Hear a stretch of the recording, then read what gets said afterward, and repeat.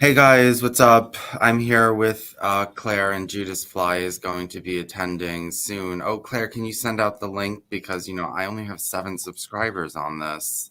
Let me see how I, much. I haven't got the link to your Okay, YouTube video, so if you could post it somewhere, I can access it. yes, give me a second.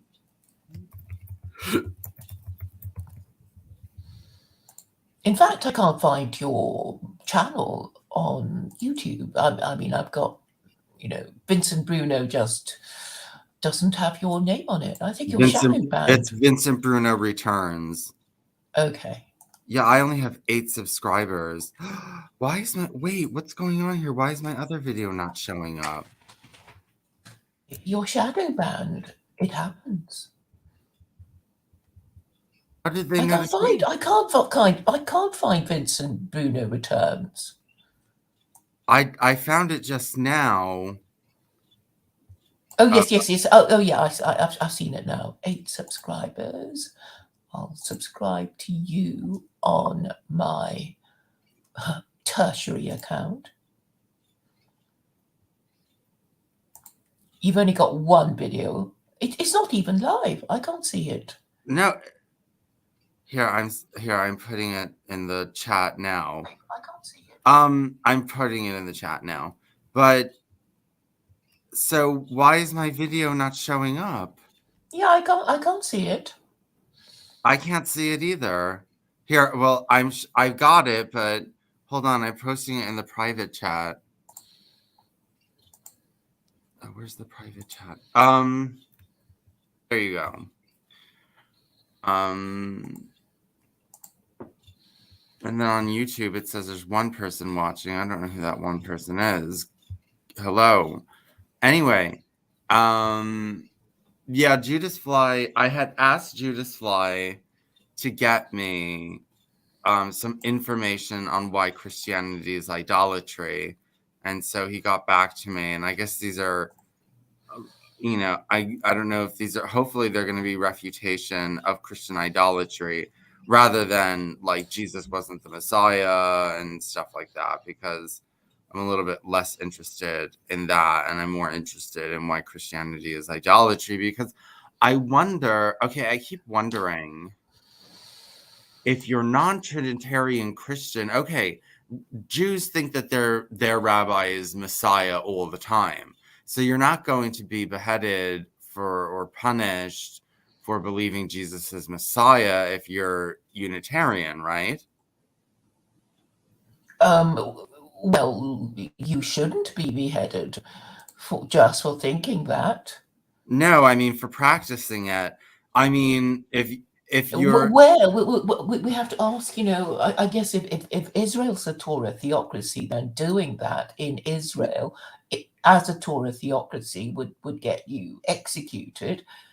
But anywhere no, else, no. Noahide law applies outside the land of Israel, and Israel doesn't need a Torah theocracy in order for it to be mandatory for the Gentiles to be practicing.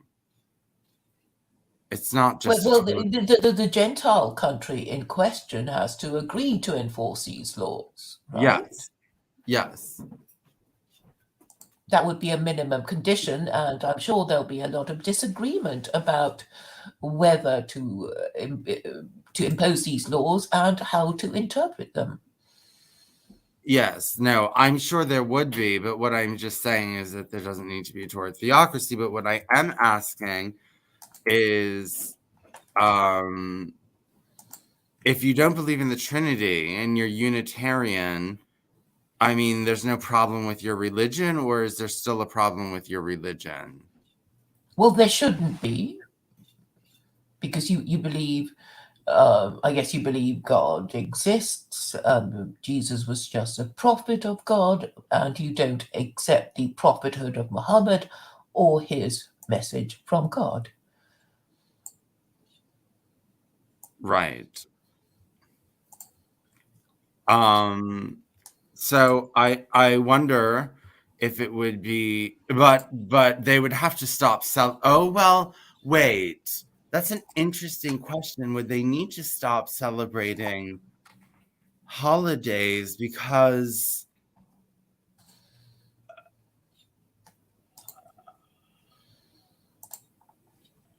Okay, a Noahide told me that, and I don't know if I believe this because they lie all the time to just cover things up, but he told me that the prohibition is against idolatrous holidays only. When the prohibition against creating your own holiday, it applies to idolatrous holidays only. But if you're not, if you, let's say you're celebrating Christmas, but you don't believe Jesus is the Trinity in the Trinity, then I wonder if you would be allowed to do it. Well, lots of people who are not Christians celebrate Christmas, because they like the Santa Claus thing, and the shops like the idea of people buying stuff because it's Christmas. And anyway, Santa is not really anything to do with the divinity of Jesus. Well, here's Judas Fly, and we have questions for him. Sweet. The first question is do you know, is it true? So Gentiles are prohibited from creating their own holidays, but a Noahide told me that only applies to idolatrous holidays. Well, there are some who say that it's forbidden to celebrate Thanksgiving even for a non-Jew, but the technically, if it's not like religious, it might be permitted, but a rabbi would have to be consulted first. Okay, I see. It's And a case by case issue. what about Unitarian Christians? Okay, so Unitarian Christians do not believe that Jesus was God, but they do believe he was the Messiah. But Jews believe their rabbi's the Messiah all the time. So would Unitarian Christianity be acceptable under a Noahide state? No, because it's not based on the prophecy of Moses. Maimonides says for a kosher Noahide ideology means that they keep the Noahide law because it was commanded by Moses.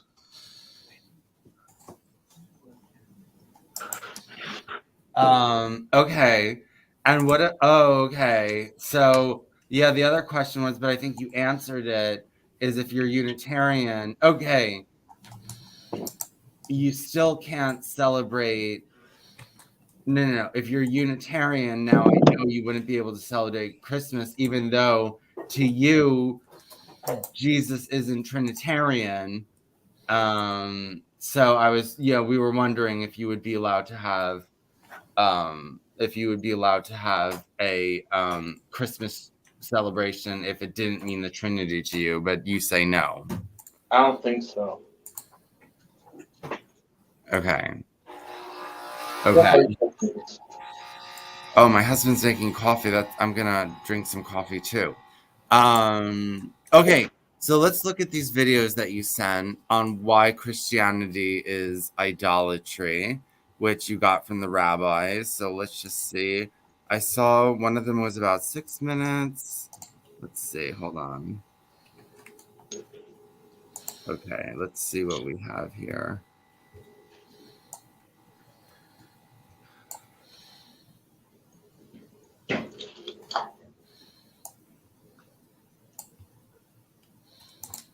Okay, let's look at this.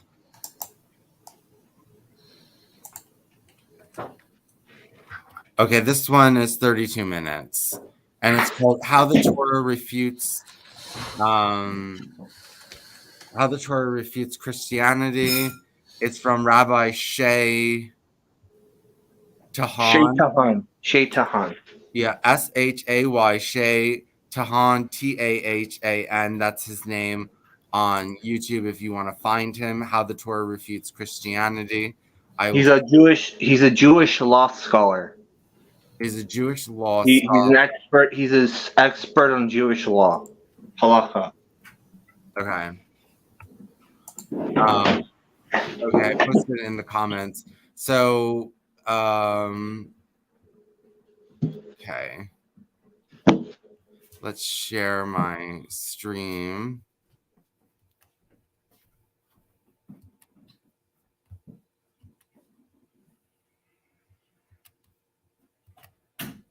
Okay, let's watch. Just make sure my sound is high. The sound is all the way up. When we're talking about Christianity, one of the things that you find in Christianity is what we call Trinity. Trinity means three Godheads, which are the Father, the Son, and the Holy Spirit. Now, you need to know that whenever we talk about Christianity, they themselves base everything, all the New Testament, on the Old Testament, which means they have to be supported by the psukim in the Torah. Torah is also including the whole Tanakh, Nevi'im, and Ketuvim, not only the Chamisha Chumshei Torah, rather also the Nevi'im and Ketuvim. They try to find support for themselves within our Torah, and they show us here, you see over here it's hinted about this, you see over there that it's hinted about this, and today we're going to work with their understanding, just learning the psukim themselves and seeing how the Torah itself writes things exactly the opposite from what they believe. So we explained that few of their fundamentals beliefs are, first of all, that there are a shituf, which means the partnership between three Godheads, as we explained, and also that their God came down to this world as a form of a man, lived in this world, and came up afterwards. This is their belief. Does the Torah agrees with that? According to them, if the Torah doesn't believe in that, if there are psukim that contradict that, they have a very serious problem. That you need to know the way to get out from psukim that openly say not like them is either they alter the psukim, they erase the psukim, or they give it a totally a different interpretation or translation, which means when we learn Torah, we understand the Hebrew language, so therefore the translation to us is pretty clear. But by them, they don't know the Hebrew translation, and therefore if they come in their Bible books and translate it differently, nobody can come down and tell them that is wrong. And many times you'll find on very fundamental ideas that they'll give you a totally different translation, either that, or they'll erase that pasuk, or they'll give it a different meaning. They'll add some words that's gonna change the meaning of it. So we start off over here with Parashat Yitro in Shemot. The Parashat Yitro in Shemot comes to teach us something very clear, that the Kadosh Baruch Hu is only one. It says in this Dibra, Anochi Hashem Elokecha Asher Hotzeticha Me'eretz Mitzrayim Mibet Avadim, Lo Yeh Lecha Elohim Acherim Al Panai, which means the Torah comes and tells us in the very first Dibra, in Aseret HaDibrot, which is these are the Yesodot of the belief of Judaism, comes the Torah and tells you the very first thing you should know: you're not allowed. I am Hashem, and you're not allowed to have another God. What's the lashon that the Torah says over here? Lo yeh lecha Elohim acherim al panai. You should not have another God. What does it mean, al panai? Al panai, the word al panai means in front of me, which means while I'm there. Where do we find such a lashon? We found such a lashon also in the end of Parashat Noach, when the Torah speaks about Avraham Avinu jumping into Ur Kasdim in the fire, and it says over there the following lashon. Pay attention what it says here. Vayamot Haran al pnei terach aviv be'eretz molato be'ur kasdim. What does it mean, al pnei? It says here that Haran died al pnei terach aviv. What does it mean, al pnei? Al pnei means with him while he was there. He existed, he was there, he was present, and Haran died al pnei terach aviv. So same lashon you'll find here. Al panai. Al panai means with me. You're not allowed to have another God with me. You're not allowed to make a partnership together with me or in my presence, right?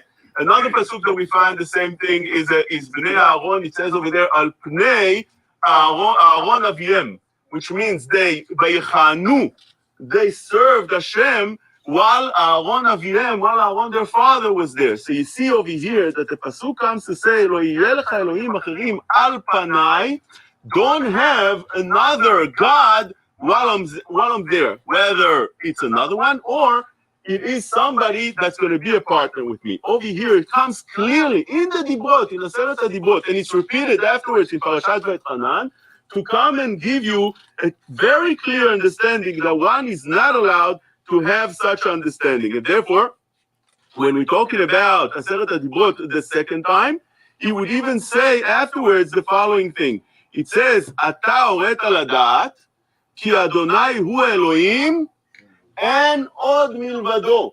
There's no other God besides HaKadosh Baruch Hu. So very clear, you can't have another God. And there is no other God. So if a Christian comes to you and tells you that there's another God over here, and they can't argue on what it says in the Old Testament, so they have a problem, because over here it clearly says, Ata oret al hadat ki Adonai hu Elohim, and od milvado. There's nobody else besides him. And few psukim under that, וידעת היום והשבות על לבביך. These are psukim of emunah. These are the psukim that come to teach you that you have to have emunah in HaKadosh Baruch Hu and how to actually exercise that emunah. So it says here, וידעת היום, a person should know, but not only know, והשבות על לבביך, you should constantly put it in your heart. You should bring it to your heart. You should try to completely be involved in such a belief that what?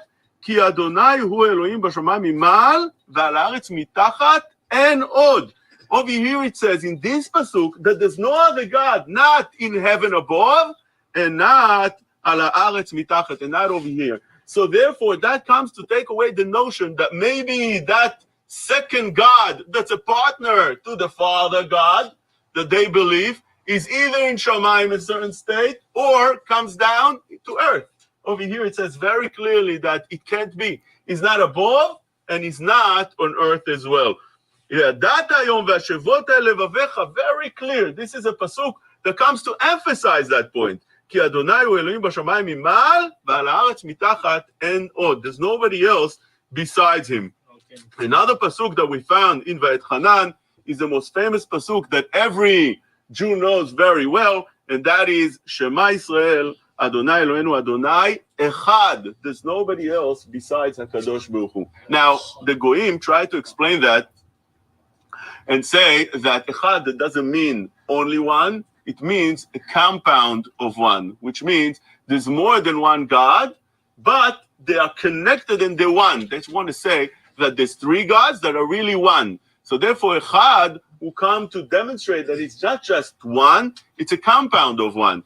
And the way it's explained, very good according to them, is that when Adam HaRishon was created, it says that over there, HaKadosh Baruch Hu created Adam and created Khaw, and the reason he created both of them, it says over there, what's the pasuk? Vayu lebasar echad.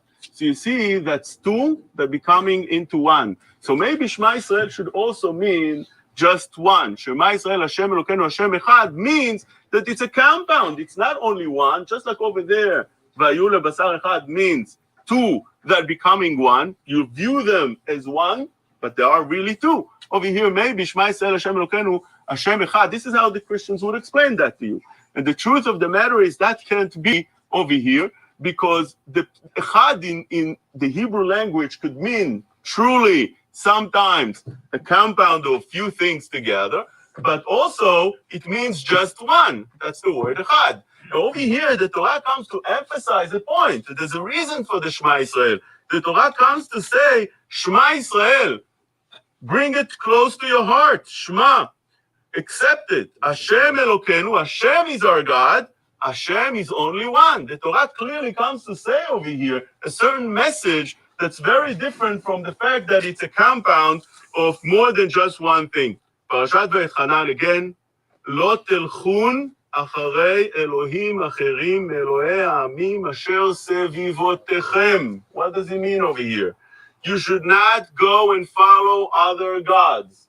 It comes to say that Hashem is only one. One should not follow other gods. Another pasuk.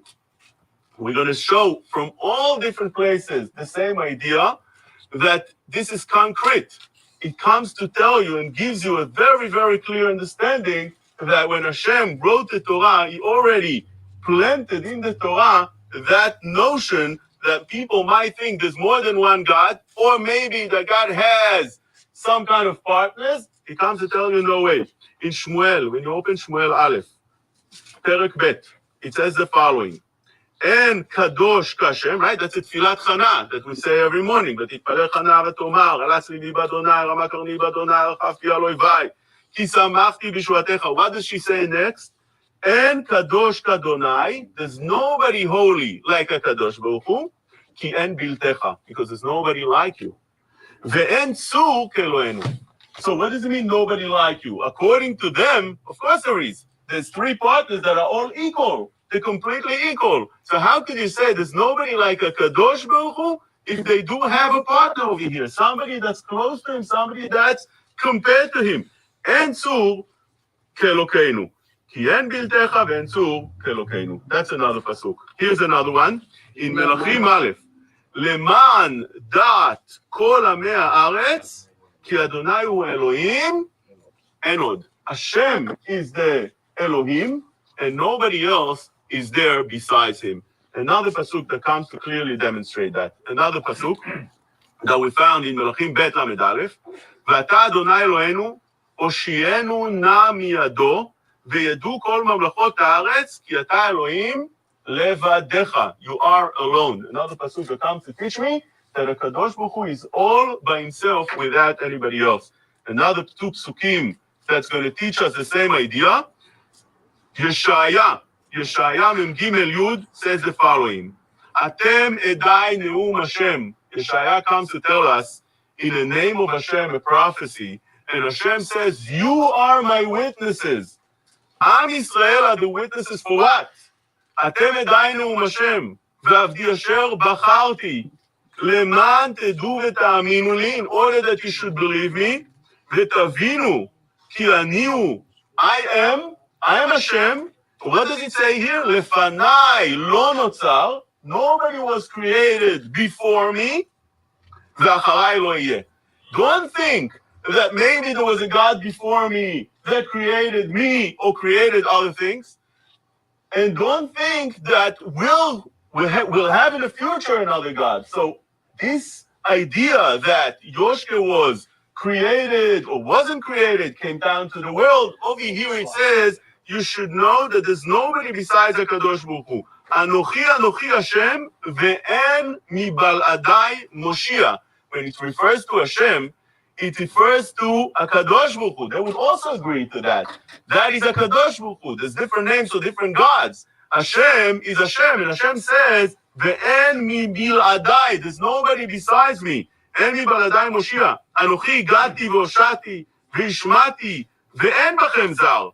V'atem edai neum Hashem v'ani el. It's only a Kadosh Baruch Hu, and you are my witnesses. How we became the witnesses? Where did we become witnesses? Under Har Sinai. On Har Sinai, we heard a Kadosh Baruch Hu. The two first dibrot were heard from a Kadosh Baruch Hu. The Gemara says that Moshe Rabbeinu brought down Taryag mitzvot, and what's the pasuk supporting that? Torah tziva Moshe Morasha Kilat Yaakov. Torah gematria, the Gemara says Taryag. Comes the Gemara and says, 1 minute, Torah is not Taryag. Torah is not gematria 613. Torah is gematria 611. The Gemara answers that you're right. Torah tziva lanu Moshe Morasha. Moshe brought down only 611 laws. What are the two other laws? Who gave the other two laws? HaKadosh Baruch Hu himself. The first two dibrot, Anochi Hashem Elokecha ve'lo yeh lecha elokim achirim al panai. You should not have another God. That HaKadosh Baruch Hu told us b'chvodo ve'atzmo. So we are the witnesses to HaKadosh Baruch Hu. We were in Har Sinai, all of us. The Neshama was there and our fathers were there to witness HaKadosh Baruch Hu speaking to us in Har Sinai without any doubts. Nobody had any doubts at Har Sinai that he was HaKadosh Baruch Hu speaking to us.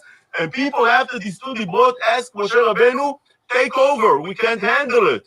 we can't hear Kadosh Baruch Hu anymore. So therefore, Moshe Rabbeinu brought down 611 mitzvot. Torah zivanu Moshe, Morasha Kilat Yaakov. So Hashem over here tells us, you remember that you are the witnesses? Atem edai neum Hashem, ve'avdi asher bacharti. What did we witness in Har Sinai? למען תדעו ותבינו לי, ותאמינו לי ותבינו כי אני הוא, לפניי לא נוצר אל ואחריי לא יהיה. I am הקדוש ברוך הוא, and I'm the only one, because in Har Sinai, Hashem told us, not only that I am Hashem, לא יהיה לך אלוקים אחרים על פניי, you should not have another God. And this is what it says over here in the Psukim, over and over again. Another pasuk that demonstrates the same idea is also in Yeshaya, Memchet, Lemani Eseh. I'm doing, HaKadosh Baruch Hu is saying, I am doing everything for me, for my purpose. Ki ech yechel ukvodi leacher lo eten. I will not share my honor with somebody else. So very clear in those psukim that we read that HaKadosh Baruch Hu doesn't share his rulership over the world, his honor, anything with any other God. There's only one HaKadosh Baruch Hu, and he doesn't have any partners. Now, one might think that maybe such a God came down to earth in a form of a person. Also, the Torah takes away that notion. Where do we find such a thing? In Parashat Balak, in the Nevuah of Bil'am, it says the following: Lo ish el yichazev, uven adam v'yitnecham. ההוא אמר ולא יעשה, ודיבר ולא יקימנה. A person could talk and afterwards promise and afterwards not keep his promise. That's a regular person. But a Kadosh Baruch Hu is not like that. And the reason he doesn't go back on his words is why? It says in the pasuk, because he's not a man. Lo ish el v'chazev. A Kadosh Baruch Hu is not a man, so therefore he doesn't need to lie. Uven Adam is not the son of a person that needs to be mitnachem, to regret what he promised, what he said. A person can regret. He says one thing, then he regrets. HaKadosh Baruch Hu is not a man, so therefore he doesn't have those faults. So clearly over here, Hashem tells us in the Nevuah of Bilam that Hashem is not a person and can't be a person, can't come down to this world in a form of a person. Another pasuk that demonstrates the same idea is in Shmuel Aleph.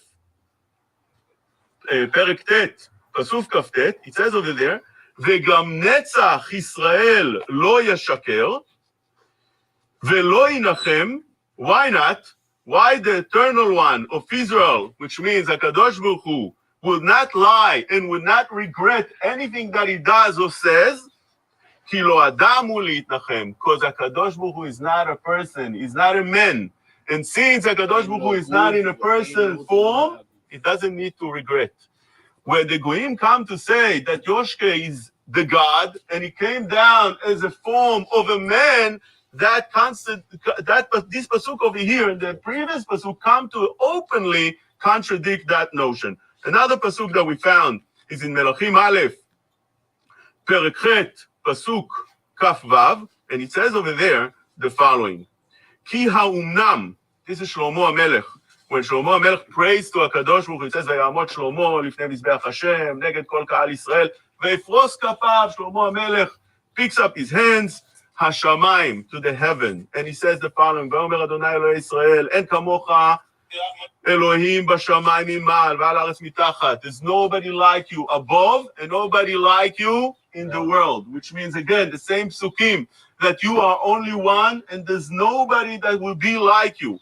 And then within those, that tefillah, it says the following thing, Shlomo HaMelech, Ki ha'umnam yeshev Elohim al haaretz? Is it possible that a God would sit and come down to the earth? Ki ha'umnam yeshev Elohim al haaretz?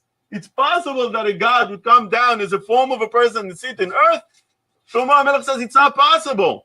In hashamayim u'shmei hashamayim lo yechalkelucha. You can't even have a Kadosh Baruch Hu in the heaven, which means in the shamayim, because lo yechalkelucha, it doesn't fit HaKadosh Baruch Hu. HaKadosh Baruch Hu, can't be metzamtzem himself, is not made of material, is not physical in order to be metzamtzem himself, to be somewhere. Rather, HaKadosh Baruch Hu is considered hamakom. Hamakom because ha'olam is הקדוש ברוך הוא מקומו של עולם, ולא עולם מקומו של הקדוש ברוך הוא. The world is within הקדוש ברוך הוא, not הקדוש ברוך הוא in the world. So comes Shlomo HaMelech and says, do you think that הקדוש ברוך הוא come down and live in this world? That's impossible. Even in heavens, even in the sky can't live. כי האומנם ישב אלוהים על הארץ, הנה השמיים ושמי השמיים לא יכלכלוך. אף כי הבית הזה אשר בניתי, is that possible? And another pasuk that comes to say the same thing, the same idea, it says the following. In Yirmiyah, פרק ב', it says the following. En ישלח איש את אשתו, והלכה מאיתו, והייתה לאיש אחר, הישוב אליה עוד. הלא חנוף תחנף הארץ ההיא, ואת זנית רעים רבים, ושוב אליי נאום השם. Which means like this. This psukim come to teach you, and this is over and over in the Torah. We see such an idea that HaKadosh Baruch Hu says that although Am Yisrael betrayed HaKadosh Baruch Hu in the worst form possible, the way it's the mashal to that, the parable to that the Nevi'im bring over and over again is like Am Yisrael, a wife to HaKadosh Baruch Hu, and just like a woman, a wife, would go to another man, her husband is not allowed to take her back. That is halacha in the Torah. Absolutely right. זה כתוב בירמיה. ירמיה פרק ג', it's brought down this idea over and over in the Nevi'im. The idea that you would think that since Am Yisrael betrayed HaKadosh Baruch Hu, they went, they oved avodah zarah, they did all kind of sins in that time and throughout history. So you think HaKadosh Baruch Hu left us, as the Goyim want to say. The Goyim say that at a certain point, HaKadosh Baruch Hu was fed up with Hashem, with Am Yisrael, and he left them. Let us understand why it's important to know those things that we are discussing today. This is not something that we discuss during the year. During the year, you're not going to speak about this at all. We learn all kind of topics of Torah. But when it comes around this time of their holidays, we are involved with them. We are amongst them. You see their different lights and their different signs and the different holiday symbols. And although many of us might be very, very strong in our belief, but not everybody so much strong in their own beliefs. And they see something there and they think to themselves, maybe there's truth to it. Maybe there's something there. And this is something that goes through the minds of many, many youngsters. And we need to know how to be able to answer this. Who says that? The Torah itself tells us that. Which means you have to know some things of how to respond to somebody. That apikoros means, Christianity is apikoros, as we explained in the past. When you have somebody that would come and argue with you in such a way, you'll be able to, at least for yourself, not for him, at least for yourself, feel confident that what they're saying is totally wrong because of these psukim. They don't have an answer to these psukim. But what would they answer then? They're going to give you an answer. I've what would they spoken say? to them. That's so one minute. Let's leave it to the end, because the only one that had a right to speak in the middle was Daniel, and he's not here anymore. Okay. I'll play by the rules. That's fine. So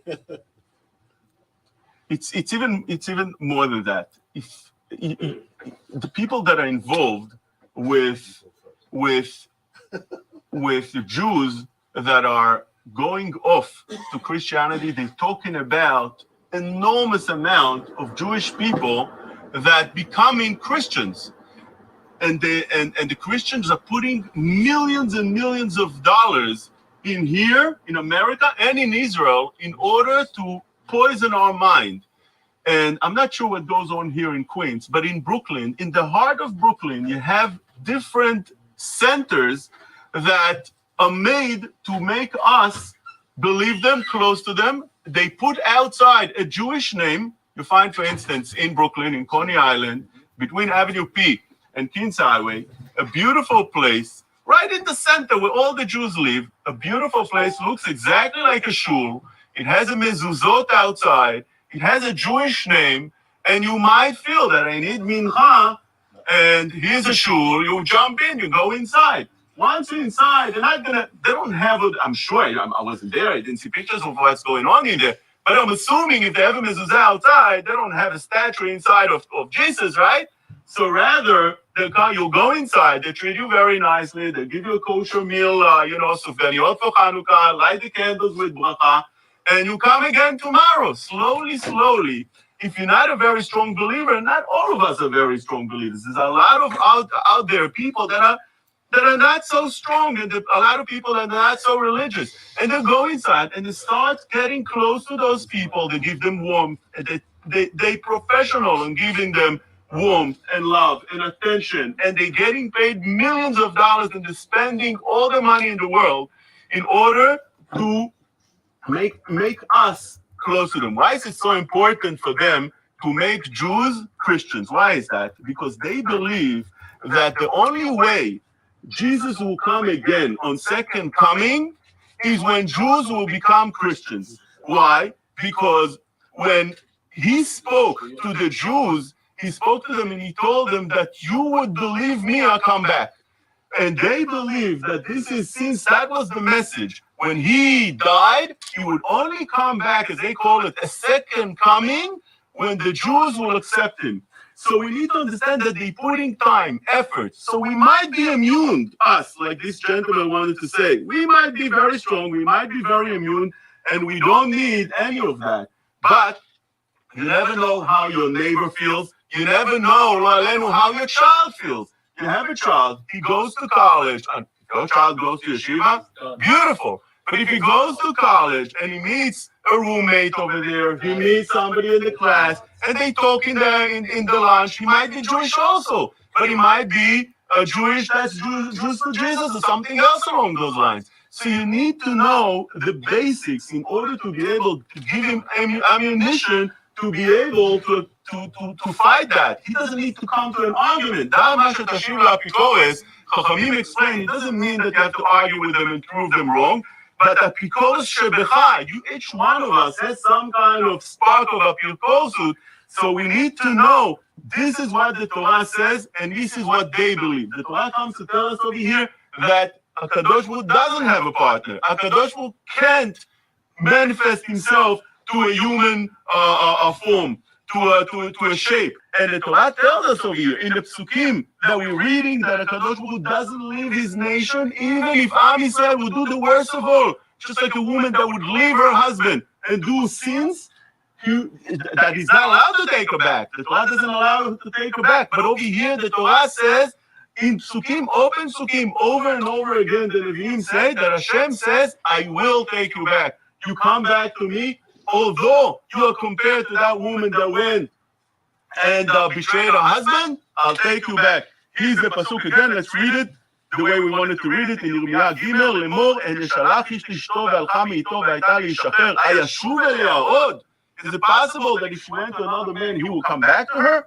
Alof tachanof technaf haaretz ha'i, v'at zanit re'im rabim, ve'shov elai ne'um Hashem. You went to many men, so to speak, right? In the parable. You went to many avodah zarah. You did all the evil. Come back to me, Hashem says. Many, many psukim that come to say the same idea. The pasuk says, "V'adzanit re'im rabim v'shov elai ne'um Hashem. Si enaich al shpaim, u'yefo lo shuchav ledrachim, yashav lהם ka'aravi במדבר, ותחליפי ארץ בזנותייך. וברעתך, וימנו רביבים, ומלכוש לא היה, ומצח אישה זונה היה, לכן תוזון אנון over here. האינתור לעולם, אם ישמור לנצח, הנה דיברתי ותעשי הרעות ותוכל, and still Hashem says, I will take you back. You can see those psukim over and over again. So these ideas that we learned over here come to be mechazek in this time of year that we go outside and we think, maybe, extra, maybe. These are the psukim that come as an ammunition to give us that strength that we know the truth. About questions. What Elliot was asking. So some of them will say, because I've spoken to many of them over the years, okay, you're right. There is only one God. And that guy, this JC, he's not part of that. They call themselves Unitarians. Right. They don't believe in one. And then the J's for J also, right. They say, you know what? You're right. There is only one God. And he is simply, the C in the JC stands for, in the Greek, I guess it is, or Latin, is Christos is the Mashiach, the anointed one, the one who is like the Melech HaMashiach. And then they'll say, well, you see, you can believe in Judaism, there's only one God, you can say Shema Yisrael, but we believe, they believe that this person was the Mashiach. Now, I know that a lot of arguments saying, look, he died and he didn't fulfill the role of Mashiach because he didn't really bring peace. A lot of, like I said earlier, never came true. Muhammad, Yoshka, they're all the same soul that came down several times. So They there's- you know what they'll bring in today? So we as idiots is So they usually start bring religion. Lubavitcher, Hasidut, and they'll say, Okay. what about the Lubavitcher? Look at that they believe, and that's what Okay, they'll tell you. there are those that really don't believe in Trinity, like for instance, the Jehovah's Witnesses that believe only one God. But even them, they believe that he came in the form of a person, right? He came down as a form of a person. Over here, we saw the psukim that even if you don't want to go with the notion that there's more than one God, but God can't bring himself down in the form of a person. That's what we saw over here. So that's clearly in the psukim, right? Yeah, come on. Yes, I don't know if you're aware that right in our neighborhood, before Continental Avenue, on about 70th Avenue, on the south side of Queens Boulevard, in front of the community bank, there is an organized missionary span there. And I had contacted, this goes back to maybe about a year or so ago when they first started giving out pamphlets. And the pamphlets have, it's made to look as if, it's Jewish. And I had called up at the time one of the Chabads in the neighborhood, and I alerted them to that, and I said that I think something should be done to counter them, that there should be people standing there, with Jewish literature on the one or two. Really? Nothing. Where? Nothing was done.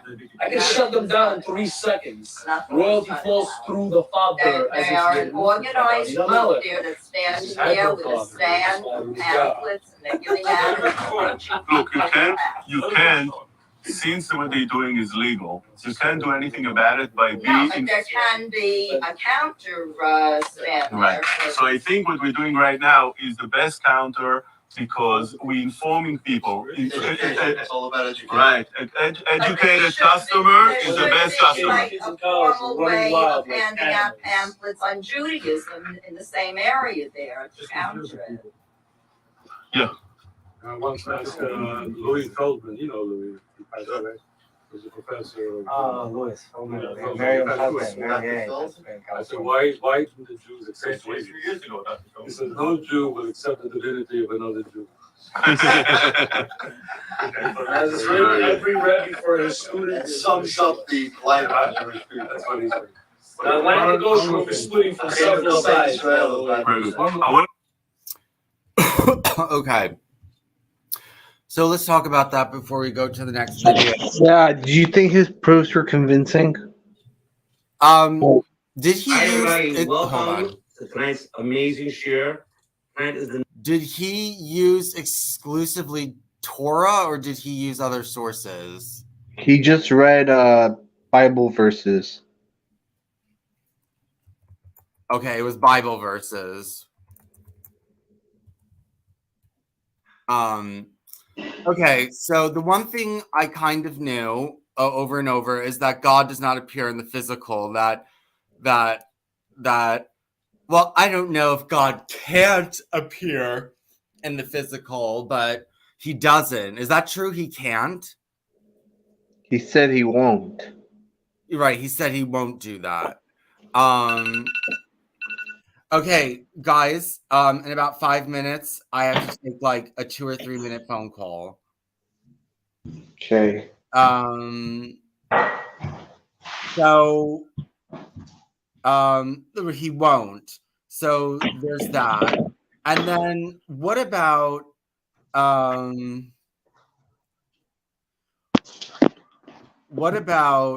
the idea? Okay, this is how the Trinity was explained to me, not by my parents, because I was raised Jehovah's Witness.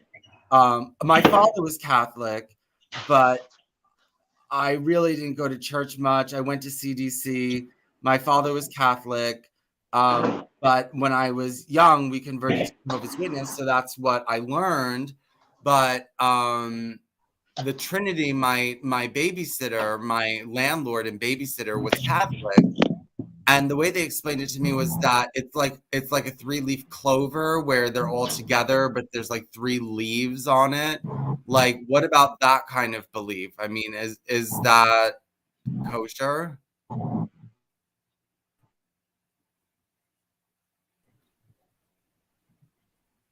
Judas fly? He seems to have gone. Yeah. Hold on 1 second. Mama? Can you send me the pills again? I'm having my appointment at 1. Where'd Judas fly go?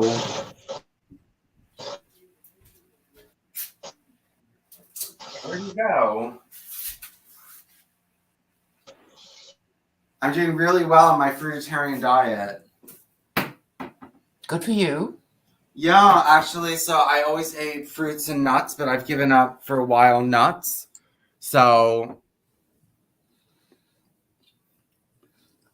what fruits do you eat? right now I'm eating a banana. For breakfast I ate blackberries. Last night I ate mangoes. Oh, today yesterday was my breakfast was blackberries. My lunch was pineapple. Is that okay? Do you mind? No. You don't miss meat or fish? No. Okay. Well, as long as you're happy. Okay, Judas Fly disappeared. I guess he got bored with that dreadful hectoring tone. Of who, me? No, well, not you. You know that rabbi. I couldn't bear to listen to him. He's back again, is he? Judas Fly, are you Yeah, here? what do you think of the rabbi, Claire? Claire? Yes. Oh, Judas Fly asked you a question. What did he say? What was the question? I didn't hear it. What did you think of the Rabbi Tahan? I can't stand him. I didn't even listen. I'm afraid it's his hectoring where he just completely put me off. Hectoring? Hectoring. I don't like the way he talks, so I guess I switched off. Hectoring. I never heard that word before. Okay. I don't like him either. Well, then why do you... Well, I mean, he has a really poor speaking style that kind of makes you... Talking in a bully way. Yeah. Yeah. Okay. Rabbi's bullying me too, so it's cool. Judas Fly, I was wondering, so the way the Trinity was explained to me by my Catholic neighbors was that it's like a 3-leaf clover where there's a single leaf, where there's a single base, but it has 3 leaves. What if that's your understanding of the Trinity? Is there anything wrong with that?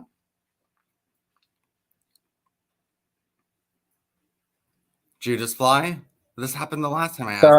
Yeah, it's still wrong. It's all idolatry because you're saying Hashem has a partner.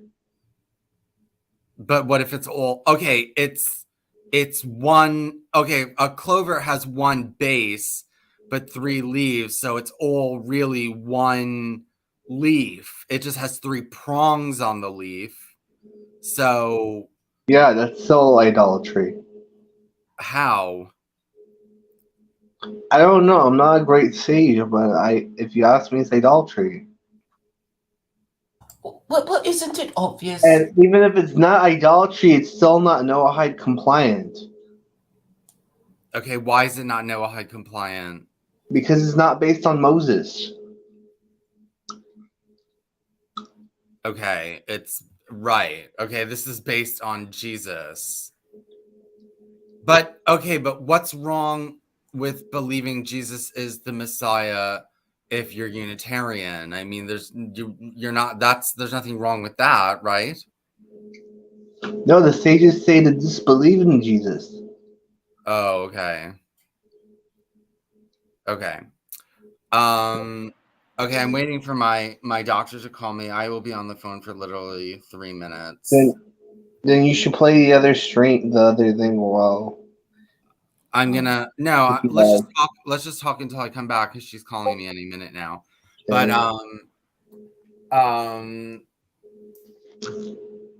what else did he bring up in that lecture that I'm trying to remember? That right, he has no partners. There's none other than me.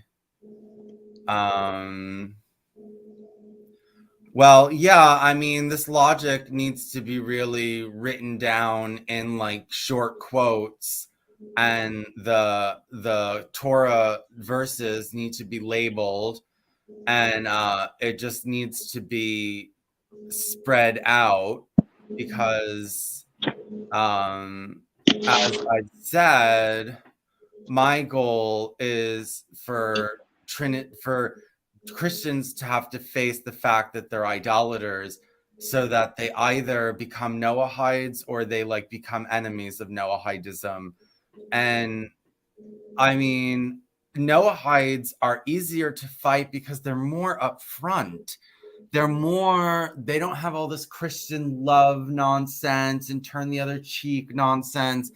And the stuff that gives Christianity an in and a snake-like penetration into societies, because when they want to be harsh, when they used to be harsh back in the day, colonial periods, they were, and now they want to be soft, and so you can't come after us because we're so nice now, and all this other kind of stuff. The Noahides don't have that problem.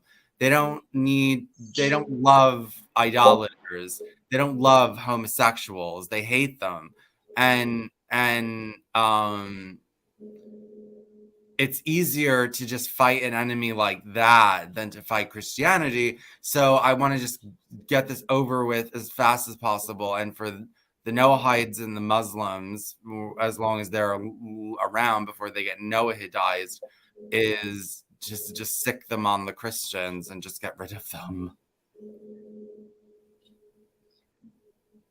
I want the final war of the end of days. Well, I know you want the final war of the end of days, but I hope that, well, okay, obviously I see this playing out differently because I don't believe your God is going to come down or it's going to arrange it that way. I'm hoping that You're going to be proven wrong, Mr. Bruno. What? You're going to be proven wrong, Vincent Bruno. My creator is all above all.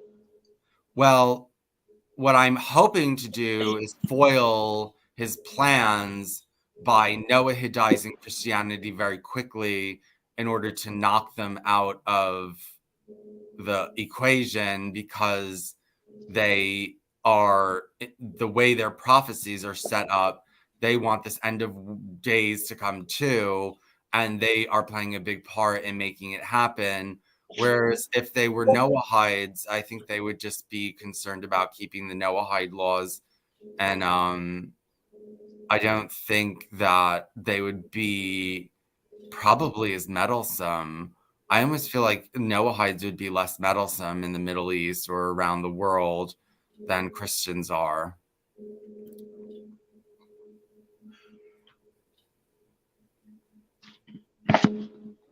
I think, yeah, the Christians are playing right into this whole Bible prophecy stuff. So they're a big problem. I know the Noahides would have that too, but it would be something different. It would be more stable. It would be a more stable war. It would be a more upfront war. It's just, I'd prefer that war than to fight with Christians, because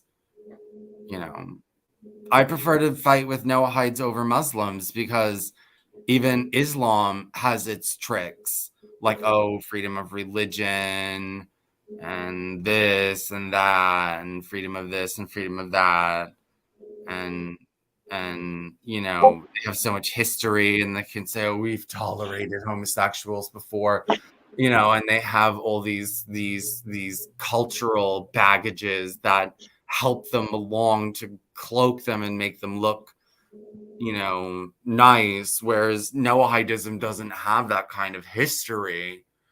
And Noahidism doesn't have that type of history, so it can't really hide behind it as much.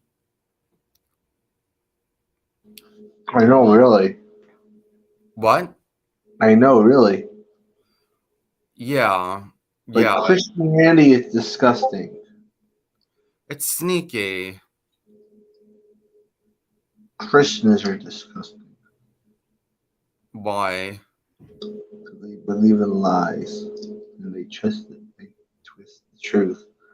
Hold on, my doctor's calling. Just give me like literally 2 minutes. Okay. You guys talk. Claire, can you talk with Judas? Sure. I hate Okay. Christianity. Hi, how are you? Well, it's so silly. I agree. Yes. Why is it silly? Well, because it makes no sense. They can't explain to themselves or even anyone how Jesus is God. I mean, they literally can't. I mean, have any Christians ever tried to convert you, Judas? Yeah, that they have. And I bet you gave them a, well, would you like to tell us how it went for them? How did they try? They were very nice to me, and they offered to buy me food, and yeah. Did you accept? I wasn't so religious at the time. This was like when I was in the 9th grade, and yeah, I accepted. How But old were you in the 9th grade? 15, 16. Okay. And then how did they try and persuade you to become Christian? Bible studies. Right. So which books, I mean, which parts of the New Testament did they? The Watchtower. Oh, they were Jehovah's Witnesses. Right. Ah, you know Vincent was a Jehovah's Witness, don't you? Yeah, I do. Ah. Oh, I didn't know Jehovah's Witnesses were interested in converting Jews. Oh yeah, they were. Jewish, When I actually went to their church, and there was like at least one Jewish lady there. Uh-huh. Would you Yeah. like to tell us about it? They were singing like Christian hymns. Hymns, I think. Hymns, yeah, hymns. Sorry. And tell us more. Tell us more. They were really nice people, and one of the ladies who like met my connected with my mom that got me there. She actually passed away like 7 years ago. Mm-hmm. Oh, right. She deserved it for trying to convert me to Christianity. Uh-huh. How old was she when she passed away? I don't know, probably in her 50s. Uh-huh. Uh-huh. But she was nice to you, and Yeah, she was nice to me. but what were the arguments they used to say that Jews should become Christian?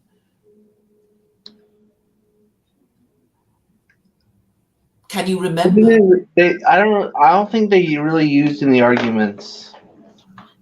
Oh, they just bought you food and were nice to you and invited you to sing hymns in their church. And Yeah, that was pretty it. much. Ah. I'm embarrassed to talk about it though.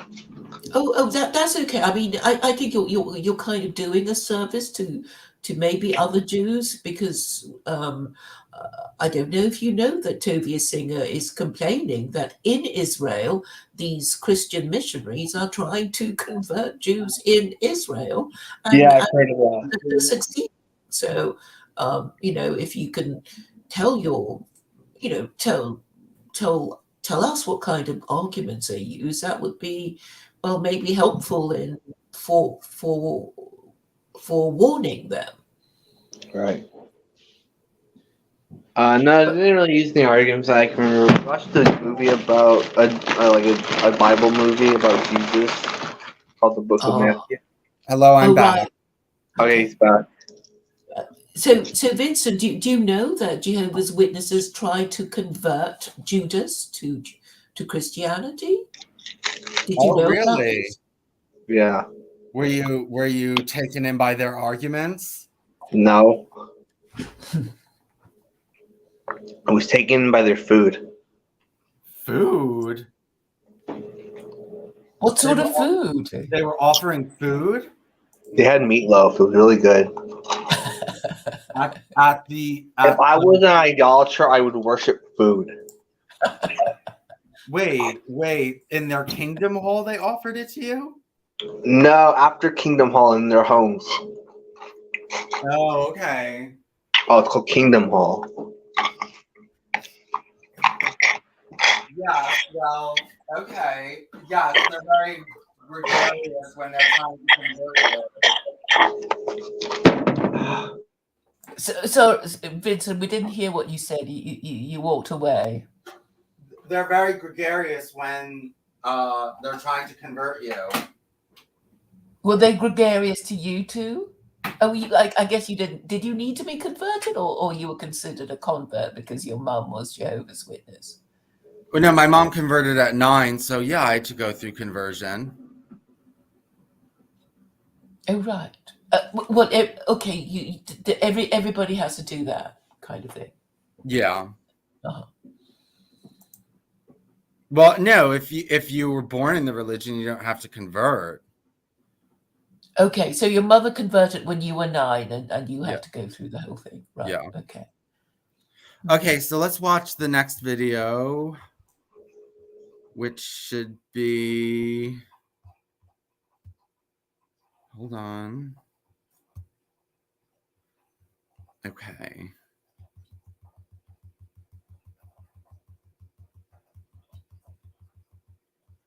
Okay.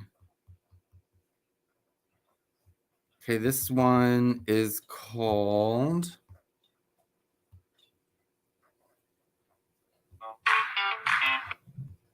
Pinnacle Studio is used by video. Hold on.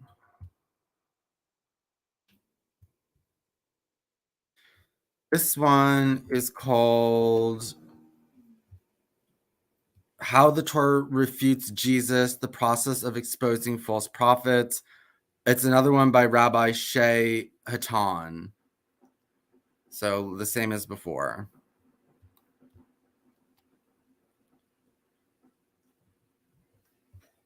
Welcome to a show of Khaw at the Jewish Radio, Parashat HaShavua, Parashat Re'eh. Parashat HaShavua, Parashat Re'eh speaks about a Navi Sheker. That Navi Sheker is demonstrated in the Torah very specifically and fits the criteria of Jesus exactly. And let's see and read those psukim. With that much explanation, one could really just look into the pasuk and see everything clearly from there. The pasuk says, I'll read it in the lashon of the pasuk, and then we translate it and explain it. כי יקום בקרבך נביא או חולם חלום, ונתן לך אות ומופת. ובא אות והמופת אשר דיבר אליך לאמור, תלך אחרי אלוהים אחרים אשר לא ידעתם ונעבדם. לא תשמע את דברי הנביא ההוא, או אל חולם החלום ההוא, כי מנסה אדוני אלוהיכם אתכם לדעת אישכם אוהבים את אדוני אלוהיכם בכל לבבכם ובכל נפשכם. אחרי אדוני אלוהיכם תלכו ואותו תיראו, ואת מצוותיו תשמורו ובקולו תשמעו, ואותו תעבודו ואותו תדבקון. והנביא הוא, או חולם החלום ההוא, יומס. כי דיבר שרה על אדוני אלוהיכם ומוציא אתכם מארץ מצרים, והפודך מבית עבדים להדיחך מן הדרך אשר ציווך אדוני אלוהיך ללכת בה, וביערת הרע מקרבך. The Torah over here says the following. כי יקום בקרבך נביא. If there should stand upon you, upon Am Yisrael, in the midst of Am Yisrael, a prophet, or חולם חלום, or a dreamer, נתן אליך אות או מופת, and he will bring about a sign or wonder. ובא האות והמופת אשר דיבר אליך, and this dream or wonder will come about, and he will say to you the following. Once he got you, he trapped you with the miracle that he made, now that you believe in him, he will tell you the following. נלכה אחרי אלוהים אחרים, let's follow different gods. אשר לא ידעתם ונעבדם. Different gods that you didn't know, you don't recognize, and we should worship that God. So here we go, we have over here a prophet that tells us exactly things that's going to happen, and is able to bring about a miracle. And he does those miracles openly. For instance, as Jesus did, walks on the water, he heals those that are dying, those that are sick, those that has a tzarat, leprosy, heals them. Or he revives the dead. A wonderful thing. You see such a person, it captures your heart. נתן אליך אות ומופת, והובא אות והמופת. The miracle comes about. He's able to do it. The Torah over here says, don't doubt it. He can do miracles. There's such a thing. Sometimes a Kadosh Baruch Hu would give powers to a person to do miracles, to capture the people, and he's a false prophet. The Torah says about it, לא תשמע אל דברי הנביא ההוא. Don't listen to him. או אל חולם החלום ההוא. כי מנסה, what's the purpose of a Kadosh Baruch Hu doing such a thing? You might wonder, why does a Kadosh Baruch Hu give power to that person to do miracles and then comes to get people to go after him, do the wrong thing, worship different gods? Why would a Kadosh Baruch Hu give such a person such powers? Torah says, you know why? כי מנסה השם אלוקיכם אתכם. לדעת אישכם אוהבים את השם אלוקיכם בכל לבבכם ובכל נפשכם. Hashem is testing you. That's what it is. Torah says openly, Hashem is testing you with that. What's the test? Let's see if you really love HaKadosh Baruch Hu. If you love HaKadosh Baruch Hu, you're not going to be manipulated by this person. And therefore, the Torah here explicitly, openly tells us there should be such a person. And he would do miracle. He would revive the dead. He would heal the blind. He would walk on water. He would do other miracles, a list of miracles. One could say that it's not true. It is true. That's not our discussion today. Even if it would be true, even everything that they say about him would be true, Torah says over here, 1 minute. Did he tell you to go and worship other gods? He did. There's something called Trinity. There's something called worshiping Jesus. There's something called worshiping differently than the Torah said and allowed, worshiping a Kadosh Baruch Hu. Oops. That doesn't fit the condition over here. והאות והמופת אשר דיבר לך לאמור, נלכה אחרי אלוהים אחרים. Go and worship other gods, אשר לא ידעתם ונאהבתם. Different gods that you didn't know. Let's worship them. You know that person is a false prophet. You know he's a fraud. You know this person doesn't belong in Am Hashem. Therefore, what should we do to that person? Torah says, אחרי שאלוהים אלוקיכם תלכו, you should follow only HaKadosh Baruch Hu, not him. ואותו תיראו, you should fear HaKadosh Baruch Hu, not him. ואת מצוותיו תשמורו, you should follow the laws of HaKadosh Baruch Hu, and not what this person tells you. If he tells you you don't have to keep the laws anymore, a New Testament, everything is new now, Kadosh Baruch Hu abandoned the Jews, all kind of new stories, all kind of interesting things, all kind of spiritual ideas. Torah says, no. You should follow HaKadosh Baruch Hu, fear HaKadosh Baruch Hu, follow his mitzvot. ובקולות תשמעו, listen only and follow the orders of HaKadosh Baruch Hu. ואותו תעבודו, you should worship only HaKadosh Baruch Hu. ותדבקו, you should be attached to the מקור חיים, HaKadosh Baruch Hu. So what do we do with that prophet? Says the Torah, והנביא ההוא, או חולם החלום ההוא, that prophet, or the dreamer, yumat, should be killed. כי דיבר שרה על אדוני אלוהיכם המוציא אתכם מארץ מצרים, because he spoke negatively about HaKadosh Baruch Hu, that took you out of מצרים, והפרדך מבית אביך, להדיחך מן הדרך, in order to make you mistaken over other things. Here we go. Torah explicitly speaks about such a prophet that will come about and do such things and try to manipulate you to go and follow other gods or follow other ideas. And Torah says, don't listen to it. The next psukim speak about the same idea, a little bit different. כי יסיתך אחיך בן אמך ובנך ובתך אשר תחיקך הוריך אשר כנפשך בסתר לאמור נלך ונעבדה אלוהים אחרים אשר לא ידעת אתה ואבותיך. Should be sometimes one person, even from your family, that would try to deceive you to go and follow other gods. And when he does that, you should know that such person has to be killed. How do you kill such a person? Says the Torah, כי הרג תהרגנו. You should kill him. ידך תהיה בו בראשונה. לעמיתו ועד כל העם באחרונה. How is the death, what is the death for such a person that's called a masit umadiach, which means a person that tries to get you away from HaKadosh Baruch Hu, tries to tell you to worship other gods, וסקלתו באבנים ומת, you should stone him to death. כי ביקש להדיחך מעל השם לוקח ומוציאך מארץ מצרים מבית עבדים. Because he tried to get you away from HaKadosh Baruch Hu. And that should be done in public. You know why? כל ישראל ישמעו ויראו ולא יוסיפו לעשות כדבר הרע הזה בקרבך. So over here, we learn that such a person that tries to tell you, come, follow me, let's worship other gods. Such a person should be stoned to death. What do you do with a person that's being stoned? The Torah says later on, in Parashat Kitetse, וכי יהיה באיש חטא משפט מוות והומת ותלית אותו על עץ. What does that mean? Rashi says over here, and this is the way it says in the Gemara, that kol haniskalim nitlin, every person that received the death by stoning, skila, should be hung. שנאמר כי קללת אלוהים תלוי. And therefore, over here the Torah says, if a person will be stoned to death, that's the understanding in the pasuk. V'humat, he should die. Afterwards, he should be hung on the tree. Interesting that the pasuk over here of Yesitcha Achicha, that if should be somebody from your brothers, from your family, from your nation, that would try to do to get you away from HaKadosh Baruch Hu, such a thing is death by stoning. What do you do for a person that dies by stoning? You hang him, or you hang him also. Very interesting. Same thing was done to Jesus. He was violating everything that it says over here in the Psukim.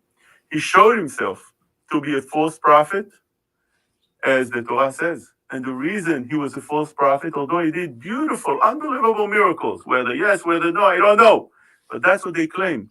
But even if we take their claim, it says over here in the Torah, and those miracles will come about, the Torah says don't believe and don't follow him, and you should kill him.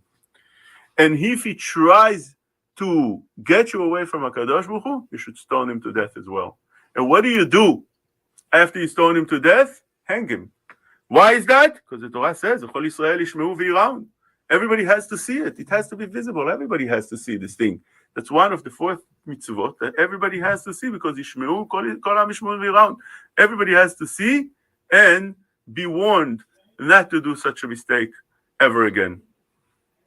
Very interesting what's going on over here. The Gemara even goes and tells us a description of what happened with Jesus. And the Torah says that he was hung on Erev Pesach. And how was he hung? Was it the Romans? No. The Torah doesn't say that. Our Torah, the Gemara says, Sanhedrin killed him. Why did the Sanhedrin kill him? The Sanhedrin killed him because the Torah says so. Open in the Bible. How could you change? How could you go and argue with the Bible? Torah says when a person does such thing, so therefore, says the Gemara, that's what was done to Jesus. Jesus is called over here in the Gemara Ben Sitda. And we soon see why was the Gemara calling him Ben Sitda, which means the son of Sitda. In the end of the Gemara, after the whole discussion, the Gemara will come out saying that Sitda means a woman that was mistaken from her husband. She went with a different man. She did the wrong thing. And therefore, that's called Satat Dami Ba'ala. She was a Sotah, like the Torah is talking about. Isha Sotah, which means she goes with another man, and such adultery will be Davar Ha'asur. So that's what she did over here, and that's what her son is called Ben Sitda. Right now, in the discussion of the Gemara, it starts by not knowing, so to speak, what does it mean Sitda? It seems like it's a name. So the Gemara in Sanhedrin Samech Zayin, not always it's printed because of the fear of the censor. So in the old prints and the new prints, they already brought it about. So it says, "V'chen asu leben Sitda belod, she'esit la'avodah zarah." He was bringing people to worship Avodah Zarah, and therefore they hung him also on Erev Pesach. Talu be'Erev Pesach, they hung him. Why did they hang him? Where do we find in the Torah such a death by hanging? There's no such thing. Rather, They didn't hang him alive. They killed him first, like the Gemara says. Some want to say that they did it not that way, and there are reasons that brought down in the poskim why he was hung alive, or whether he was alive, or just like the Torah says that first he should be stoned and then hung. Whatever it is, they afterwards hang him. When was that done? When was the story happen? Erev Pesach, just like the old story of the New Testament. Mashal Gemara on that, the Gemara asks on this, his name is Ben Sata, Ben Pandira. His name is not Ben Sanda. His name is Ben Pandira. Why is it that you're calling him Ben Santa? Amar Rav Chisda, Baal Satda Boel Pandira.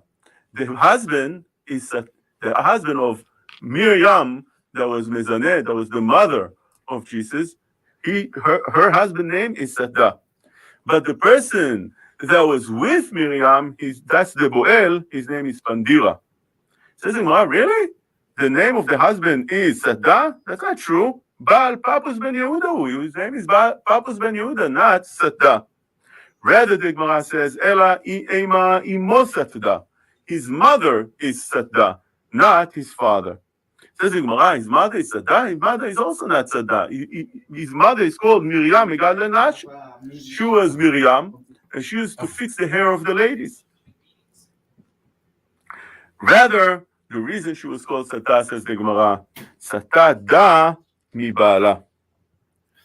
She was Soteh. She moved away from the right way by doing the wrong thing with a different man, and by that, having Jesus born. So therefore, the Gemara over here says clearly the story of what happened. What's the name of the father? What's the name of the mother? What was the nickname? The name of the father was Miriam. What's her job? She was fixing the hair. She was braiding the hair of the ladies. The Gemara in Chagiga Daf Dalet speaks about this as well.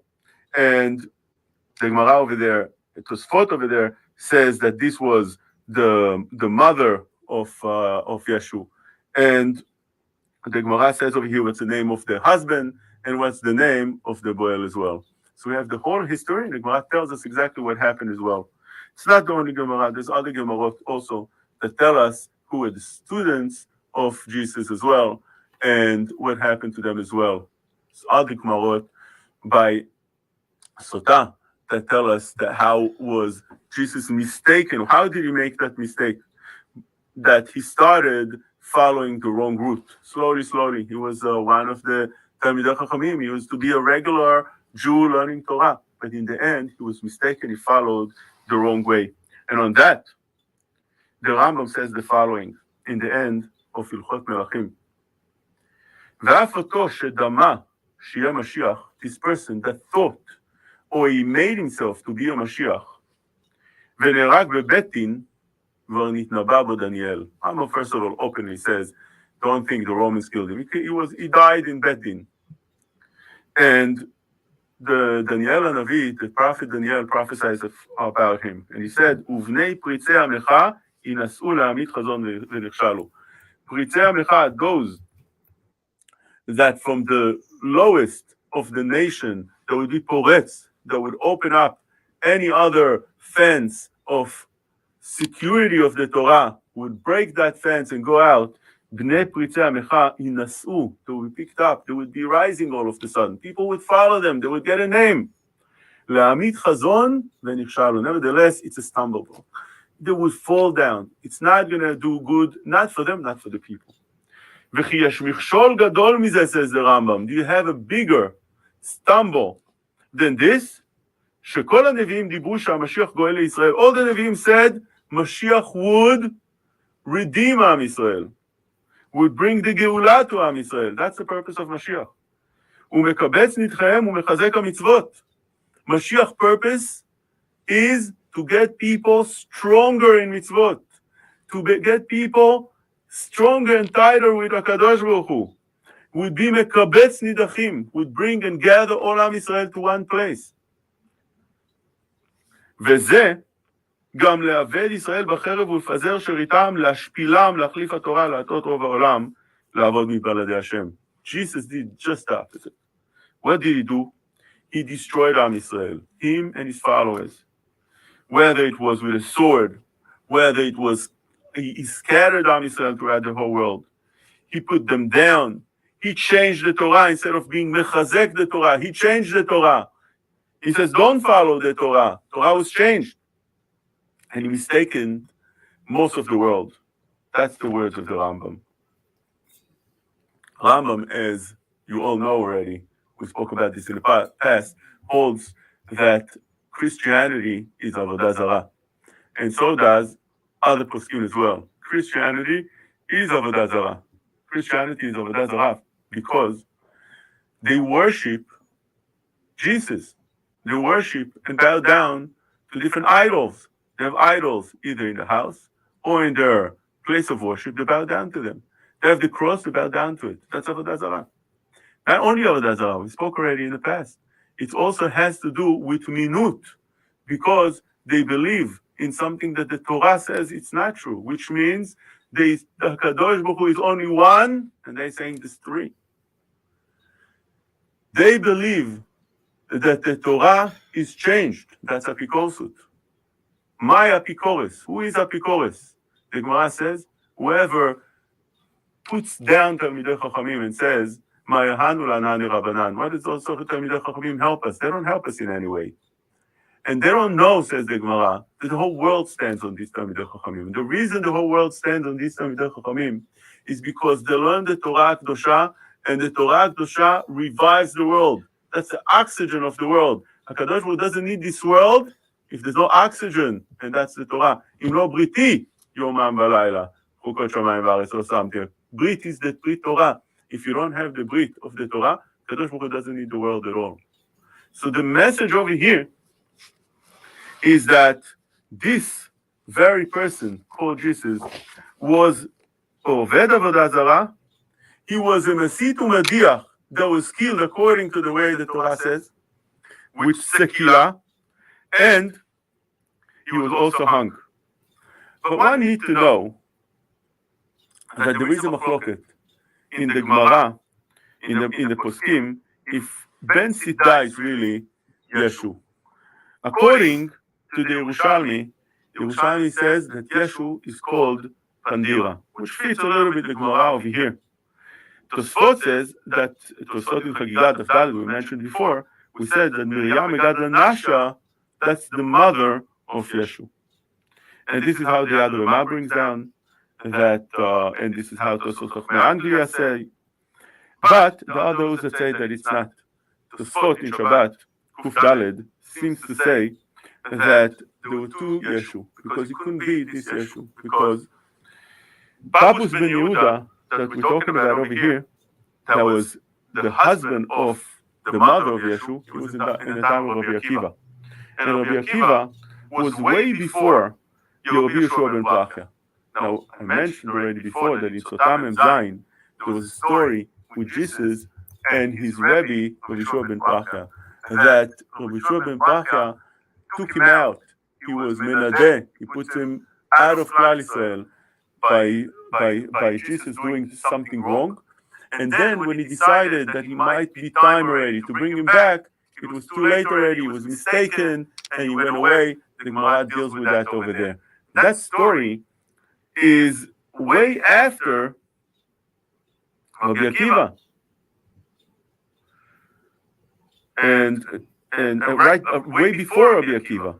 Way before Rabbi Akiva. And therefore this can't be the same Yeshu as the Gemara over there in the Gemara Shabbat Kuf Daled. Therefore, it seems like there's two different Yeshu. This is how many of the poskim say. But however it is, however we're going to learn this Yeshu, the Torah, what it says in the pasuk, in the psukim, in our Parashat Re'eh, speaks clearly of such a person that will come and do whatever Yeshu did. And the Torah clearly says that such a person should not be believed and should not be followed. This parasha over here takes the carpet under the table. It takes the base from the whole Christian religion. With that, those psukim that they themselves have in their Bible, it completely rips the whole religion about. And therefore, this is a very big chizuk for one that needs to know that the reason the Torah says not to follow such a thing is because Hashem was testing the people to see if they really love him. Or a person gets excited from seeing a little bit miracles. And once a person sees miracle, he's blinded already. Forgets what it says in the Torah. But we need to know that the Jews never followed because they knew the Torah Kedosha says, don't follow such a person. And throughout history, he's not the only one. They happen again and again that false messiahs came about and false prophets. And we had stories over stories. But the Torah tells us exactly who you should follow and who not. And therefore, Am Yisrael was never stumbled by that. Okay. What do you think? Well, I like that one a lot because it talked about the names of Jesus and stuff. But isn't okay? He said if someone comes with all miracles and stuff, don't pay attention to him. But isn't the Messiah going to come with miracles? Yeah, but the prophet who does miracles has to fulfill other criteria that Maimonides delineates. So one example, he has Growing up, my family struggled to make ends meet. But if you worked hard, you could. Yeah, Maimonides says for a prophet to be a legitimate prophet who does miracles, first he or she has to be someone who is recognized and has a recognized reputation for being a righteous person. Maimonides writes that in the Mishnah Torah.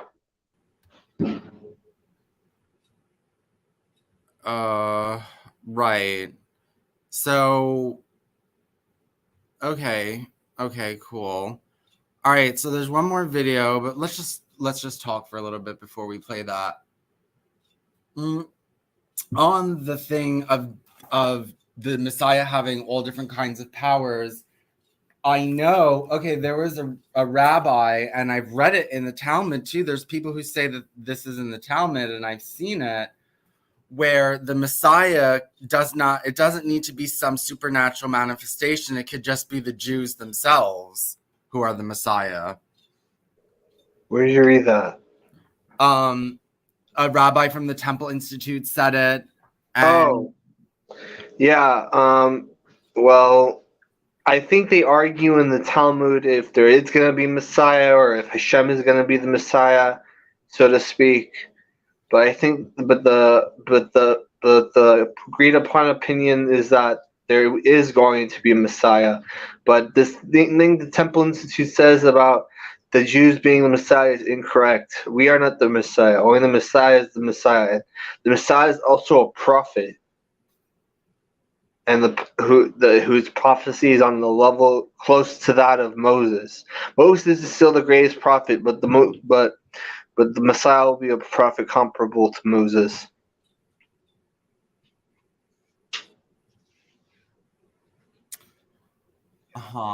Okay. So,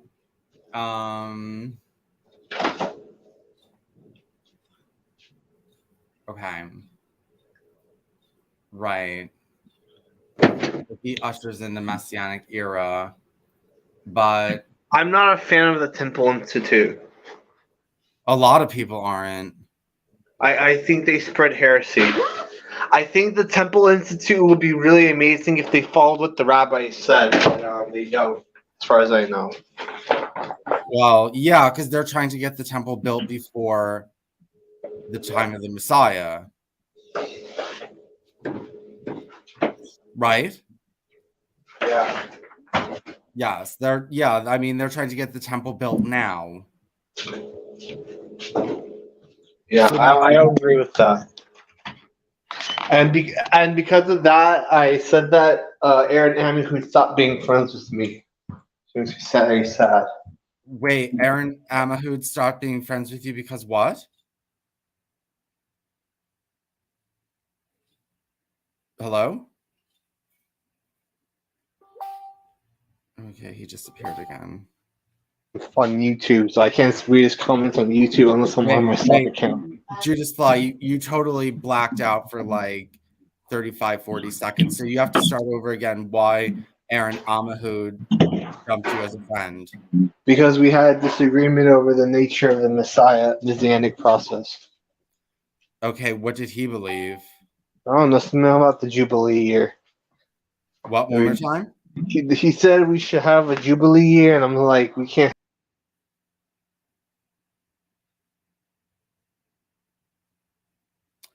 Okay, let's hope he comes back. Pharisee. Now let's watch the next video. Okay. Do you like these videos? Yeah, well, I'm learning what I want to learn.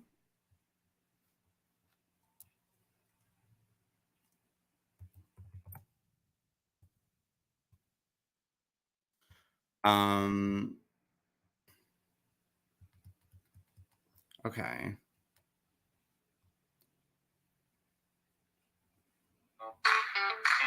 Pinnacle Studio is used by I think I'm shadow banned because my videos won't show up when you do searches.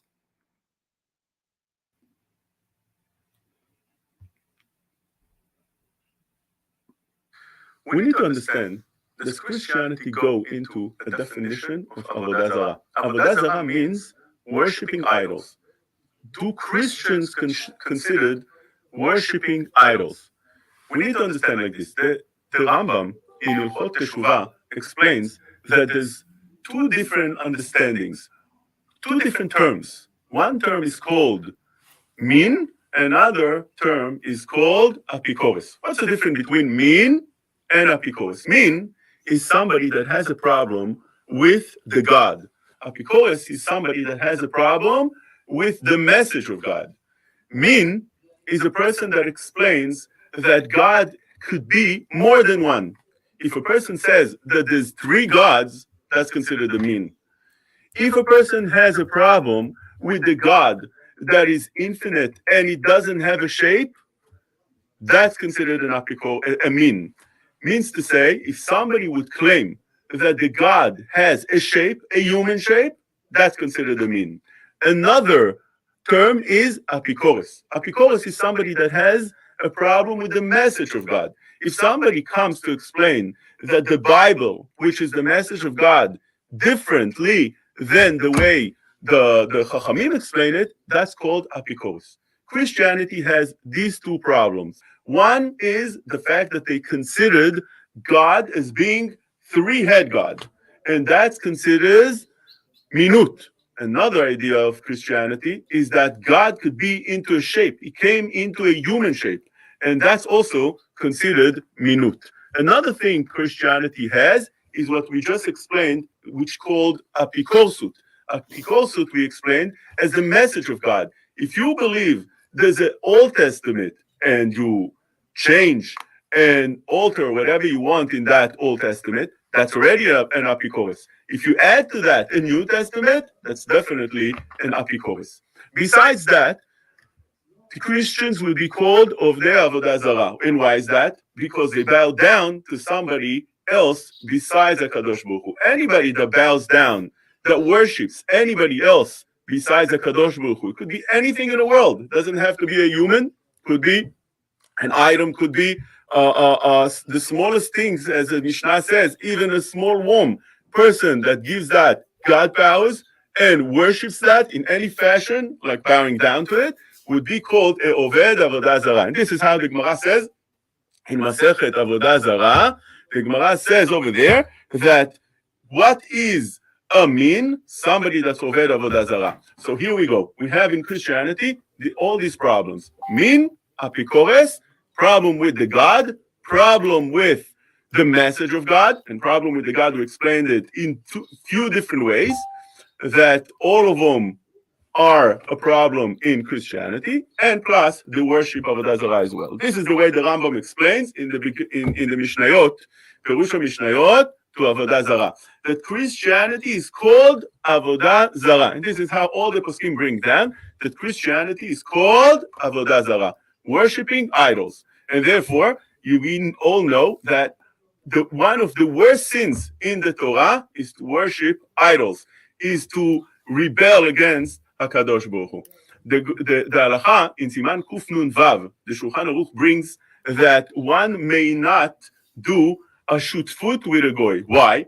Because maybe they'll come to court eventually when they'll fight each other, and he's going to have to swear. And once he swears in court, he's going to swear in his gods.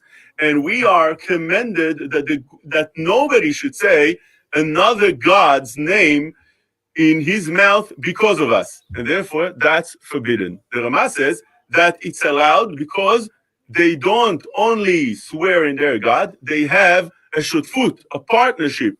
They have a partnership in their gods. They believe in more than just one God. They believe in what is called Trinity, and for that they're not commended not to. This is how the Rama says. They don't have a command against believing in more than one God. This Rama is brought from Rabbeinu Tam, Rishon brought down in Tosfot. So according to this understanding, the Rama explains that the Goyim are not commended in that idea not to believe in more than one God. But the way the Nodai Yehuda explains, the way the Shalafim explains, the way the Milstaka explains, they all explain that that's not the meaning in the Rama. The meaning in the Rama is that they're not commended, the Goy is not commended on swearing only in Hashem's name. They could swear in few people's name. That's fine. In Shutfut, they could swear in such a thing. But believing in more than one God, they are commended. And that's one of the Sheva mitzvot that Bnei Noach are commended to do. One of them is not to be Oved Avodah Zarah. And that, as we explained before, Oved Avodah Zarah is a person that has a problem with understanding God. That's called Oved Avodah Zarah. So according to all these understandings that we just explained, a Goy that worships Trinity, worships a person, is considered Oved Avodah Zarah. And the conclusion with that is that Christianity is indeed Avodah Zarah. Okay, but he did get into the Noahide laws there. Trying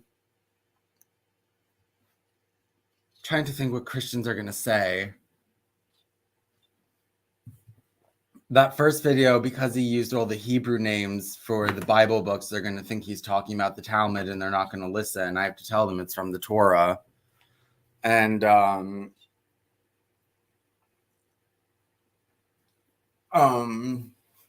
responsible for the Renaissance, for the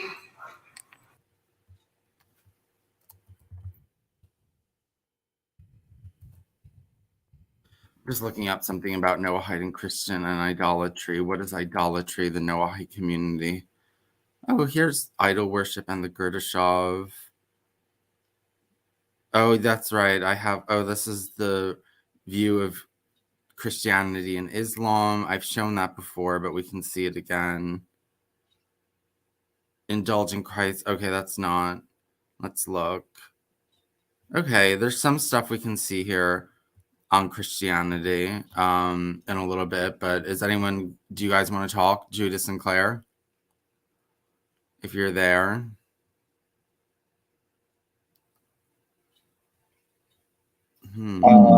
Is there any Judaism videos we watch? I sent you. Yeah, but I don't want to get into the homosexuality in this because I want that to be its own separate video. Okay. But I do have some videos on Christianity being idolatry that come from Jewish sources. Do you want to see those? Yeah. Okay. I mean, I'd say it's more shituf than. Okay. Go ahead. No. Let's talk for a little bit because I don't want to just play videos. Yeah, because then we kind of wonder if we're superfluous to requirements. But shituf and avodah zarah, which is worse? That's a question I'd like Judas to consider. Well, he doesn't say non-Jews can believe in shituf. He said they can swear in the name of multiple gods that include the Jewish God.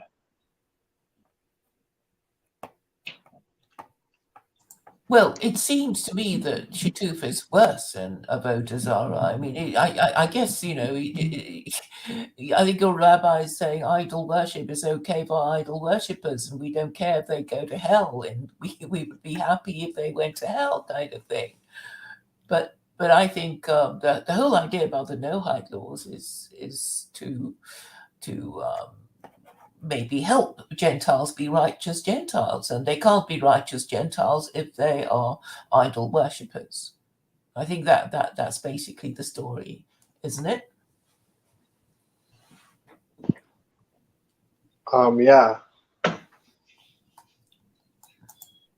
So it's kind of like, oh, Christianity is okay for Christians, like Hinduism is okay for Hindus, but you know. Yeah, right. But I don't think anyone truly believes that. Yeah, I mean, we know that they're just trying to be tactful and not offend their Christian overlords, but really they think, you know, because of that rule about it being forbidden for Jews to enter churches, you know, it's quite clear from that alone that you know they don't approve of it.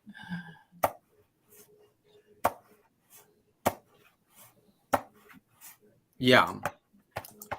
Okay, let's watch this next video. This video is called "A Rabbi Speaks: Is Christianity Idolatry?" It is Freedom of Thought Faith Rav Dror. So freedom. Oh no, not freedom of thought. Freedom through faith Rav RAV Dror DROR. So and it's called Dwar Kasucho. This guy's not a real rabbi. Why? I can send you a video about it. So you don't want to listen to this? If he's the same Rob, I mean, you could play it, but he's not like a legit rabbi. I have to see. Maybe he's a different Rob Dwar. I don't know. Here, let's. Okay. Yeah. Hold on. About Christianity. Yeah. A huge difference. Rabbi Yarn Reuven did a video about this guy. I think he made like a couple of videos about this guy. And he said that he was no good. Yeah, but you can play the video. I mean, I don't think he's not a legit rabbi. Okay, let's look for something. A little bit. I did see something.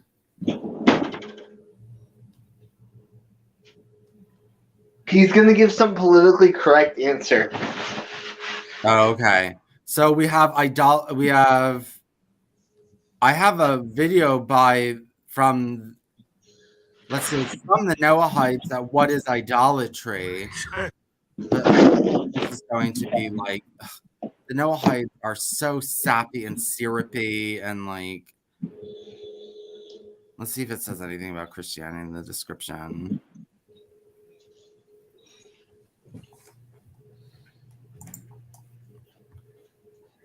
Okay, let's see what idolatry and Noahide. There's a long one, the Jewish view of Christianity and Islam, but I have I've shown that when I had my other channel. Let's just see if there's something else. Let me just keep going.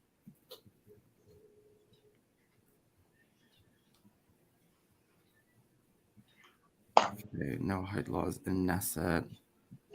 Understanding the laws of God in 7. Oh, wait. Political idolatry, countering Christian nationalism. Ooh. We can't watch this now. It's an hour, and it's not, I don't think it's perfectly on topic, but that sounds really good. Countering Christian nationalism. Who's it by? It's by Anabaptist Mennonite Biblical Seminary. Oh, wait. Straight assistant professor, New Testament and Christian origins. Oh, No, this isn't a Jew. I don't want to watch that. I thought that.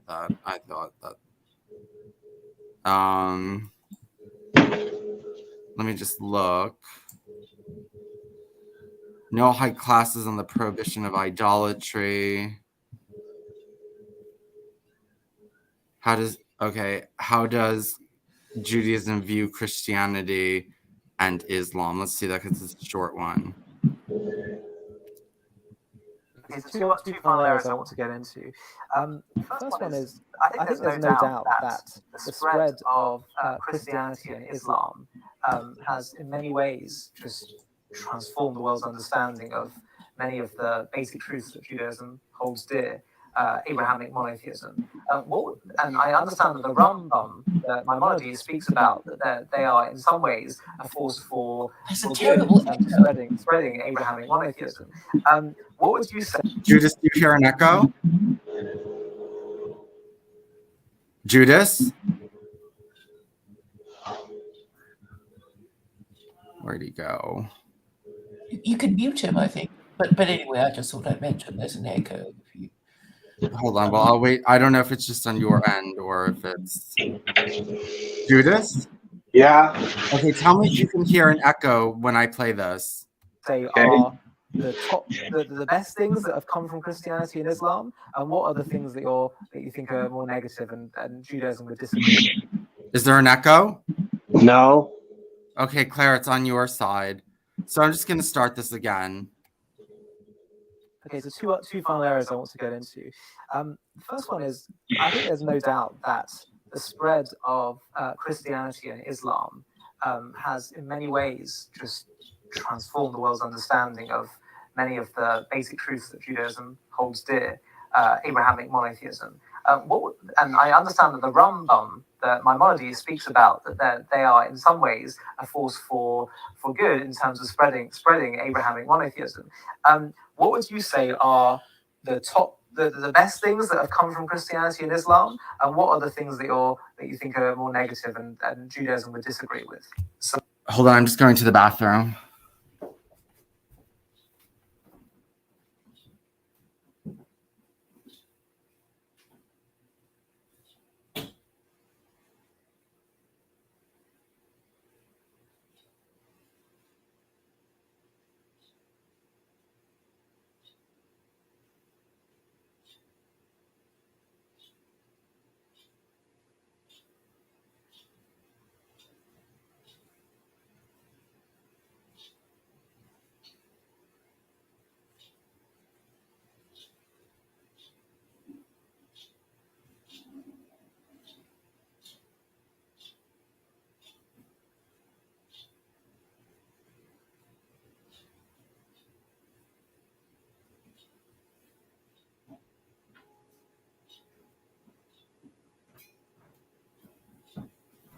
Okay.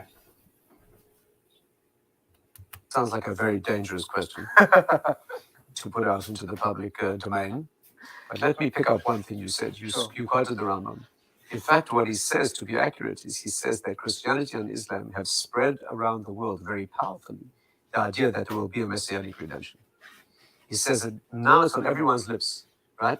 They have their version of a messianic. They have their version of a messianic figure that we do not agree with. But nevertheless, what comes out of that discussion, and you probably know this was censored, the editions of the Rambam, the common ones that you see around, this is completely censored. In the reprintings that have been done now, this has all been reinserted. And there the Rambam has a long section in which he says clearly that for all the suffering we've had at their hands, the Muslim world and the Christian world, the advantage has been, and the pervasive and remaining advantage is that the concept of a redeemer who will be truly great and spiritual is on everyone's lips, as he puts it, in the furthest reaches of the distant islands. And so when that dawn begins to break, it will be recognized. Right. That's what he says. And that is correct. It's tragic that it's happened in a way where there's been so much persecution and so much bloodshed in the name of religion, as I said, bad religion. But that is the upside, and he says that clearly. What do you think are some of the most striking disagreements we've had? With the Christians and the Muslims? Yeah. Again, I'm not sure I want to speak about this currently. Obviously, with Christianity, we disagree about the persona of the Redeemer that they look up to as a messianic or divine or semi-divine figure. Obviously, we don't. We are clearly not agreeing with that. The Islamic idea is that Muhammad was still in the generation of prophecy. Our teaching is that he lived later than that generation. But as you correctly say, both Islam and Christianity are based on the Testament, on the Old Testament. They even call it that. So that the chapters of the Quran, right, are Dawood, which is David, Yunus, which is Jonah. So they clearly go back to the same personalities. And Christianity, of course, is openly based on the Old Testament. So there's no question that the basis is there. Right. But I think that's not perhaps the appropriate forum to go into sure, I get more that. I specifics. understand that. Oh, he was hesitant to talk about it. And Judas, did you pick that up? Is it true? Did he say, Judas and Claire, did you pick up? Did he say that the commentary that Christianity is idolatry was redacted from the texts from Mishnah Torah? I think I've heard things like that before. Well, Really? because if you, I don't know if you've heard of the Disputation of Paris, have you? No. Well, basically, over the centuries, Christian monarchs have been kind of calling the Jews and says, "What does it mean what you say about, Jesus this and Jesus that?" Because over the centuries, a lot of Jews have decided they prefer to assimilate and betray their own people, and then they go to the to find favor with the Christians. They'd say, "Oh, do you know what our Talmud says about your Jesus?" And get the Jews into trouble. And the most famous one is there's a lot of background noise. I think it might be Judas. Yeah. So the most famous one was held at the Notre Dame, and the upshot of it was a whole bunch of Talmuds were burnt after the Jews either won or lost the argument with a Christian theologian. And so I guess over the centuries they said, well, we better redact that bit in case the Christians find out about the rude things we say about their Jesus. Right. Judas, do you believe that some Jews say that the Bible doesn't mention Jesus? I've heard Noahites say that it does. I think Noahites believe it more than Jews do. What's your Yeah, opinion? the Talmud does definitely mention Jesus. Are you not allowed to say his name? They have No, to you say say it Jesus. incorrectly and mockingly. You What? say Jesus, but I call him Jesus to mock him.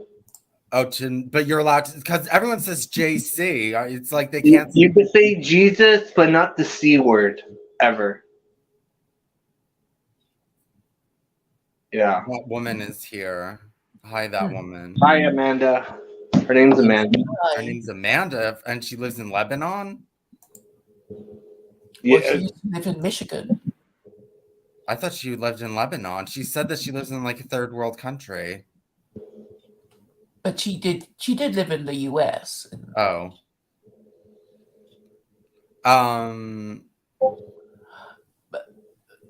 So it definitely does. And yeah. And before I forget, I don't know if you have heard of Yaron Reuven, haven't you? No. Well, he's quite a hardline Orthodox rabbi, and he produced a video saying there's no record of Jesus at all except this one, and I think the previous rabbi mentioned it, saying that, but it doesn't sound like the Jesus that the Christians believe in, because the record is that he was stoned rather than or hanged or something, but not crucified, and a whole bunch of men, but they weren't the apostles that the Christians would identify with, apart from somebody called Mattei. But Yaron Reuven actually produced a video giving quite a lot of detail about it. I'll find it for you because I've posted it on my Radicalized Rabbi blog.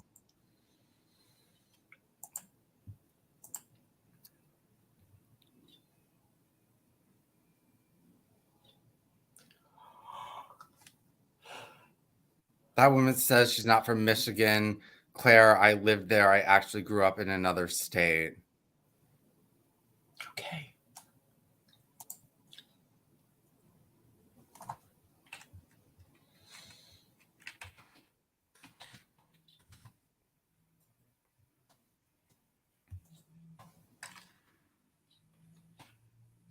Oh, wait.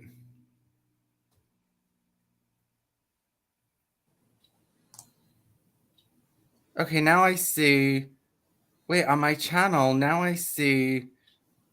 Is everyone afraid of Claire Khaw? Oh, wait. Oh, no, this is. I see the other two videos now, but I should take down that CS video.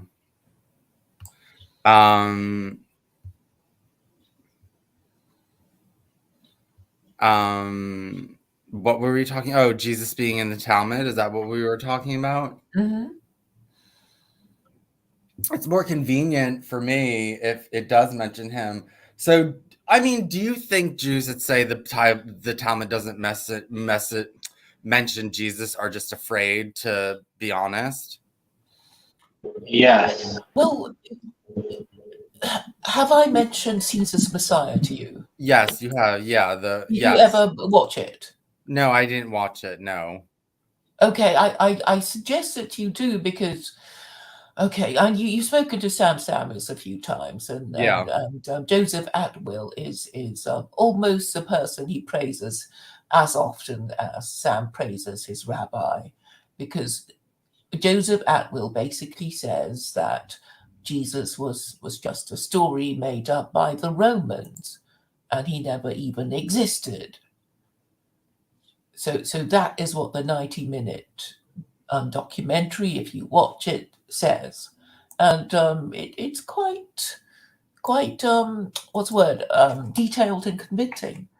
So I'm going to post that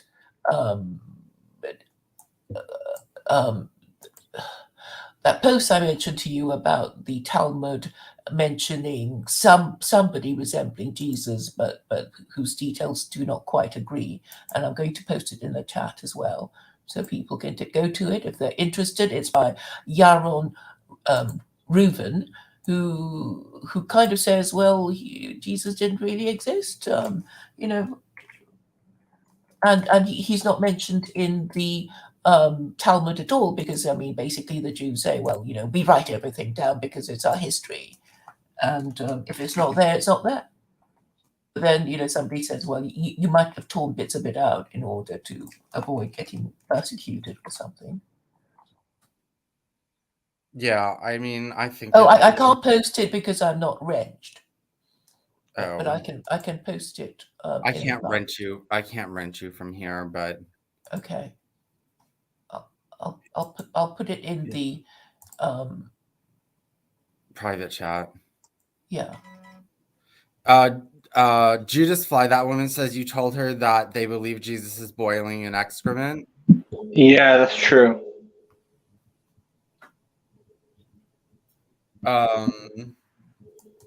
What about in the Talmud? It says that he was like a whoremonger, a pimp. I remember reading that. Yeah, I read that in the Talmud, that he was a pimp. Well, there's been mentioned that the father of Jesus was a Roman soldier, and they even have his name. He even has a name? Yes. Pandera. I don't know if I believe that. I mean, I don't know what to believe about all this, but I think it's very obvious that Christianity is paganism attached to the Old Testament.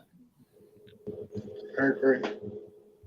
And it just needs to be, these people need to be told to screw off because they're causing too many problems for everyone. And as I was telling you and Claire, it's just easier to fight the Noahides. It's a cleaner fight.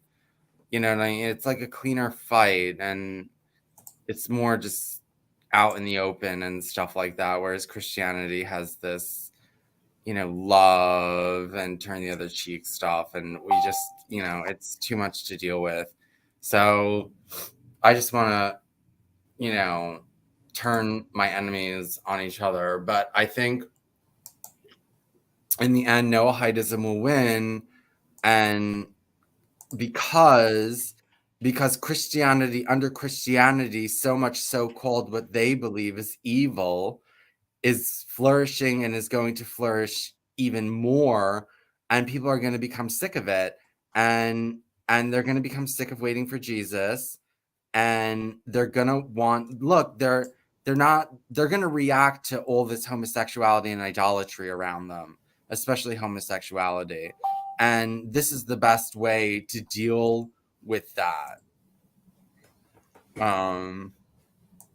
It's the best way to deal with it. So that's why I think that's why they're gonna choose Noahidism over secular Quranism, because secular Quranism is too lenient and too moderate. Okay, I don't like you saying that, because I think that might be more attractive to people who want to do the switch over.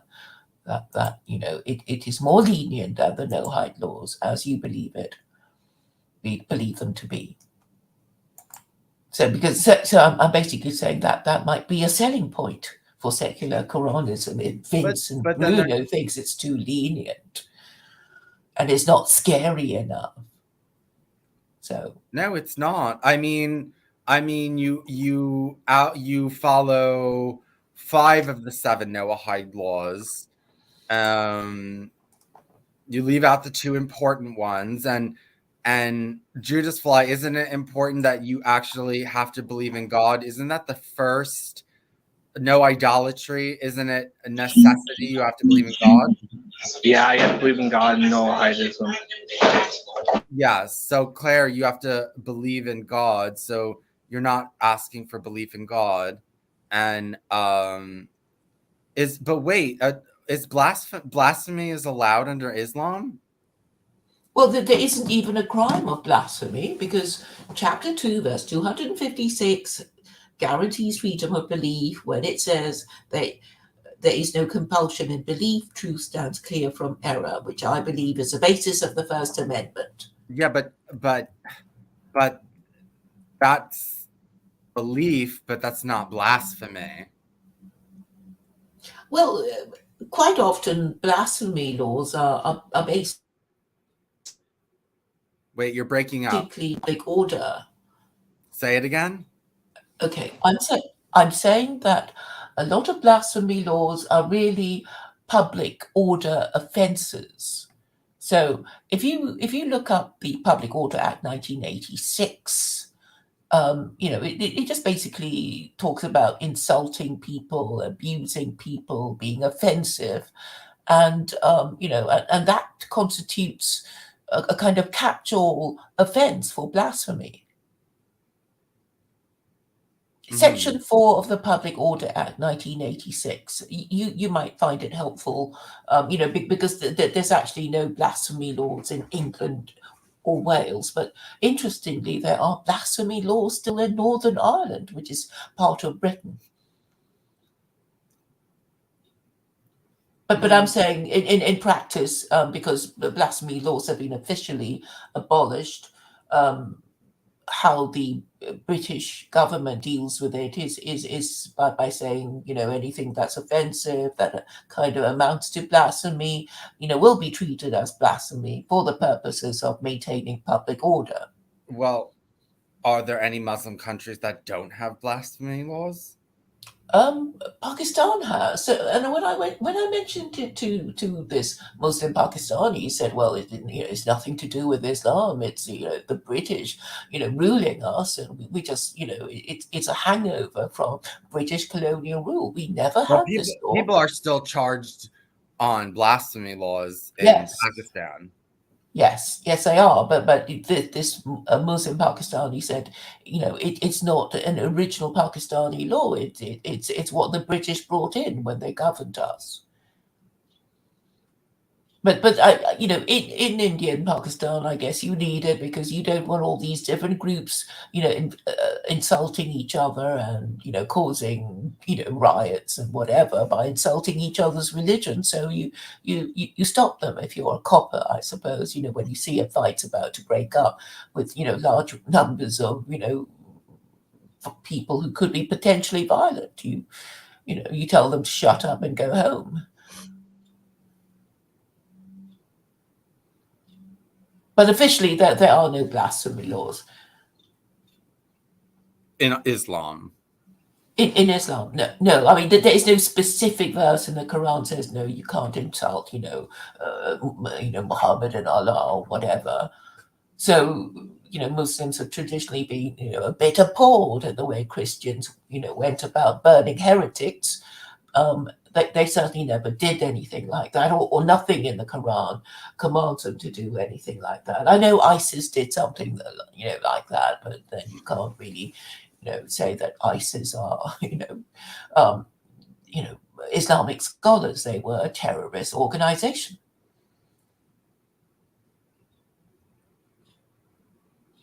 Yes. But I mean, it doesn't really matter, even if Jews don't think Islam are, no-hide enough. The point is that it is the most no-hide of all the no-hide, all the Gentile religions, and that will have to do.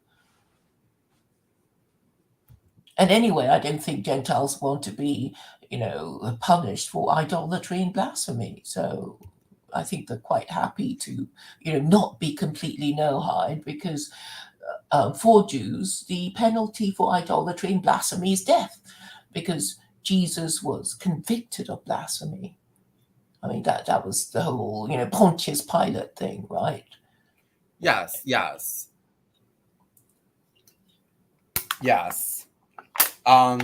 Judas, are you there? Yeah.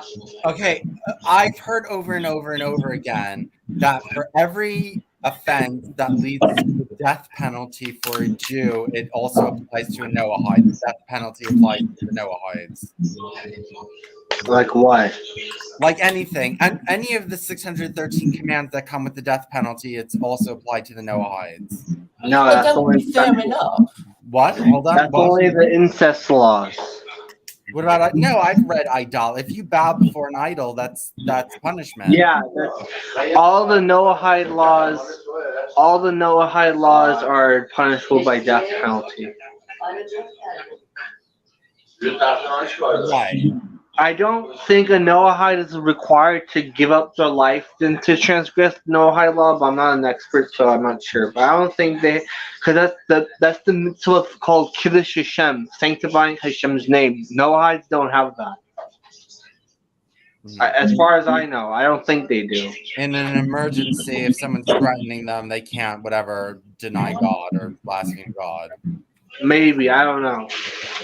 Well, Kiddush Hashem is just a requirement to martyr themselves. Right. It's just a Jewish requirement for martyrdom, in certain circumstances. If Gentiles say, well, if you don't commit adultery, if you don't murder this person, I want you to, then I'll kill you. And then the Jew is required to say, so be it. You'll have to execute me for refusing to carry out your orders. There's a helpful Wikipedia entry if you're interested in that. Judas, what about this thing about the Talmud that I've read or I have on my website?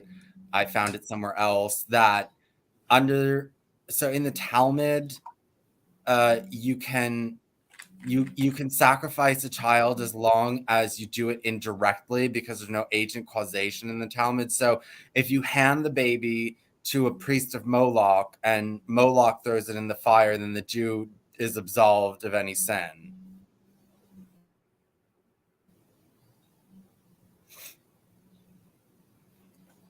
Judas fly? Oh, he left. Yeah.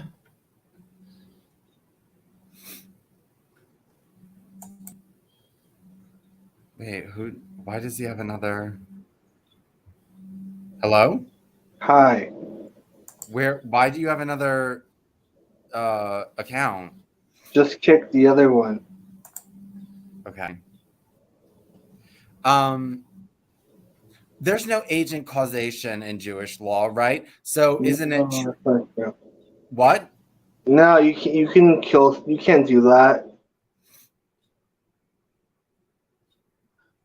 Okay. Well, what a Jew told me was that it's true, but then the priest of Moloch would be killed for breaking the Noahide laws. No, that's I don't know. I don't know where you're getting that from. Well, okay, you know the very famous thing in the Talmud, if 10 Jews stab a man, the only one that gets punished is the last one to have stabbed him. I don't know. You have to show that to me. Okay, you must have heard that it's that if you it's so famous that you can murder even another Jew, like by tying them up and letting hungry lions go in there because you didn't kill them directly. It was an indirect, or you can put them in an airproof container and let them suffocate to death because you did it indirectly. I don't know where you're getting these from. And I texted my rabbi about that thing. He said that a Jew can kill a goy, and he said that he's going to get back to me, but he's very busy. But he said that he will get back to me on that. You need to send me your sources on these, man. What? You need to send me sources for where these people are getting this stuff from. I sent you the one on the murdering Gentiles. You got that one. Yeah, so I sent it to my rabbi. He said he'll get back to me on it. Okay, wait, hold on. Permissible murder in the Talmud. Let me just give me a second. Let me look. Yes, murder by starvation. Okay, hold on. I'm sending it to you in the private chat. Is the private chat good? Oh, Sam is it? Yeah, get Sam on. I just put it in the private chat. What's up, Sam?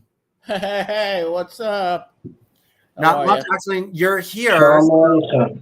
So I'm surprised Judas Fly has never heard of this because it's a very famous attack on the Talmud. That he doesn't know if it's true or not. That there's no agent causation in Jewish law. So if you don't murder someone directly, it's okay. So the examples that they give is like if you tie someone up before starving lions and the lions kill him, you didn't do it directly, so you go off scot-free. If you put someone in a container that's a container that's airproof and you seal it off and the person dies from that, there's no problem in that. You must have heard this. There's a lot of stuff there in the Talmud that's it's all not really a practical debates and arguments. It's never really put into use directly. A lot, like you said before, and like we said before, a lot of it is rhetorical, hypothetical, just for consideration, just for mental exercises. A lot of the Talmud is mental exercise. A lot of it is also absurd. So you have to take that into mind. Mm-hmm. I mean, I was also at a Shabbat get together for people that wanted to become closer and do tshuva and become more religious. This was in the north, Achziv, somewhere in the near the Nahariya, near the Lebanese border. Friends of mine invited me, and we had these also these studies, the Torah studies, with chavruta, with friends. Okay, so a lot of the proposals and the arguments seemed so absurd. One topic of discussion was about entering a friend's home without his permission, and whether that would be permissible, and whether you could eat his food while he's away, and not knowing that you have entered his home because he's your friend and because he would allow you to. All these kinds of debates and discussions which are very distasteful. They're distasteful from the get-go, because it's meant to be a mental exercise in ethics and morals, what's right, what's wrong, on a technical basis, on a spiritual basis, or on a legalistic basis. Most of it is never put into practice.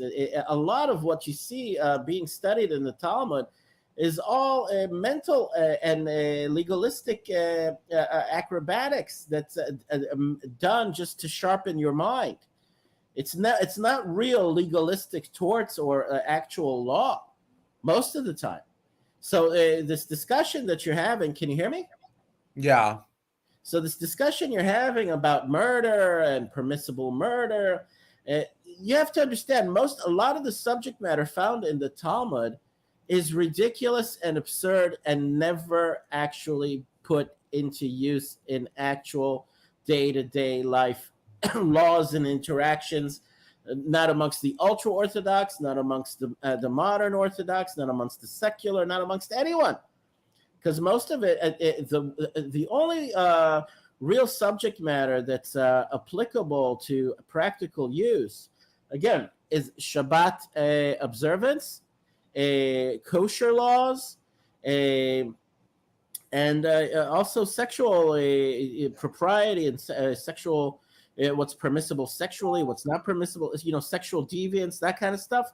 That holds water, that holds weight in real life.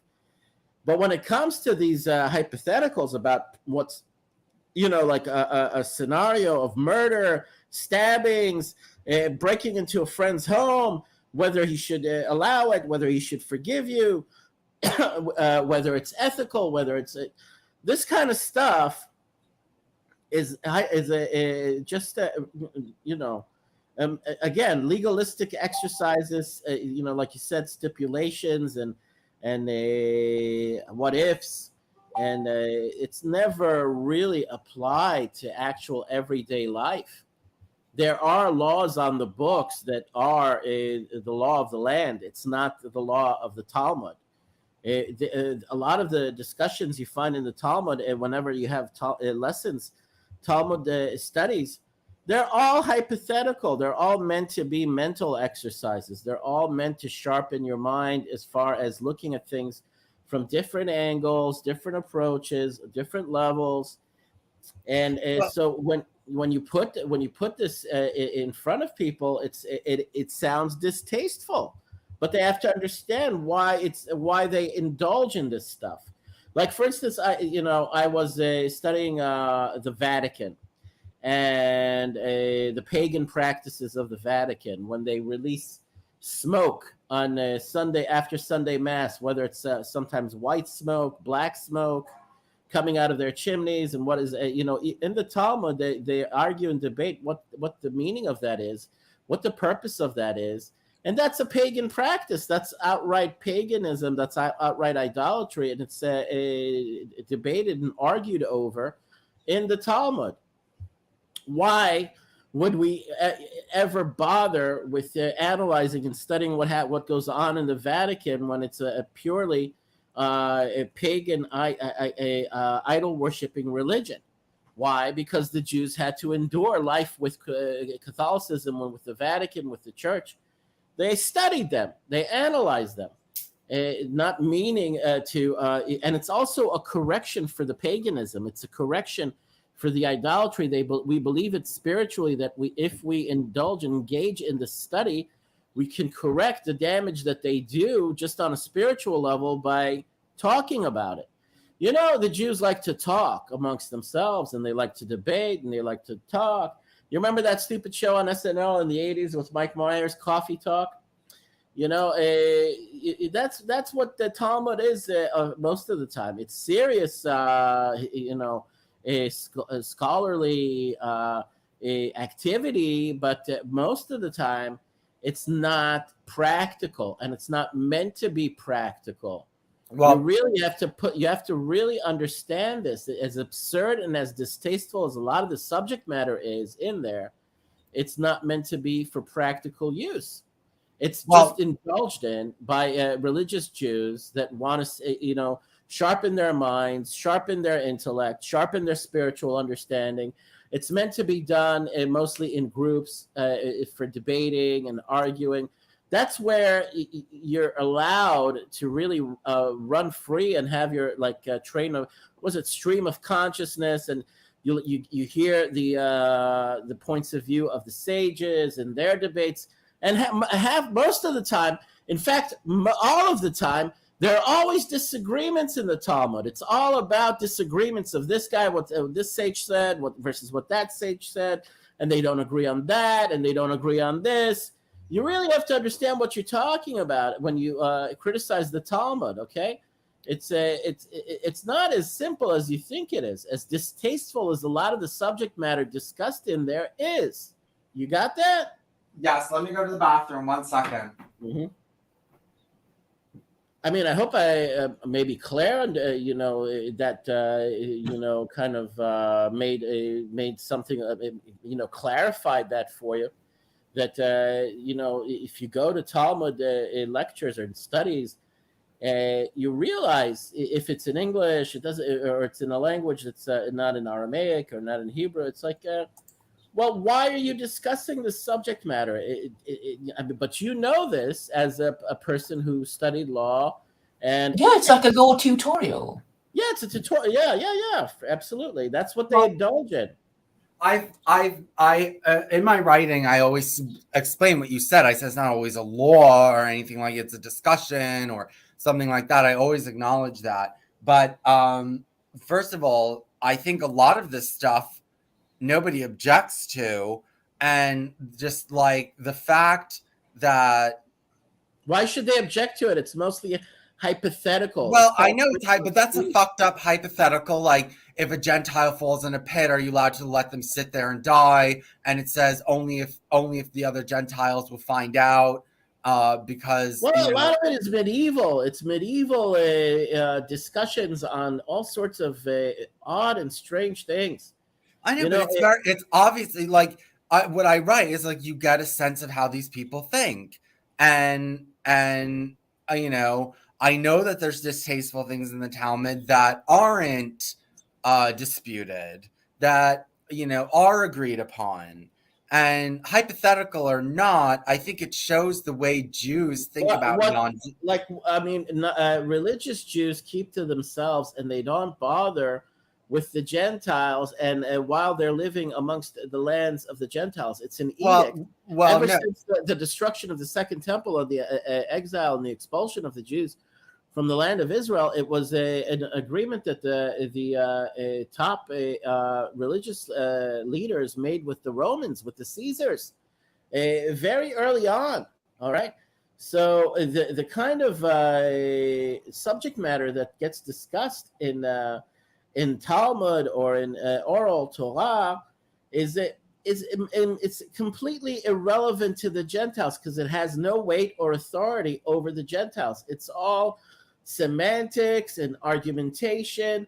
Even if it's distasteful, whether how Jews think is not your problem. You shouldn't concern yourself with what and how we think. Well, we actually should concern ourselves with what you people think, because you're destroying the world with your sickness. First of all, you said that the Orthodox don't affect the outside. They're working very hard to make the Gentiles Noahide, and so we kill each other or punish each other for breaking these laws. So they are doing maniacal manipulation. Their desire to want to make pagan idol worshipping Gentiles in the Western world Noahides comes from a good place for basically not wanting to see the Western world and the entire world go down the tubes with the decay and the devolution that we're witnessing.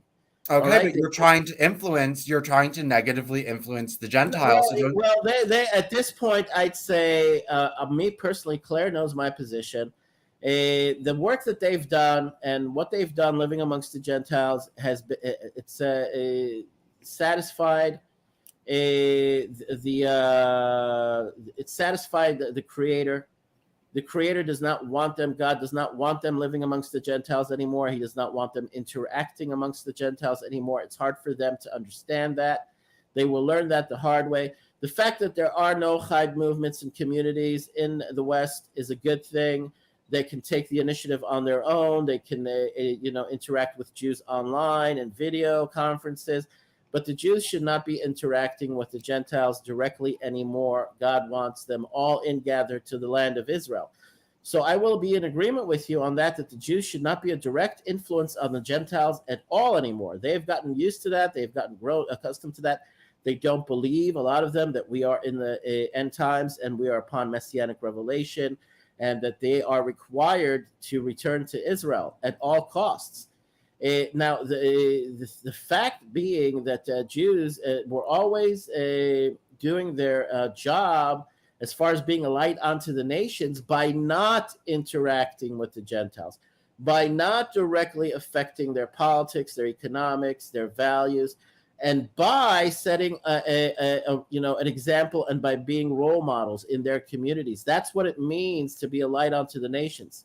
I mean, learning to dress modestly and pray, and a lot of that stuff. The Gentiles learned a lot of that from the Jews throughout the centuries. The Muslims imitated the modest dress that they saw the Jews wearing. Covering covering the hair of the woman. They went overboard with the jalabiyas and all that. They wanted to. Take it further, like one up the Jews on their modesty, like we're more righteous, we're more modest, but that they were inspired by the Jews to do. All right, and not to take away from the fact that Bedouins in the desert have to cover their whole bodies to keep themselves from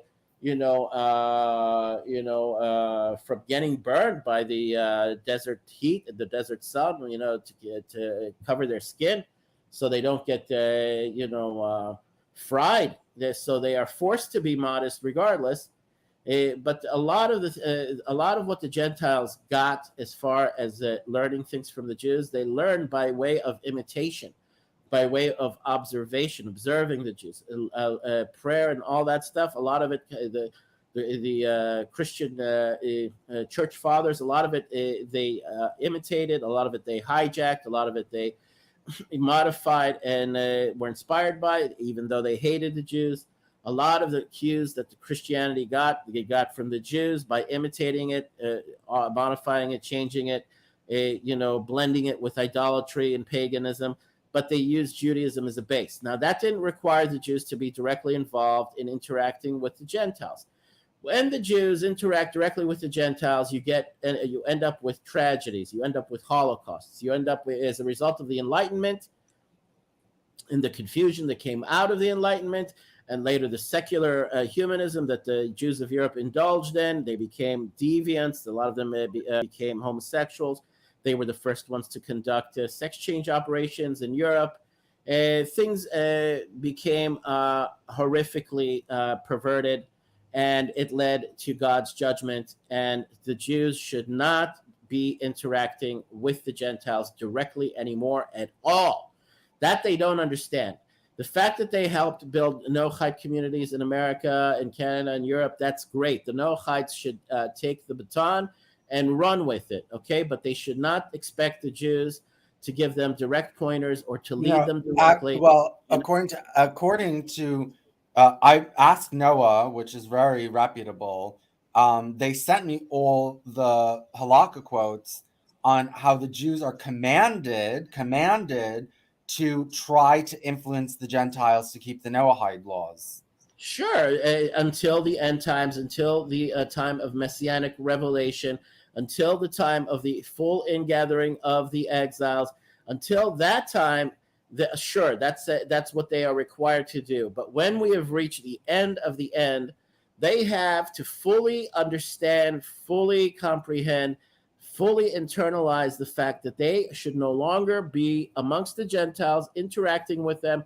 They should be making their way to Israel by their own free will before it is forced upon them against their will. All right. So the problem that Adam Green has and Albert, what's his name? Do you remember his last name? No. His sidekick, Albert Al, whatever his name is. I keep on forgetting his name. Those guys, and like Red Ice TV, the white nationalist, Scandinavian couple, and so many others that you would consider them violent neo-Nazi types or racist types or aggressive anti-Semites that are looking to attack Jews or make the Jews' lives miserable. They're just very critical of what they see as far as hypocrisy and also distasteful commentary and self-righteousness.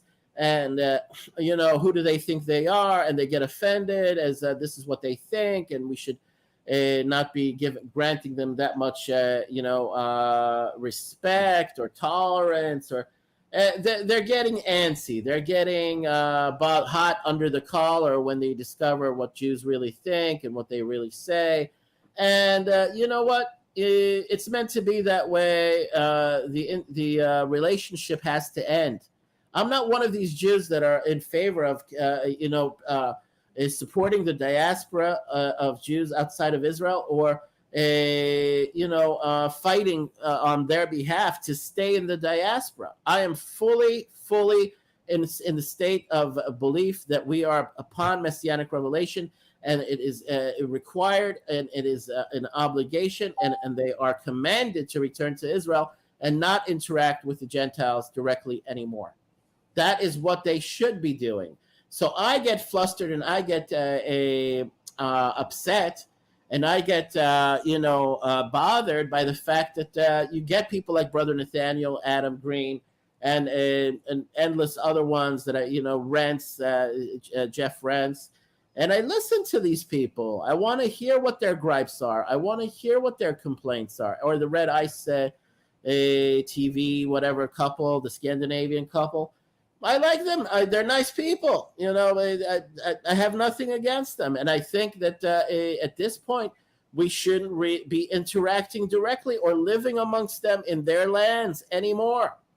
I have no issues with them. I think they should continue going on and doing. A guy like Brother Nathaniel, he's going to have a miserable fate in hell, but he's doing God's work. He's in the service of God's will. In exposing what a lot of really vile and criminal left-wing Jews in America are doing to promote homosexuality, to promote deviance, to promote sodomy, to promote rape and pedophilia, to legitimize it through Disney, through a lot of the banks, a lot of the interaction, the people you have in government, in the Biden administration. They are vile people looking to start wars, looking to start a nuclear war against Russia. Vile, vile people that I totally oppose. Someone like Newland, a totally disgusting, aberrant person that I totally oppose. And people like her in the Biden administration. Just because they're Jewish doesn't mean I support them. I am totally opposed to them. They are vile and heinous people. And the fact that this anti-Semite, this Jew that became a Russian monk is exposing them is fine by me, no matter how vile he is, no matter how hateful he is, no matter how schizophrenic and insane he is in the way he looks and talks and behaves. And he's pro-Jesus, pro-Jebus. He's a maniac, but he's very good in his analysis and exposition of liberal, left-wing, progressive atheist Jews that are homosexuals, that are deviants or that are transgenders, like that Rachel Levine, the Undersecretary of Health. The fact that Jews are taking leading roles in causing America to fall straight down into the pit of hell, like Ginsburg before she passed away, not allowing for the overturning of abortion in Roe v. Wade. She was the number one proponent of ultra feminism, or fifth, remind me, Claire, fifth, whatever, fourth, fifth wave. Fifth wave, feminism, fuck all of them. Sick people, disgusting, evil, deviant, sick motherfuckers, wanting men to be nothing but obedient, servile dogs and fools for women. Fuck you. All that is going to get turned upside down, over and out, whatever. All of it is going to get overturned. It's left-wing sodomy, left-wing perversion, left-wing, deviance. It's all going away. Okay. Yeah. Can I ask you? Okay, because this interests me about myself. Okay, most people dislike Jews because they're liberal leftists. Okay. Yeah. Okay. My problem with the Jews is the Noahide laws, and I have told people, and I know this is happening because I researched it so much and I interact with the community. I have told them if the Jews did nothing but exclusively spread the Noahide laws, you wouldn't be anti-Semites. There would be a lot less anti-Semitism in the world. There would be people who oppose them on their conservative agenda, but there's a lot less anti-Semitism. So by my work, I might be spreading, somebody told me I'm ruining anti-Semitism because I'm making it look like a conservative cause. Right. Look, the fact that that conservative right-wing Jews are coming out of the woodwork now because they have no other choice. They can't hide. They can't, not be involved because it's affecting their lives and the lives of their children, their communities. They want to fight for their rights in the Gentile lands where they have been adopted as full citizens, accepted as full citizens. And I can understand their perspective on it. I can understand their take on it. I would support them if we were not living in a very special period of time where they are not required or commanded to continue struggling with Gentiles, continue struggling with left-wing Jews that are atheists, that are Satanists, that are demented, that are evil. Saul Alinsky, in his book, dedicated his book to Satan. And that's what inspired Obama and Hillary Clinton. What is it called, that Saul Alinsky book? Rules for Radicals. Rules for Radicals. And that's a Jew. All right. He dedicated his book to Satan.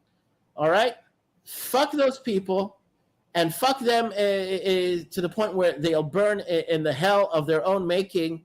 And that's what's happening to them. They are deviants. They are sick. They are degenerates. And their time has come. All right. There's no arguing for them anymore.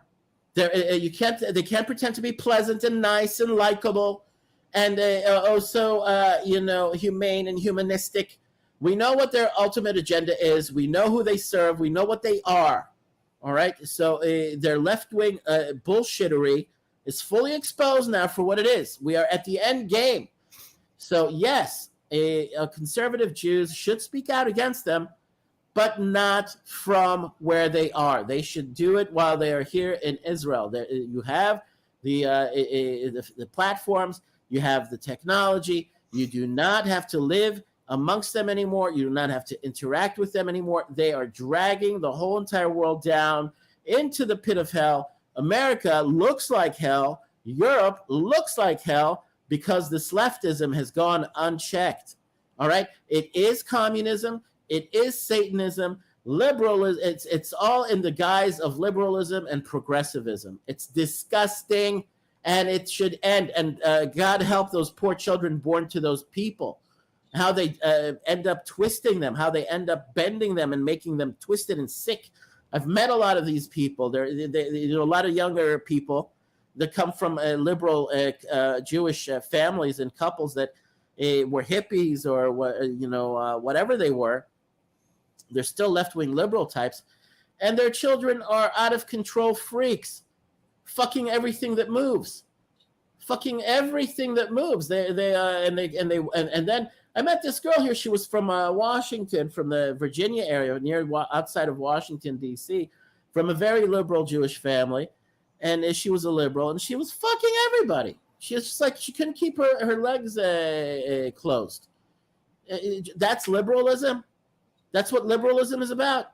That's what these Jewish girls are taught, to spread their legs to everybody and anybody around the world. It's fucking retarded. They're disgusting. Okay, They're demented. but according to prophecy, before the Messiah comes, the Gentiles are going to be coming to the Noahide laws. So a lot of this, you're going to have a lot more support from the Gentiles, and a lot of this stuff is going to start being combated a little. Well, it is combative. There is a Christian revival, Catholic revival. If they don't want to go in the direction of the Noahide laws, it's distasteful to us, but it's preferable to the Satanism and degeneracy you have coming from the left, from the liberals, from the so-called progressives, from the LGBTQ plus P plus B. I mean, I'd rather have a Christian revival, as distasteful as it is, as much as I don't agree with the history of Christianity and the invention of Jesus. I would rather have Christian conservatives than LGBTQ plus P plus B being in the forefront of America's culture and shaping America's culture and values and being dominant and trying to monopolize on popular culture. But I'm not in the fight directly. I'm where I should be. I'm in Israel, and I think all Jews that are Jews should be in Israel. If they want to continue fighting this fight, they'll go down with the ship, because America is going down. The ship is going down. And whether there are no Noahides or not, whether there is a fight against evil, against impurity, against the desecration, against spiritual pollution, great. But the Jews should not be directly involved in that fight anymore. Those that are religious believers, conservatives, traditionalists, that know that their place should be in Israel, but they're making up all these excuses why they shouldn't be here. The rest of them, meaning if they do not want to recognize the Creator, if they do not want to see Judaism as for what it is, a conservative religion, not a liberal religion, they want to interpret it, reshape it into liberalism, atheism, secular causes, social justice, all that stuff, they will go down with the ship. A lot of them will not survive what is coming. And I don't feel anything for them. They've abandoned God. They've abandoned Judaism. They've abandoned their identity, and they don't know when to quit. All right. So the Noahides, that's a good thing. That's a positive development. But as far as those, God help me, lost causes or lost, there's no hope for them, a lot of them, because they just don't know when to quit. They don't know when to stop. They don't know when to speak up out and against what they're seeing, because they're so committed to their being Democrats or left-wingers or liberals. Those people are like dead wood. Those are like, casualties in the field that are going to be left behind. I feel nothing for them anymore. They cannot be saved. There is no saving them. There's no salvaging them. No, the time has run out. If they continue with their stiff-necked attitudes and behaviors and getting involved in America's politics and social issues and what have you, in government and forcing their stupid ideas and stupid liberal takes on everything, that fuck them. Let them go down with the ship. I prefer to save those that are worth saving. Those that are hearing this should realize they are taking you down. They are going to take you down. I said they are stoking anti-Semitism, and you're right about that. Right-wing conservative religious Jews do not invite the kind of fire and attention and disgust and distrust and hatred that left-wing atheist Jews attract to themselves. Okay, on the part of the majority of the people living in America. Because they see how unbearable these stubborn, stiff-necked, most of them are mixed intermarriage. Like Adam Schiff, he's barely Jewish. His family is intermarried. Most of the other ones, like what's his name? That fat fucking Speaker of the House that shits his pants all the time. Jerry Nadler.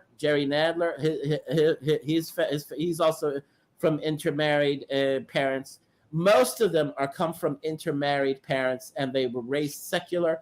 They were raised left wing. and they are very sick and depraved and diseased-minded people. All right. Can you hold a second? Just hold a second.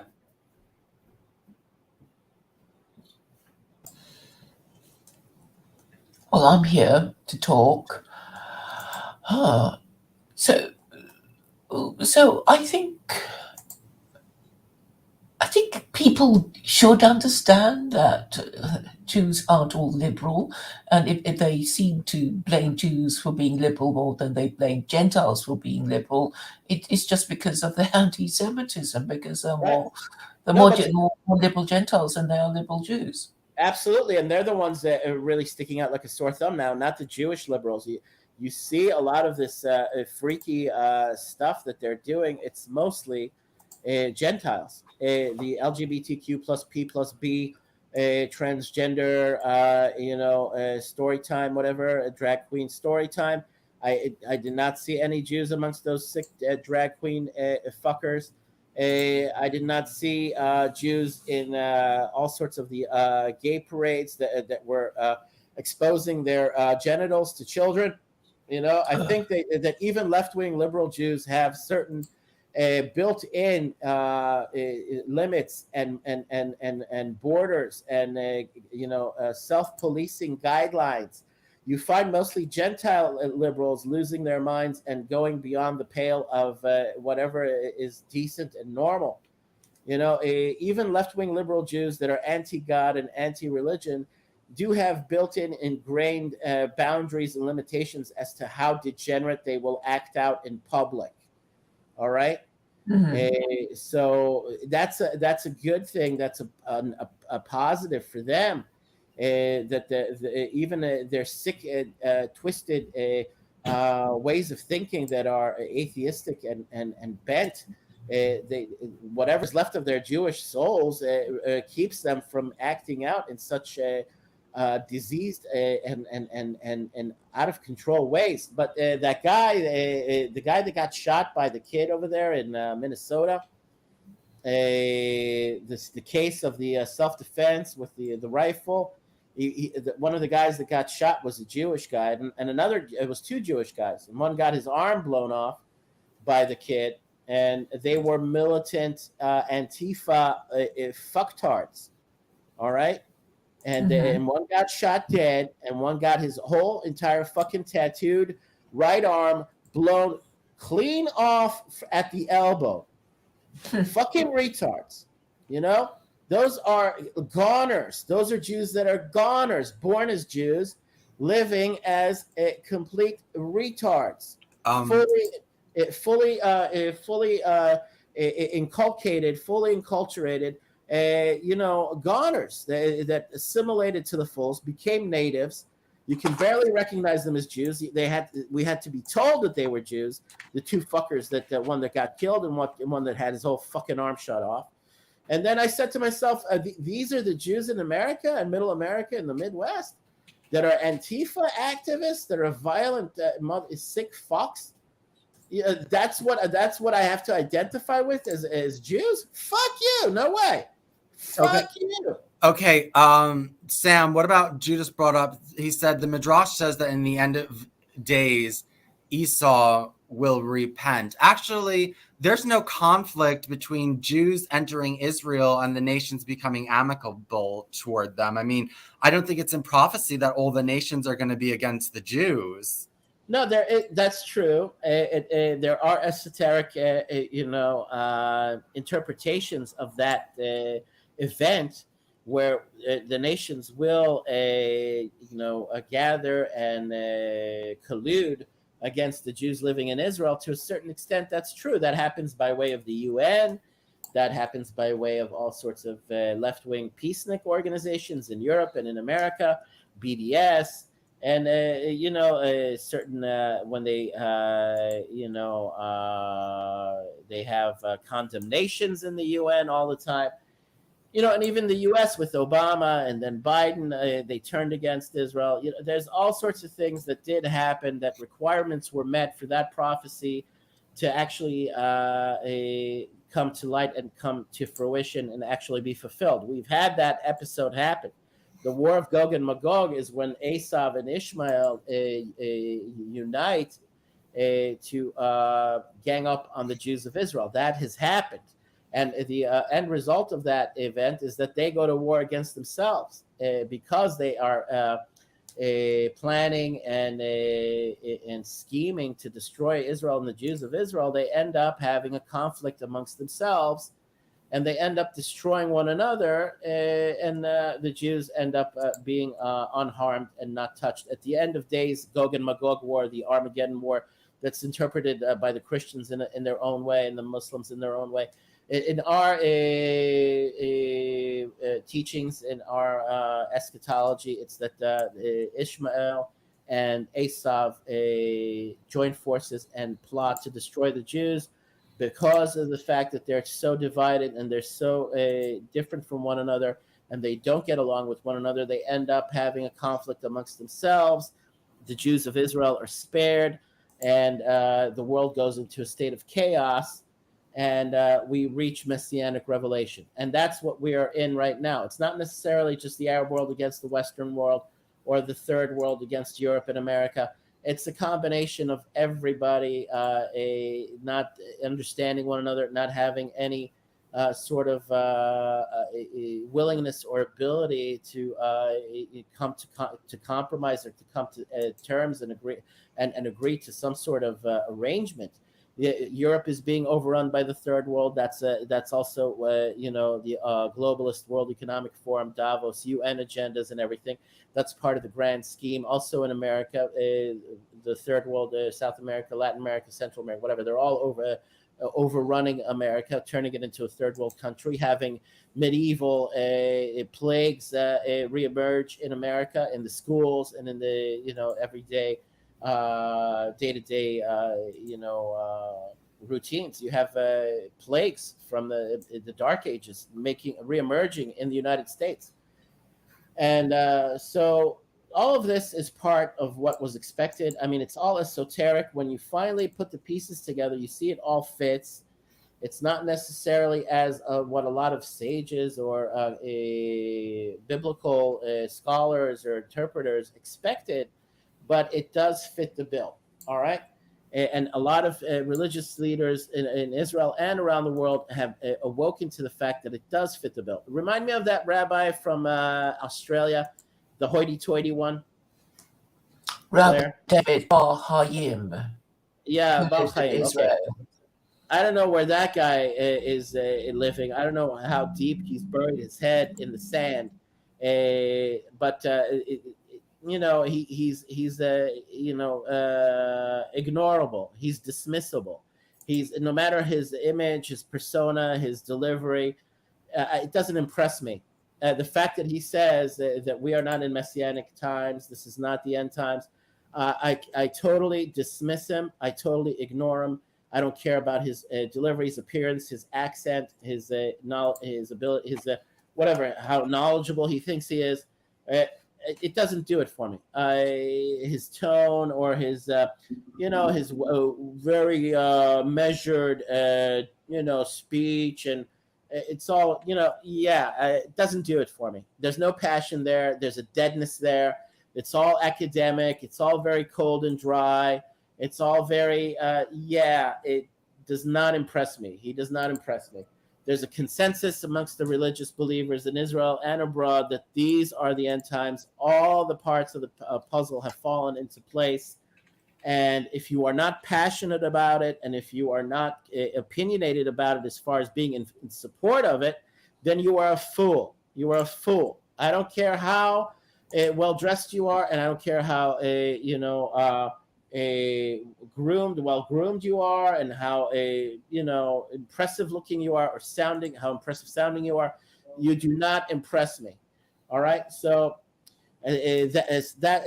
that goes for that is for that rabbi. But let's say Mizrahi tries his best. Yosef Mizrahi, but he sitting on the fence and not being decisive as far as picking up and leaving in a hurry as fast as he can, is also a nuisance. It gets under my skin. He's also interpreting things incorrectly.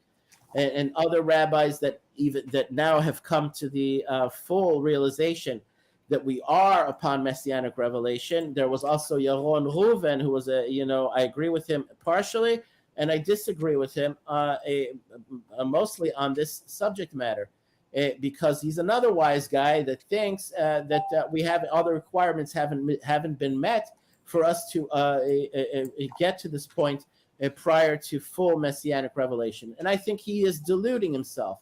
I think he's also burying his head in the sand like an ostrich. He's looking for proofs and evidence that are undeniable to him, but he's not looking in the right places. And I think he's also choosing to believe that we haven't arrived at this moment. Why? Because he has a self-interest in wanting to stay in Florida with his community and to continue being the rabbinical leader of his rich Florida community of Jews. Okay, he's got some self-interests that keep him from fully engaging, fully investigating, fully researching, and seeing that, yes, the natural phenomenon around the world, that should be convincing him. It shouldn't just be people like me trying to convince him. The anti-Semitism on the rise, pushing the Jews out of the diaspora, that should be convincing him. And a lot of other things that are happening. If he saw the phenomenon of the stars that did come in over the past decade, and it was a decade-long process, and he shouldn't just shrug that off or brush that aside. If he saw those things and he realized that they were genuine, I think he would be a little more convinced. But he thinks that's hokey. He thinks that's make-believe. He thinks that's a scam, maybe. He thinks that it's cheesy, maybe. Yaron Reuven is burying his head in the sand in regards to the process of Messiah and redemption. And if he's not fully convinced by now, then I know he just has his own personal interests in the way of doing the proper research and the proper analysis of what's happening. If any rabbis that are on this level of ignoring what's happening, they are delusional. They are insane and out of their not insane. They are self-interested, basically. Okay, so the title of the stream was Christianity is Idolatry. So I did want to just maybe ask you some questions about Christianity. Is it true? And Noahide told me so. I think it's Maimonides that says Gentiles are prohibited from creating their own new holidays. But a Noahide told me so that prohibition is only against idolatrous holidays. Do you know about that? For sure, there are a lot of things that, again, it's all meant to be written and not really enforced. This is about the Noahide law, so it's prevalent to what's going on today. Yeah, making up religious holidays that are based on paganism and idolatry. Of course, it goes. No, what if they're not? What if they're not idolatrous? They're just holidays, but not idolatrous. For Noachides, they have a very set written set of rules that also have been interpreted by rabbinical experts in the field. There are a lot of books that have been written for Noachides as far as what rituals they should be practicing, what Jewish holidays they should and are allowed to practice, and as far as non-Jews, if Maimonides said that their religions are idolatry and their holidays are idolatrous, that was meant to be on the books as his take on it, not his opinion, his analysis as a sage or rabbinical, authority on the matter. But how, as far as what kind of enforcement and what kind of power and authority behind those words exist, it's negligible. It's zero. It's zilch. It's nothing. The Jews had no power over the Gentiles while they were in exile. They were under the thumb of the Gentiles. They were under the thumb of Asaph for reasons that can be explained away for hours upon hours. Yeah. Okay. It's irrelevant. It's irrelevant. The subject is the question whether it's right or wrong, or whether he did say it or not. It's irrelevant because it has no authority. The Jews have no authority over the. No, but it's relevant because the Noahides have authority over themselves, and they will be asking themselves this question. So, I think you should give them a lot more credit than you do. They have guides, and they have a lot of material, and they have a lot of sources from Orthodox rabbinical authorities on the matter that that actually work to serve their their Noahide religion, their guidelines. They're not just willy-nilly making things up. They have a lot of source material. They have a lot of rabbis that have written a lot of books for them, and they also work amongst themselves to get things straight as far as the framework and the guidelines of the Noahide religion. It's a work in progress, because a lot more people are joining. A lot more people are leaving Christianity and these are the intelligent Christians. These are the ones that are passionate about Christianity, that want to know in depth. They're curious. They've woken up from the indoctrination. They want to test their faith. They want to test the religion that they were born into. And the ones that are honest and intelligent and are fair and decent minded, when they see all the contradictions, when they see all the fallacies, when they see all the alterations and deliberate lies, deliberate mistranslations, everything that Rabbi Singer exposes through his lectures on his channel and through his literature and material that he wrote for Christians that are having their crises of faith with Christianity. He got a lot of missionaries to turn away from being evangelical missionaries, and they became religious Orthodox Jews. They converted. There's a woman from Texas who became a Noahide, and she lives in Jerusalem. And now she's converted to Judaism a long time ago. I forget her name, and she works ferociously and very passionately against missionaries in Israel. And she makes a lot of videos exposing their tactics and methods and speaking out against Christianity as an idolatrous religion, as a false teaching, as a false interpretation of Judaism or perversion of Judaism. There's no legitimacy to what Christianity did with our Holy Bible, our scripture, perverting it to create a quasi combination of Greco-Roman paganism with watered down a Ptolemaic style, Hellenistic Judaism from the time of Philo, mixing and blending paganism with Judaism. That's the milieu. That's the world in which Christianity was created, and the mystery has been totally lifted. The veil of secrecy, or the fog of mystery, has lifted. All of it is much more clear today, and it makes Christianity a lot more vulnerable to a lot of Christians that are curious and find a lot of flaws and faults in Christianity, but they want to be faithful to the Creator. They want to worship the Creator without having all these obstacles, these pagan Greco-Roman idol-worshipping obstacles in their way. They know it's in their way. That's why they're being drawn to being Noahites and researching the Noahide laws and researching what it means to be a Noahide or to even convert to Judaism. There's far fewer that go all the way into wanting to convert to Judaism because it's very difficult. Being Noahide is better than being an idol worshiper, in my opinion. Okay, what about, I was asking Judas Fly about this. Okay, so Unitarian Christians don't believe in the Trinity, but they do believe Jesus is the Messiah. Jews believe that their rabbi is the Messiah all the time. So for Unitarian Christianity, is there anything wrong with it? Or, I mean, is it Noahide compliant? It's closer than the Trinitarians because the Trinity and that take on God, it comes directly from the ancient world, and we talked about it, that there were several examples of Trinitarian religions from that same time period, all mixing and blending in the Greco-Roman world and in the Persian world, the Babylonian, Egyptian, the Hindu, Indian world, all of them had trinities, and also in the ancient barbarian cultures of the Celts, or in other places in Europe, you also had trinities. So it's an offshoot of direct offshoot of idol worship and paganism. Unitarian Christianity, as far as I'm concerned, it's still idolatry, because Jesus is made up.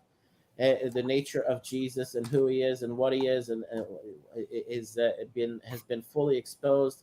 And if you continue believing in that mockery, that nonsense, I mean, as holy and as sacred as that thing is to Christians, once he's exposed for what he is, and once it's fully comprehended, it's fully understanded, it's fully understandable that there's 100% proof evidence that is a machination, a literary invention. It's an instrument of manipulation. It's an instrument of altering the Jewish faith and blending it with pagan idol worshiping religions from the ancient world, in order to accommodate the Caesars of Rome. And the Roman provenance theory is correct for the first century, not just the late second or third century. The purpose behind it was war propaganda, mind control, warping the minds of Jews to get them to worship in disguise the Caesar in the form of an avatar Jesus invention. It is nefarious. It is evil. It's insidious. It's just so reprehensible. And I don't care what any academic that opposes the Roman provenance theory has to say, because of Suetonius or Tacitus not being in support of Christianity in the early part of the second century. It was a ruse of the Flavian Caesars. It didn't take off until 2 centuries later, until it had time to evolve and take its cues from so many other religions. It's a Frankenstein monster religion that uses Judaism as its base, although it was designed to usurp, although it was designed to destroy the nature and essence of monotheism and the belief in the Creator, the one God.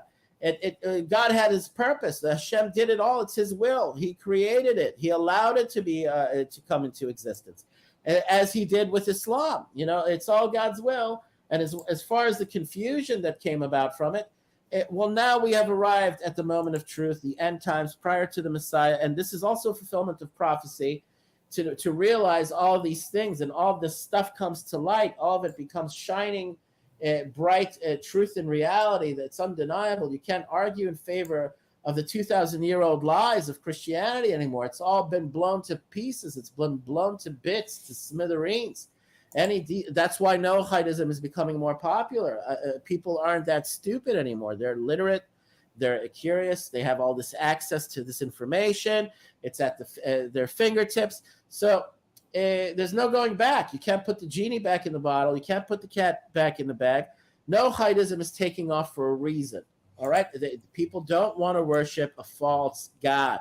If they're honest, righteous, decent people that were born into Christianity and their hearts are in the right place, and they do want to serve the Creator, they do want to worship God, they do not want a false man-made invented idol as an obstacle in their way that was put there by ancient tyrants, by fascists. All right? That's why Noahidism is taking off. Okay, I want to ask you another question. Just give me a second. Oh, that's right. Another question about the Trinity is, okay, so I was raised Jehovah's Witness, so I wasn't raised with the Trinity. But Okay. my Catholic neighbor explained it to me. And the way it was explained, it was like, it's like a 3-leaf clover where it's all one leaf, but it has 3 prongs on it, or 3 heads. All right. What's wrong with that? Well, yeah. These are the rationales, or the excuses, or the explanations, whatever they make up. It's off the not that it's off the top of their heads, but they convince themselves by way via their imaginations, or their lack of knowledge, or their lack of depth as to where the Trinity has its sources.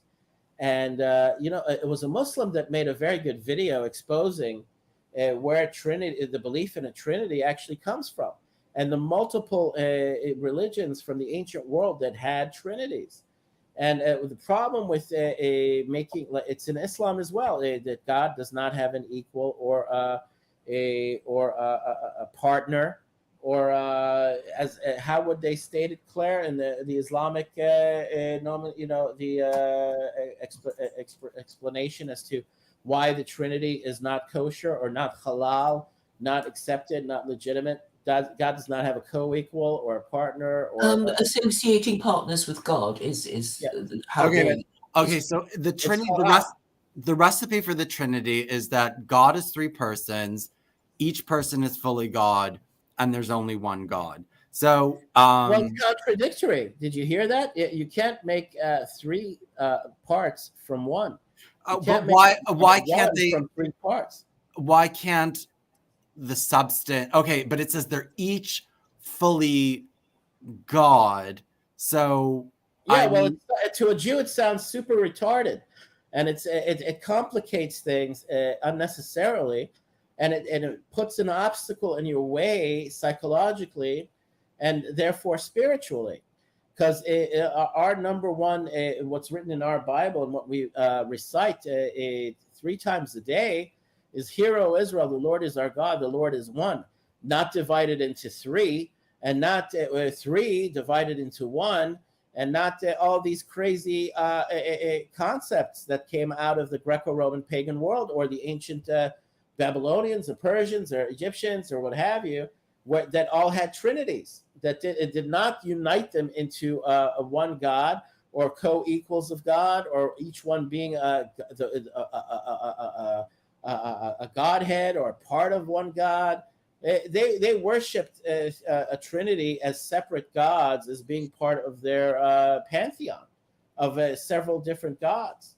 All right, their conceptualizations were far more honest than what the Christianity and Catholicism tried to do in order to somehow rationalize or argue away the oneness of God as being divided into three, when we know what the source for that is in the ancient world. We know what the political reasons for it were, that why it came about. We know what the mystery behind it is well researched and understood now. So why should it be bothered with? I mean, you have the freedom of religion in America and in Europe, in the Western world.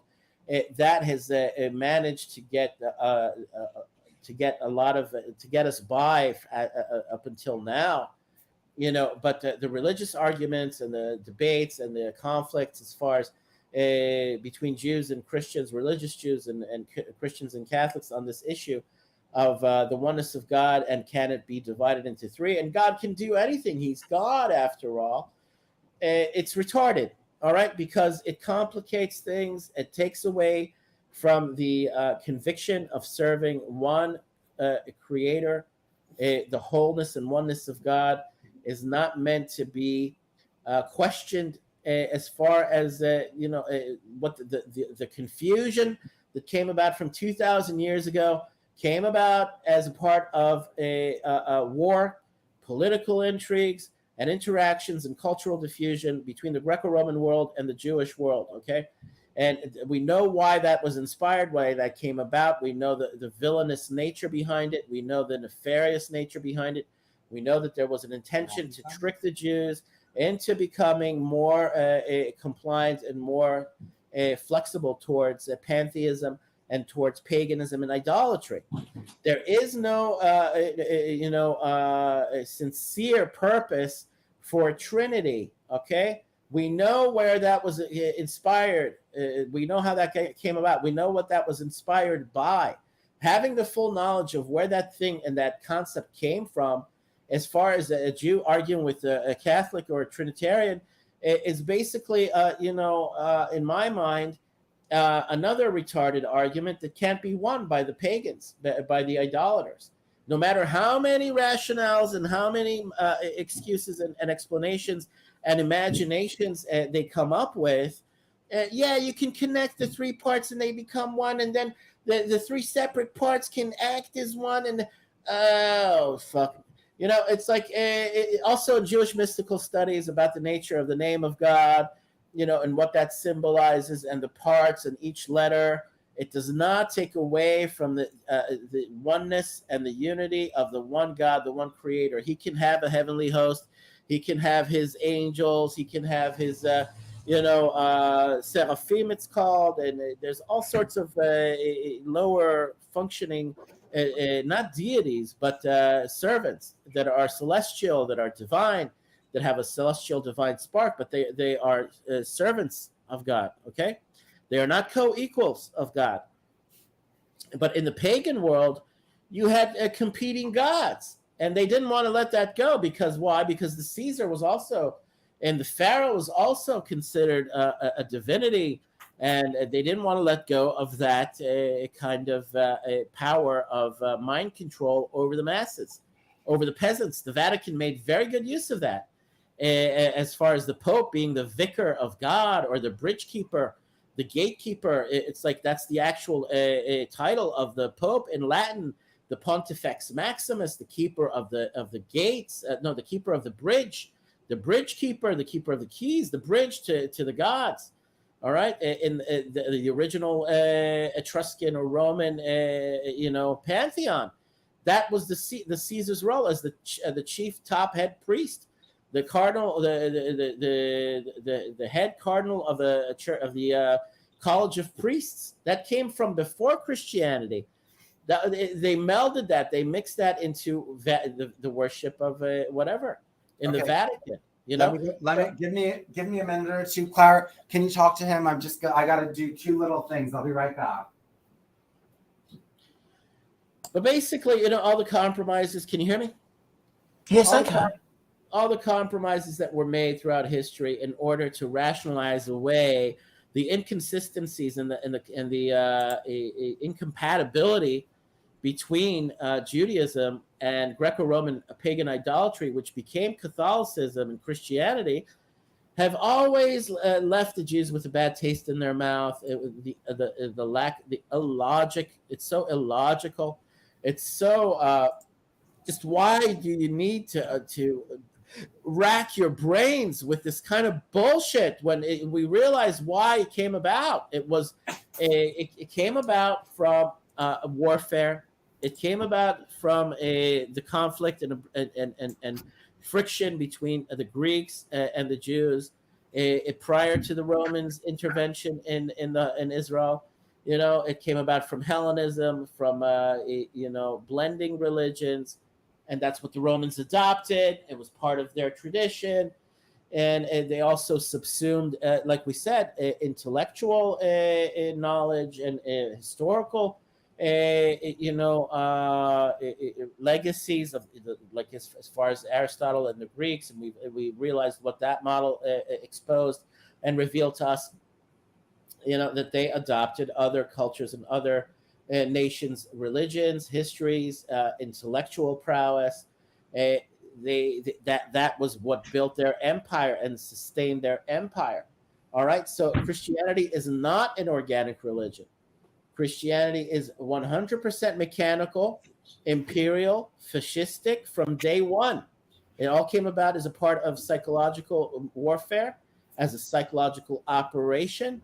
And no matter how much they want to argue and make and maneuver and do their gymnastics and say, well, there was this guy, there was Polycarp, there was Polycrap, there was this guy and that guy, there was this Greek guy, and there was these other Romans, and there was they want to muddy the waters and complicate things when it could just simply cut through all the bullshit and realize what the context was at the time, what the historical context was at the time of Christianity's birth and birthing and creation.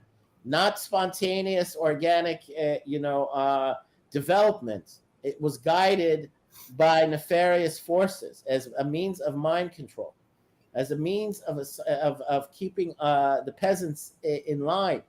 And no matter whether upper crust elite intellectual Romans looked down upon it, they were Flavians, and they not Flavians. They were in the service of the Flavian court, and the original intention of it was geared towards manipulating the minds of the Jews exclusively first and foremost before the Gentiles. So it was designed as a psychological operation targeting the Jews. They didn't want it to spread. It was a government mind fuck, mind screw that was directed at the Jews first and foremost. So those first century and early second century Roman intellectuals, of course, they found it aberrant. Of course, they didn't want it to be a part of the Roman pantheon or the Roman, milieu or combination of religions that they had in their pantheon or whatever that in Rome is, where they worship all their gods in that one circular church with the hole in the sky, whatever. It's the pantheon. Or the Parthenon. The Parthenon is in Greece, in Athens. But you don't have to be a genius. You don't have to, dive into all of the details and all the specifics in order to understand how this thing came about. All right. Nowadays, it's far easier than it was in the past.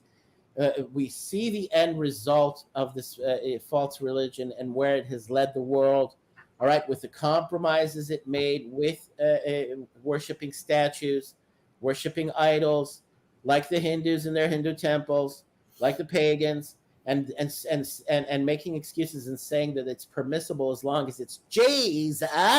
It's not idolatry if it's Jesus. You understand? If you can get people to this is another tool and tactic and trick of the elites. If you can get people to not think clearly, to accept contradictions, clear on their face contradictions as being true and real, you can fuck them any way you like, left, right, up and down, from Sunday till whatever, from here until Sunday.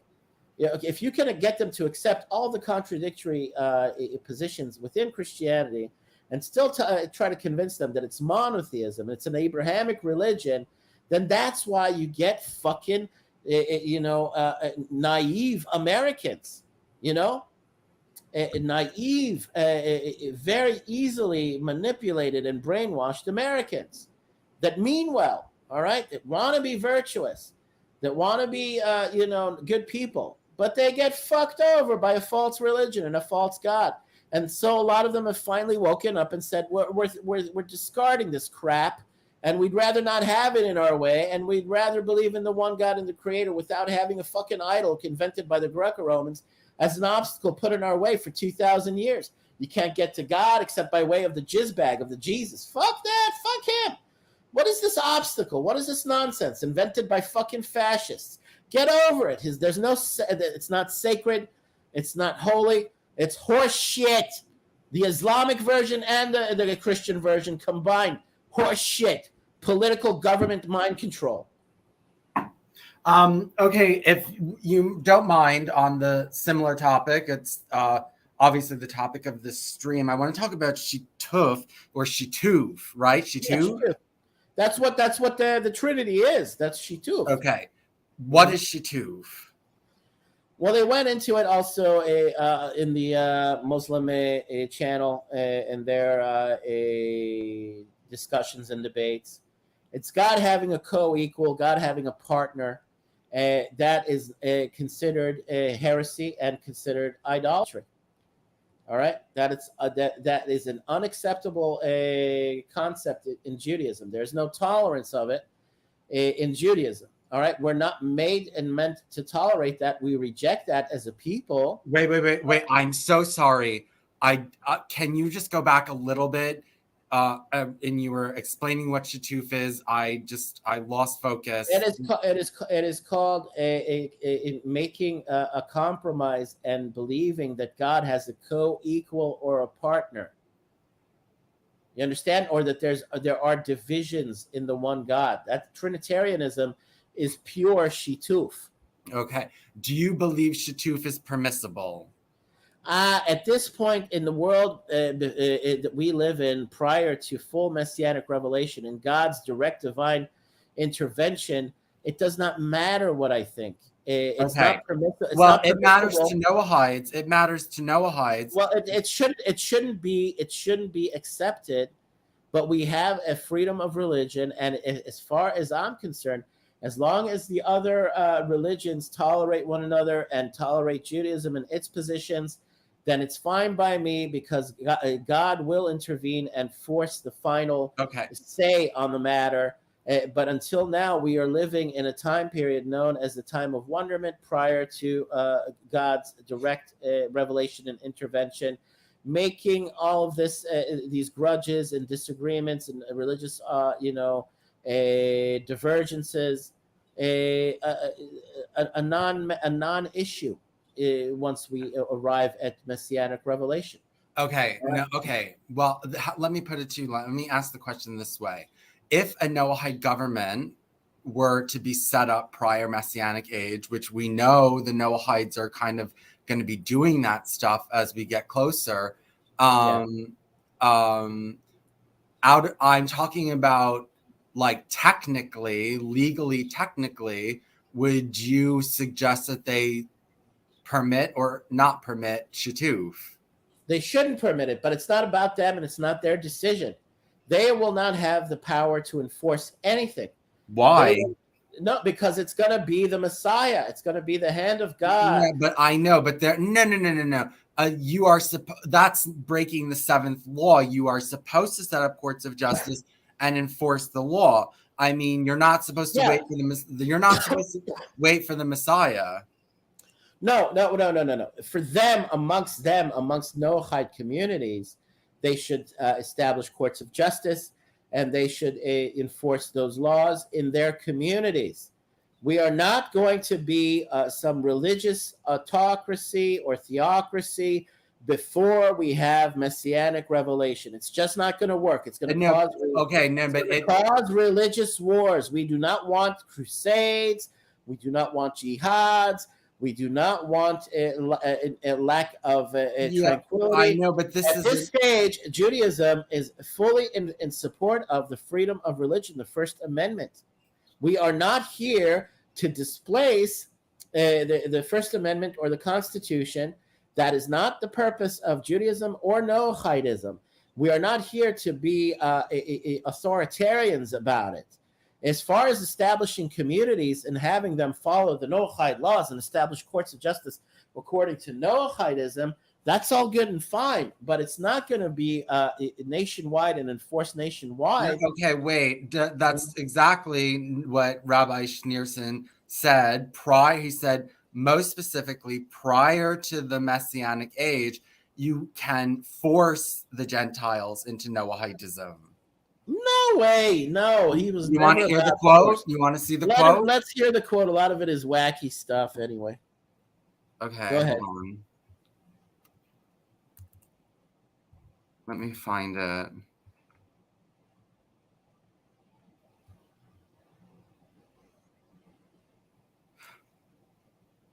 Hold on. Just give me a little bit to find it. All right, no problem.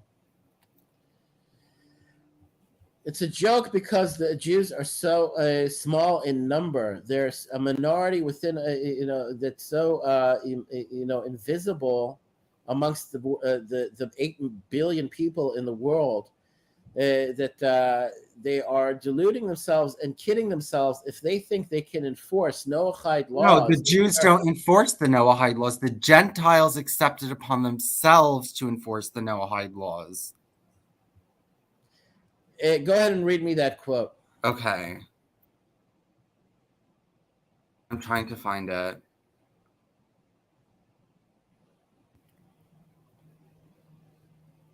And that's the point my rabbi made, is that the Jews living abroad in the diaspora, in the exile, are very misguided into thinking that the authorities will always have their backs, that the politicians will have their backs, that the establishment will always be protecting them.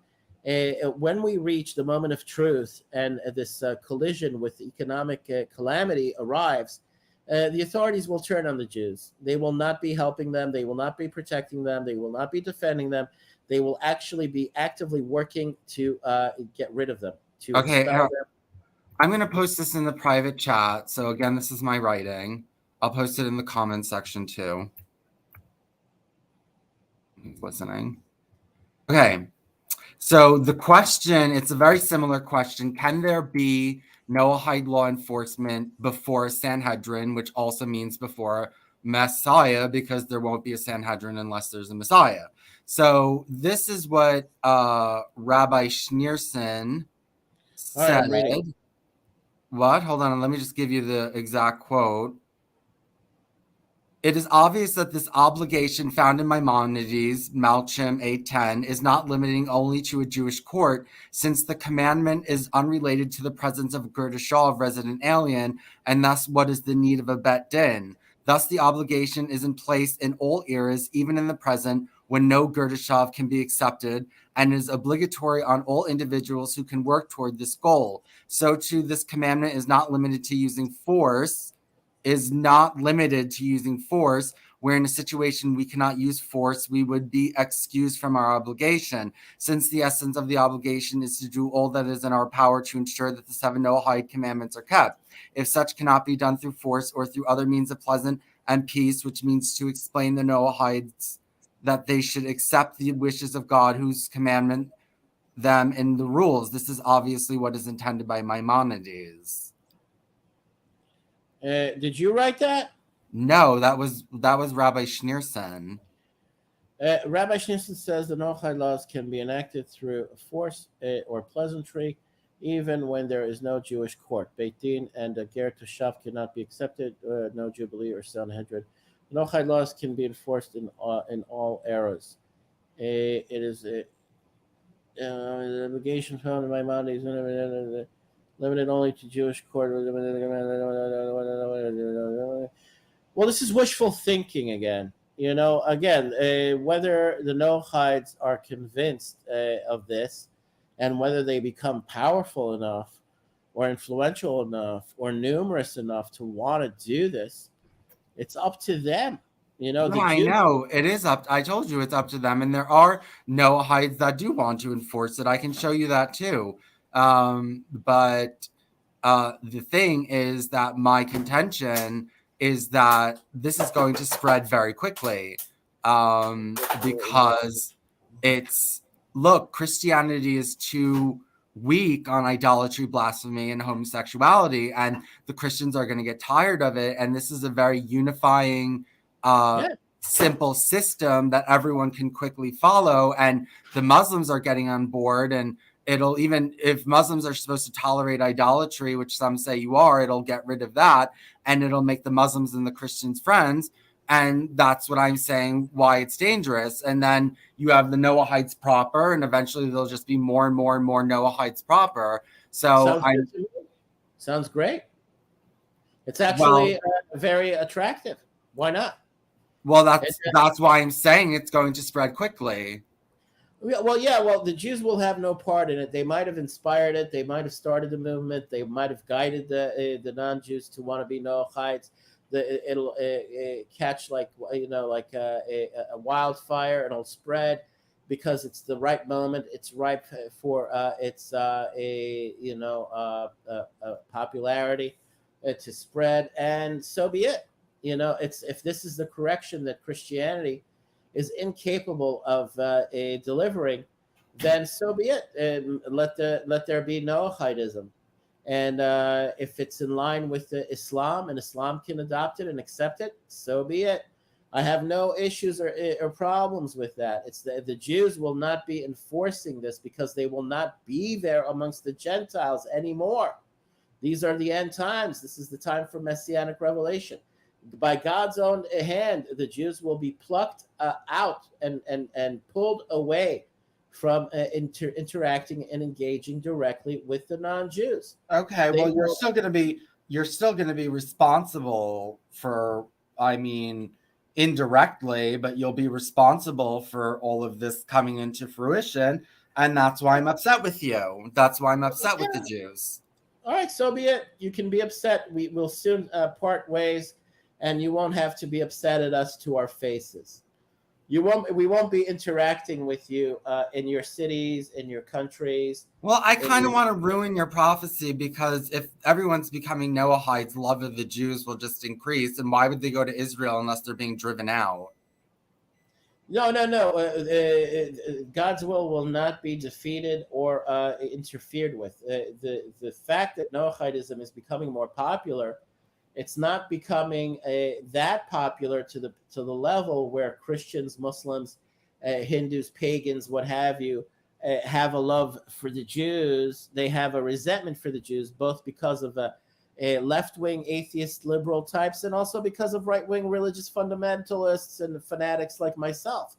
We draw the hatred of all types. It's whether all different types of liberal Christians or right-wing fundamentalist Muslims. There's always going to be a reason to focus the blame and attention on the Jews from a variety of different types of Gentiles. And this is going to continue on. It won't stop until the last Jew is in Israel, dead or alive. This is God's will now. It will not be defeated. And the fact being that there are popular groups that are Noahites that are attracting followers, it won't be so massive to the point where it will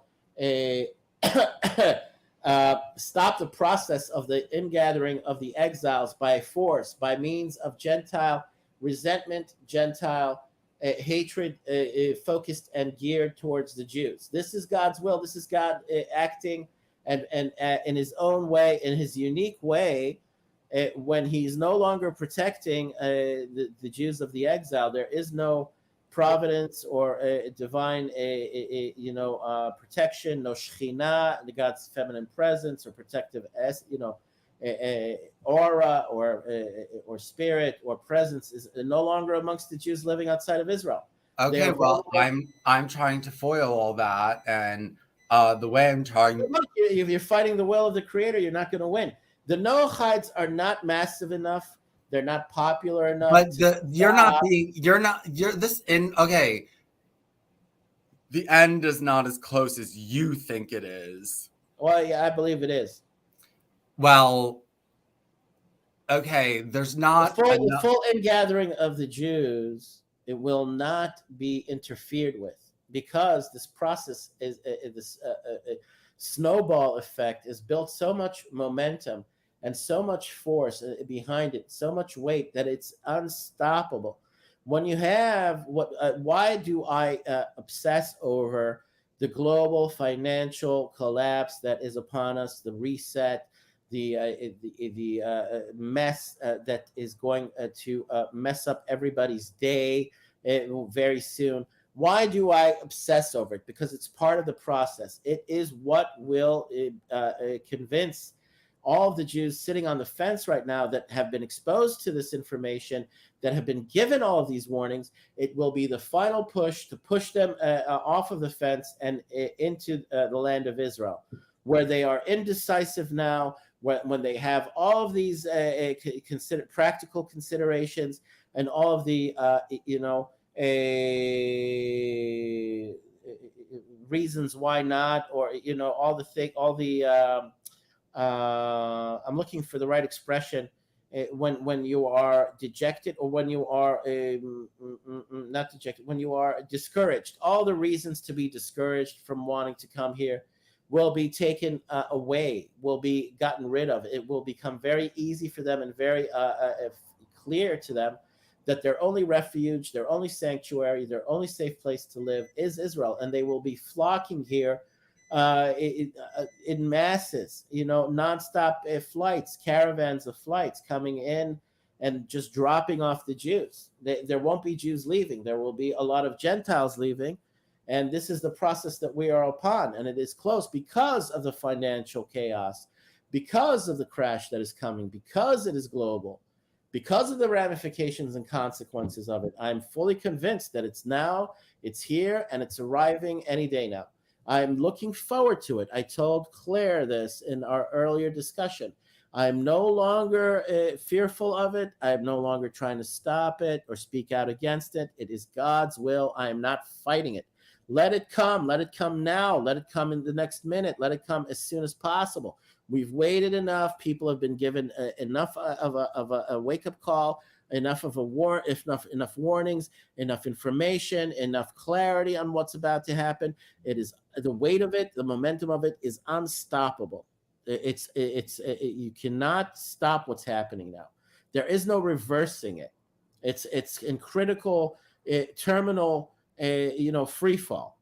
That's where we have arrived.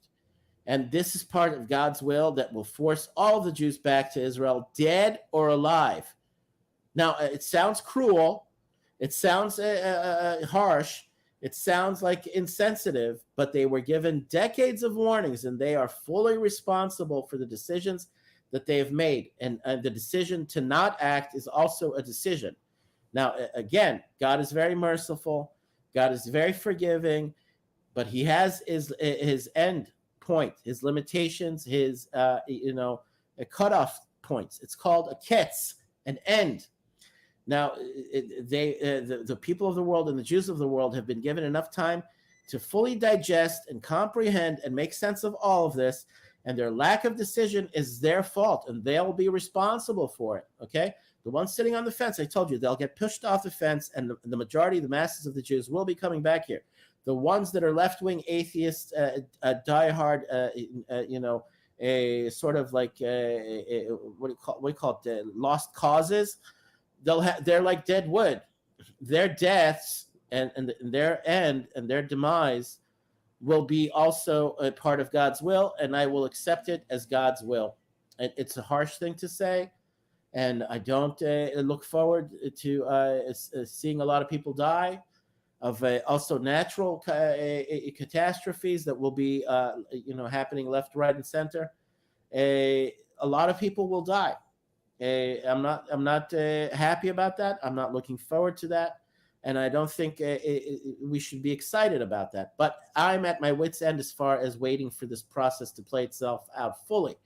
It's been dragged out for as long as it can be dragged out. That's why I'm looking daily for the developments. You can call it progress in the total decay, destruction of the financial system worldwide.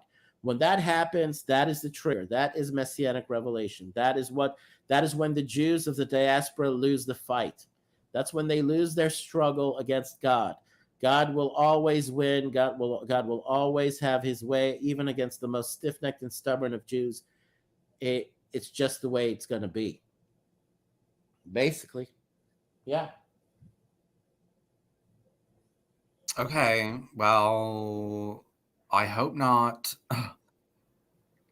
Well, you can hope whatever you like. At the end of the day, God is going to concern himself with Israel first, fixing and correcting Israel first, and then comes the rest of the world. For the benefit of the Gentiles, for their own sake, Noachites, Christians, Muslims, gays, whoever, if you have understood this message that I've provided to you, if you've digested it, you should realize that for your own good and for your own benefit, tell your Jewish friends, if you think that they'll listen, if you think that they're lend you an ear, or if they are now more pliable, tell them we are upon messianic revelation, and it is incumbent and required upon you to be in Israel, no matter what resistance or you have to this proposal or to this suggestion we're making. I had friends in Michigan that were also in the same line. They told their rich Jewish liberal left-wing friends, families, that this is what an Israeli Jew told them to say to the Jews over there in America. They said he's a religious fanatic. He's insane. He's making stuff up. And that's the kind of reactions that American Jews and diaspora Jews that are not on the fence but fully committed to living over there are going to make. Now, I've fulfilled my requirement as far as putting this warning out, putting this message out, transmitting and relaying this message as loud and clear as I possibly could for as long as I could, and I'm going to repeat it until I'm blue in the face. And that's what my rabbi said as well. We'll repeat it until the moment that it arrives, because that is what God wills of us. That's what God wants of us, to make as much of an effort until the very last moment, until the judgment falls and arrives. And that's why I'm, a motor mouth, and I'll keep on going until the very last moment. And that's why I'm looking forward to the very last moment, because I'm sick of this. I don't want to do this until my last dying breath. I'm repeating this message in a multiple variety of ways of delivering it, in as many ways of making it clear and fully understood. But I'm only human, and God willing, He'll put an end to this, a requirement and process, even of my rabbi, who I believe is the Messiah. Many people believe he's the Messiah. He himself said it. We will continue speaking out and warning until the very moment of a full messianic revelation. That's what is required of him. And I think that, and anyone that is in line with what he says in his messages and believe in his lectures and his messages are, especially Jews that have come from abroad, that live in Israel, that, are volunteering to help my rabbi translate and transmit his lectures in English or French or Spanish or whatever language. They are doing their part because they know they are doing it for their fellow Jews, no matter how stubborn and stiff-necked their fellow Jews are in the diaspora. They will commit fully. They will give of themselves. They will sacrifice a lot of their time and their peace of mind, and they will do this to have it be known as and not have any single Jew living outside of Israel be in a position to say, we were not told, we were not warned. All of them know, all of them heard, all of them know. I met this nice girl at the beach. She was from Kentucky, from Louisville, Kentucky, Jewish girl, pretty girl. And I got into a conversation with her. And, she's here on Taglit, where they bring Jews from America, college-aged or kids. And she came here on that free trip to Israel. And she made a lot of friends here. And they brought her to the beach. And I heard her speaking in English with an American accent. They struck up a conversation with her. And it wasn't, my message to her wasn't new to her. I told her, you've probably heard this while you were here from many people.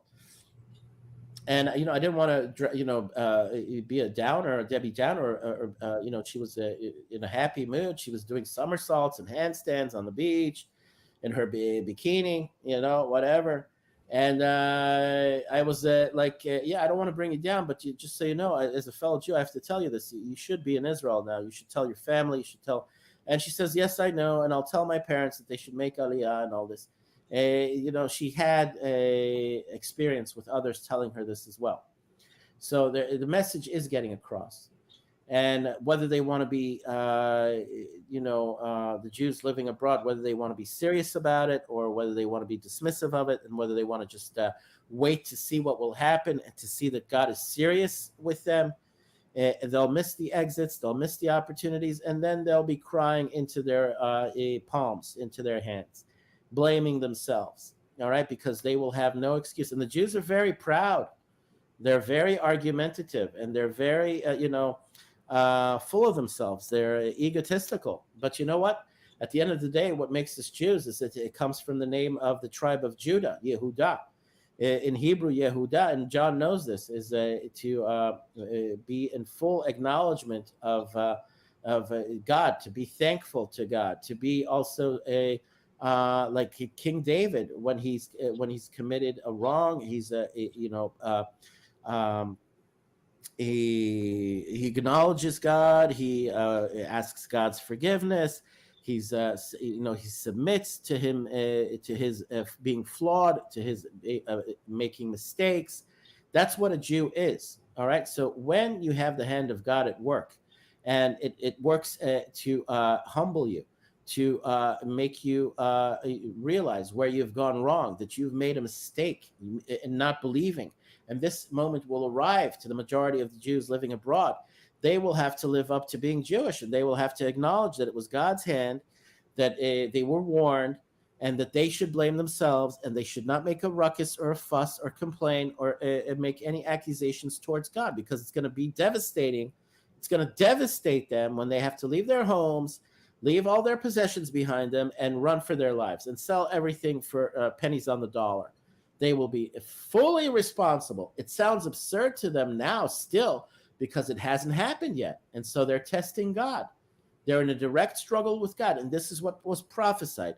At the end times, the Jews that have to be brought back will be in direct conflict with the Creator, struggling against them not to leave the diaspora. All right, this is very clearly written. I can find it in black and white. And they are very well aware. The religious ones are very well aware. That's why a lot of them will decide that we are not at the moment. It hasn't arrived yet. This is not a time for Messiah. This is not the end times. We are not upon Messianic revelation. No. They will resist. In Yakhishu, in Hebrew, Yakhishu, they will. Let me look up the meaning of this word, because it's a very important word. This is what a lot of Jews do, both religious and non-religious, when it comes to having to deal with the truth, fully revealed in their face, and they still choose to ignore everything. Yakhishu. Hebrew speakers will understand fully what I'm talking about. Denial. They will to be in denial, to repudiate, to rebut, to disclaim, to try to reject this information. Okay, they can do that until they're blue in the face. That's why I'm saying let the moment arrive, so that they will have their comeuppance, their pride will be shattered, their ego, their arrogance, their stiff-necked denial, their stiff-necked rebuttals and dismissals, both religious and non-religious alike. If Yaron Reuven or whatever that rabbi name, the Australian rabbi, he's forgettable, I forgot his Bar Chaim, if they can continue trying to dismiss this and deny this, they can do this until they're blue in the face. Their pride and their arrogance is going to be shattered to a million pieces in front of their faces, and it's going to hurt them. At least the one that's here in Jerusalem, it's not going to hurt him as much. At least he made the proper move of returning to Israel. This Bar Chaim, Rabbi Bar Chaim, the Yaron Reuven character in Florida, that's still in a state of denial, that's still fighting and saying that we're not upon the time. The pain and the humbling he's going to get. I do not wish upon my worst enemy, even though I do agree with a lot of things that he's saying when he's speaking out against LGBTQ plus B plus S plus whatever, plus pure deviance and evil. When he speaks out against it, I'm in total support of it. I'll support him. But his position on whether we have arrived at the time prior to Messianic revelation at any moment is saying that it's not the time. He's denying it. He's saying, oh, well, all those saying that it is, they're not Torah experts and they're amateurs. Well, listen, Yaron Reuven, don't talk to me. Go talk to my rabbi, Rabbi Nir Ben Artzi. Go talk to half the rabbis in the state of Israel. Go talk to most of the rabbis, even abroad, and they'll tell you you are a really, chutzpan. You are really arrogant to say that we are not upon Messianic revelation when there's almost a consensus within the Jewish community of religious believers that, yes, we are upon revelation, upon Messianic revelation. All the signs are there. The world can be destroyed and with the push of the press of a button. And Mr. Yaron Reuven, for his own interests, will continue saying that we are not upon Messianic revelation. Okay, so what I'm hoping to accomplish to avoid all this is just to simply popularize at first. My first move is to popularize the knowledge about the Noahide laws and just make it something people talk about. So once that happens, almost every Jew will become, at the very, very least, an apologist, eventually defender, and then eventually promoter of these Noahide laws. So that's fine. That's good. I'm hoping that getting them to do this will lessen the ire of the Gentiles. So I'm trying to do it as quickly as possible, and that which is all I'm doing. Just I run around, talking about the Noahide laws all day, and I've finally have been making ground in that when I talk about them, people know what I'm talking about. So out of desperation, you're right. A lot of non-Jewish Christians and Muslims that are living in the West, in Europe and in America, will say that as a cohesive movement, Noahidism is attractive, and so they will be less resistant to it because of what Claire has also emphasized, the failure of Christianity in the West to get a grip on the failures as far as societally of that come about as from liberalism or intersectionalism or whatever these new whatever movements that come about from the elites, the globalists manipulating and social engineering society to the detriment of the majority of the average people living in the world, in the West. So yeah, it's going to get a lot more attention, and it is God's will that there will be a balance for the Gentile world as well via the Noahide laws. Okay. They're basic tenets. But what you're saying is that you don't want the Jews to be hated on because of their leftism, atheism, progressivism, and communism. And a lot of them are communists, full-fledged, full-blown communists that come in the guise of liberals and progressives. And now the mask is off, the disguise is no longer working, and we see them for what they are. And we find them in the government, in Biden's administration, and in government across the United States, and they're a detriment to the Jewish people as a whole. They are a stain. They are a black mark. They are a repugnant to all religious, conservative, believing Jews. So you have people like this Mel K. You're familiar with her? No. Mel K. You can find her on InfoWars, on Band.tv, on Flyover Country, on BitChute, the Mel K Show. She's a conservative, right-wing Jew.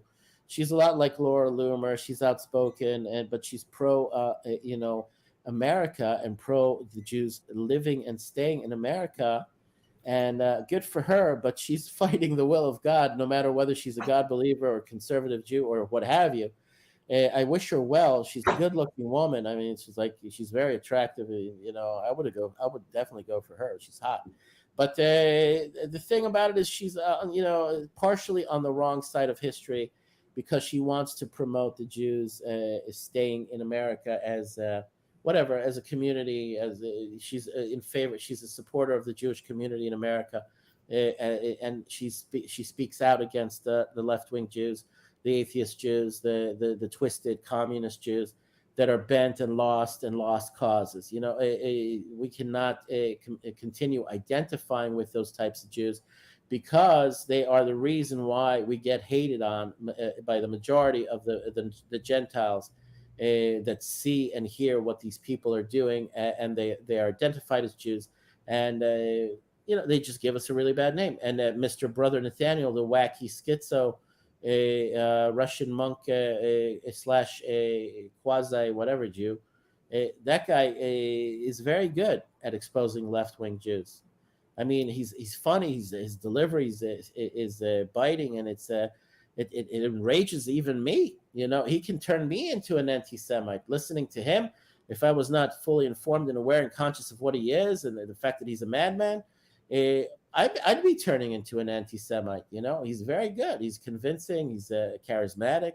Have you gotten to a chance to see Brother Nathaniel videos? Yes, I have. The only thing I really cared about were his things on the Noahide laws. I was glad that he covered it. But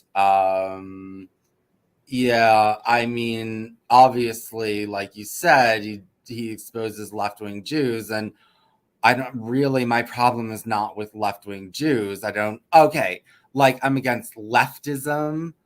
I don't like communism or socialism or stuff like that, but obviously I'm very socially liberal. So, maybe I disagree with them economically, but on other things, I'm definitely in league with them. But Lincoln, yeah, okay. But So I wanted, yeah, okay, go ahead.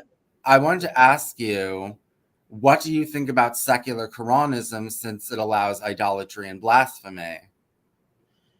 Well, we've talked, me and Claire, and I'd be a loyal supporter of the Noahide laws above all other options, because it's not only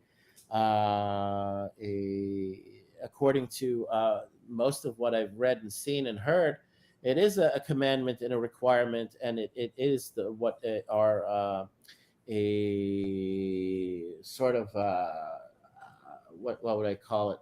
Our purpose, as far as being engaged with non-Jews, is to promote the worship of the one God without having obstacles like Jesus in the way, which is a machination of evil fascistic tyrants. Yes. What I tell her is that if you allow idolatry and you allow blasphemy, they will both flourish and increase, and No, they will affect society, and eventually that society is going to oust secular Quranism because she's against. She speaks out constantly against idolatry. I mean, I know, but she would allow it to flourish. Islam allows for veneration of Jesus and a place for Jesus in Islam, and we went into this in depth, me and her, and so secular. She doesn't take a position on the religious dogmas and the inclusion of Jesus into Islam. No. That I'm saying that she's not keeping up with the Noahide laws because she allows idolatry and blasphemy. And I'm saying if she allows that, it's going to spread in the society and they'll take over. No, well, you see, we're functioning on different levels of perception, you and me, Vince. Vince Clortho. You're not Vince Bruno. You're Vince Clortho. You remember Vince Clortho? No. From Ghostbusters?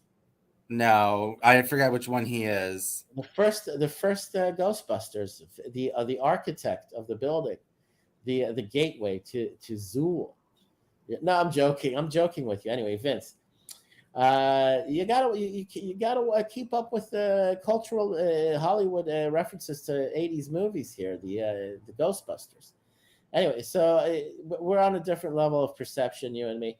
I mean, you see things far more complicated than I do. I see a resolution coming at us very quickly, like a runaway train, and that we're going to smack up against. And then, all of your concerns, all of my concerns will be dealt with. I know, but theoretically,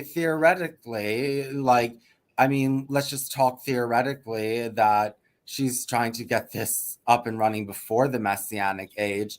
Don't you think that if she allows idolatry and blasphemy, they'll just take over? Yeah, I would. I mean, if she is allowing for that, I wouldn't be in support of it. I don't think she is. I'm more in line with being a supporter of the Noahide laws and supporting Noahide communities. I've interacted with them. I've heard them. I see their sincerity and they're being genuine. And they're former Baptists and evangelicals. Some of them were missionaries. And their fire, their passion, their commitment is still there. They just realized that they were deceived and lied to by way of the false testament, the non-testament, the Gospels written by the Greco-Romans and elitist Hellenists. These are Jews or Noahides? The Noahides that rejected Jesus, that have discarded Christianity, because they've discovered the false nature of it and the real roots and origins of it. They've made their peace with all of this information, and good for them. I'm in total support of them, and they're very nice people. And I've met a lot of them online, and I've talked to a lot of them online, and they encourage me a lot. And so I've always had an admiration for the real sort of committed, wholesome Christians in America that do good things, that are good people, that are virtuous, that they had a reputation for the longest time of being, having virtue. They're paragons of virtue. The old-fashioned farmer, the Midwestern farmer, that's a Christian, a good Christian that that's virtuous, that does good deeds, that's a tolerant person. It's like, take me back to the Wizard of Oz, and that time period, and those kinds of characters, and that kind of innocence, and Christian virtues and all that. That was beautiful. That's Americana. That was very attractive to me. It still is attractive to me, aside from the Jesus. All right. Now, when they wise up and when they realize that they were lied to and deceived, but they still maintain that virtue, that Americana, that spirit, they're true to their culture, they're true to their heritage, they're true to their history. I admire them. I like them. And as long as Jesus is not in the way, I like them even more, So I have nothing wrong, nothing against those people. And I find a lot of in common with them, because I was raised American and I was raised on American culture. And I like the old Americana and the heritage of America, whether it's Christian or whatever it is. It's better off not having all those lies and obstacles of idolatry in the way. And if they want to be Noahites, I will fully support them and I will bless them. God bless them, and may they succeed, and may they go from success to success as non-pagan, idol-worshipping, deceived Christians. Although, you can see, I'm complimenting and insulting at the same time. The heritage of virtuous Christian Americans in America is admirable. But when the time comes and they realize that they were deceived by this legacy of 2,000 years of monkey wrenching and deceiving and lying the Jewish scriptures into something so-called new, when it's not new, it's just a desecration. It's just a pollution of the original intent of the Hebrew Bible, forcing a compromise with idolatry, and a lot of heresies there that just permit a slide into what we have today: overly permissive, overly forgiving, overly committed to grace, and less about justice and severity, and having clear guidelines. Christianity was worn down and worn out by liberalism, and whether the Jews had a hand in it or not, the majority of that decay and decline came about from Christian liberals that wanted to surrender on Christianity more than the Jews wanted to undo or correct what Christianity had messed up or ruined or created a mess out of, which is monotheism, pure monotheism, the worship of the one God, the Creator, without co-equals, without the Trinity, without the Jesus, total machinations. We see that as a perversion of our faith, and we don't like Christians trying to missionize us into that false religion and have us compromise on the tenets of our faith that are the primary tenets. Behold, Israel, the Lord is our God, the Lord is one, and he's not a Trinity, and he's not a Jesus, and he's not a Mother Mary, and he's not a Father and a Son, and all this other crap that the pagans inserted into our religion and tried to force down our throats at the edge of a sword or at the threat of burning us at the stake, all right? Which eventually also led up to the Holocaust in the name of that false God, all right? So I'm sorry if it butthurts the Christians. I'm trying to come to some sort of middle ground with you. I'm growing up American with American culture and old Americana, and admiring Americana, the old-fashioned Americana. You know exactly what I'm talking about. We can find a middle ground there. The Jews don't need to be living there amongst you anymore. They won't be living there amongst you anymore. You should tell them goodbye to your friends. We will soon part ways, and all will be good, and the Gentiles will be Noahites, and you will recognize the one true Creator, because he will not allow you to be disobedient to him when he reveals his true face to the whole entire world. And you can go on crying and bitching, oh, Antichrist, the Antichrist is coming. Oh, the Jews, They have such messianic fervor now. It's a sign of the Antichrist that's about to come, and blah blah blah blah blah blah blah blah blah blah blah. You know, it's such horse shit. All right, it's so retarded. It's annoying. Well, I'm trying to get them to see that the Antichrist is actually the Jewish Messiah, and for them to switch sides. All right, that's been the take of Christianity for the longest time, and that was the design and architecture of the people who wrote the Gospels and the Book of Revelations. From their day, they were satanically inspired to try to undo, usurp, undermine Judaism. And from that, you also have, what the arrogance of the Mohammedans adopting some a version of Christianity that was Unitarian and not Trinitarian. Obviously, it could have been Arianism. It could have been what other people have said, that Nestorian preachers were, inspired by Ebionites. The Ebionites were long gone before Islam came about. I don't know how that happened, but they want to find some true inspiration for Muhammad's religion, where he included some version of Christianity into it. Compromised, whatever, a lot of compromises, what have you. Everyone has their dogmas and their arrogance and their pride, religious pride.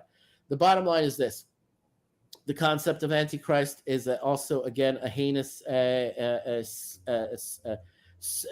do you call it? Ow, my neck is cramped. Screed. It's a hateful. Wait, hold on. Let me go to the bathroom 1 second. You know, the Antichrist concept is a freaking Christian screed against the Jewish Bible and Jewish messianic fervor and expectations. It's just another, block or a wall that was a virtual but also a real a conceptual wall within the Christian religion, to be inserted into the minds of Christians that believe in it, that read it. It's the antithesis of the Jewish belief, the Jewish prophecies in the arrival of the Messiah. Rabbi Singer can have a field day, and does have a field day, with this concept and this development of this concept of Antichrist in the Gospels. Christians are that are fundamentalists about it. They won't surrender this false teaching or this false understanding of what messianic revelation entails, what all those prophecies are about, the proper interpretation. And they don't realize the criminal nefarious sources for the revisions and for the invention of the Antichrist concept. Okay, it's been drilled into them from their youth. But the ones that are smart and become Noahides, the ones that reject the non-Testament and reject the idolatry of the Jesus lie, the Jesus story, are the ones that are in the right, the ones that reject all of that nonsense and see it for what it is, the lies of a madman or a satanically inspired or possessed, intellectuals in the service of the empire, in the service of paganism and idolatry, of painting itself as an Abrahamic religion, or parading itself, disguising itself, having the gall to call itself a monotheistic Abrahamic religion when it's not. And a lot of Muslims Christians that converted to Islam know this. A lot of Christians that left Christianity for Noahidism know this. They realize more than anybody else, because they suffered from it more than anybody else, that Christianity is a compromise with paganism and idolatry. And it has the nerve, the gall, the arrogance, and the sense of self-importance to parade itself around and disguise itself as an Abrahamic religion that is a monotheistic religion, when it certainly is not. It's an imitation. It's a knockoff. It's a cheap dog shit Chinese toy, imitating a work of art that's impeccable and untouchable and perfect as far as worshiping the one God. All right. Okay, I'm back. Yeah, what have you been talking about? Just basically making it clear what the where the Antichrist story came from, and who inspired it, who wrote it, and why it came about. Uh, Out. So I'm not. Again, it's pointless for Jews to go head to head against a Christian revival in America, or Catholics wanting some sort of a Christian Catholic revival in America, like Nick Fuentes. I don't want to fight that guy. I'm not interested in fighting him over America. You know, for me, as far as being America is only redeemable once all the Jews have left. Those are God's stipulations. Those are God's demands and requirements. America will never have a revival, or never recover, and never come back from the damage it has done to itself until the last Jew leaves America. God will shake and stir the world until all the Jews in the diaspora return to Israel, dead or alive. A majority of them will arrive alive. Well, look, a couple things have to fall in line for that all to happen. I don't know where you get your misconceptions from, and things are fluid at this point. Nothing is written in stone and concrete about the process. You know, we don't have to have all of the Jews in Israel for the Messiah to make his appearance in Revelation. That is according to my rabbi. We do not have to have a majority of Noachites in the world observing Noachidism for the Messiah to arrive. That's a misconception. We just need, you know what? That's why I'm obsessing over this. We just need the fucking banking systems around the world to fail. That is the catalyst. That is the impetus. I am not a fucking central banker. I'm not a trillionaire. I'm not a billionaire. I'm not a Rothschild. I'm not an insider. If I was, I wouldn't be in the state I'm in right now. And I wouldn't want to be anyway, because those people are satanically a possessed, evil, sick fucks that will meet their maker very soon, and that will face their fate, their destiny very soon. But I will tell you this. I am rooting for the destruction. Because it is what will be the herald that will ring in the Messiah and bring about messianic revelation. It's not about Noahide communities. It's not about the Jews returning to Israel, to the last person, to the last Jew. It is about the calamity, the destruction of the finances, the destruction of money. That is the final fucking nail in the coffin of this fucking world that has to transition into a new world. All right? And again, it's not the new world order. It's not the globalism. It's not the World Economic Forum. It's not the Rothschilds or the Rockefellers or their underlings like Schwab, Klaus Schwab, the Pope, the Vatican, all in league with one another, or the Committee of 300. All of the corporations, all of the sick elites that are assumed to be a gods, a self-declared, or trying to achieve divinity and godhood. They're Satanists, and they will meet their fate very soon. For me, what I'm looking forward to, what I'm encouraging, what I'm praying for, is the complete destruction of the world's financial systems as they stand. Until we reach that point of transition, we will continue having to suffer confusion and misdirection and being manipulated. So I'm looking forward to it. I told Claire this. It sounds sadistic. It's not. I've had enough. Let it come. Let the world's finances burn. Let the banks burn. Let the bond markets burn. Let the stock markets burn. Let the world face a divine humbling. That is what will ring in messianic revelation. So I'm looking forward to it every day now. And if the European Central Bank fails soon, God willing, Baruch Hashem, let it come tomorrow. I know, but this, you people like you and Christians, like you, just say this. You've been saying this for the past 100 years. Whatever. It's now we're upon it. All right. I did not say this for the past 100 years. I was not fully informed and aware of all the intrigues, all the details, all the ins and outs of the central banking systems, the fiat monetary systems. What do you think I've invested so much of my time in doing? Why have I been such a reclusive hermit, not wanting to interact with people? Because I wanted to commit all of this to not just memory, but to my full being, having full comprehension of it, knowing fully what it means, what it implies, and what the consequences of it will be, realizing that it's a part, an undeniable, unavoidable, and concrete a part of the whole process of messianic revelation. What has convinced me most, aside from all the earthquakes, volcanoes, floods, tornadoes, fires, calamities, all that's been happening over the past several years, what has convinced me most is that there's a hand, there's God's direct divine hand and intervention in bringing about the global financial crisis that has been building and brewing and boiling boiling to a head, or to the point of spilling over.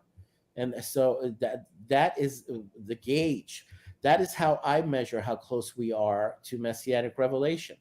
And it's been dragged out and delayed, and it's God's hand that made sure to delay it for his own reasons, to give people enough time to comprehend, the stupid ones, the ones that are not as attentive, not as awake, not as focused as people like myself. I wouldn't say as smart. I'm not going to give myself that kind of credit, but I am smart enough to realize that this is a divine process, and it's been held off, and it's been put at bay by the hand of God for a reason, to give enough time for people, as many people, to understand that it is God doing this. It is not about the agenda of 2030 or Build Back Better or the Great Reset. He's using those evil fucks for his own will, for his own purpose. This has to come about for messianic revelation. There will be a complete destruction of people's savings and investments, and the value of their money and their bank accounts. All that will go straight to money heaven or money hell. That is what is concrete as far as the expectations that most people that are smart and knowledgeable have. They know that there's no stopping this. It's irreversible. It cannot be taken back. It's on a one track course direction that's it's built too much weight and gravity and momentum to even be stopped by the people that put it into motion. All right, this is what Alex Jones himself has said. This is what most analysts have said. We are on this unavoidable path. All right, and some interpret it however they interpret it. I interpret it as a gauge and a measure for when we arrive at messianic revelation. So I'm looking forward to it. I'm cheering it on, and I say, God, help us reach that moment today, tomorrow, as soon as possible. All right, that's where I stand. It's not about in my 100 years of saying, oh, let the world fucking burn. This world is so fucking sick, and I'm sick and I'm tired of it, and I'm sick and I'm fed up with all the degeneracy, all the evil. That too, but I'm not going to be so simple about it. I want to know. I want to see the gauge. I want to see how to measure it. I want to have the instruments and the tools and the comprehension to understand where we are, where we stand, and where we're headed, and how soon we're going to get there. That's why I'm obsessed about this stuff, because I want the answers for myself, not just for those that are curious, not just for those that want to know, well, what does this all mean? Where's this all going? Where's this all headed? I'll tell you. I'm telling you exactly where it's headed. That's where I stand. Okay, so be it. Let it come. It's a divine process. And those that are working against it, good luck to them. You're not going to win. Oh man, I've become really cramped there, Vince. I got to get up and stretch. My neck is really cramped. I've been like stiff and like, ow, it hurts. All right, I'm gonna go. Okay. Thank you for coming. Bye bye. Claire, why did you leave?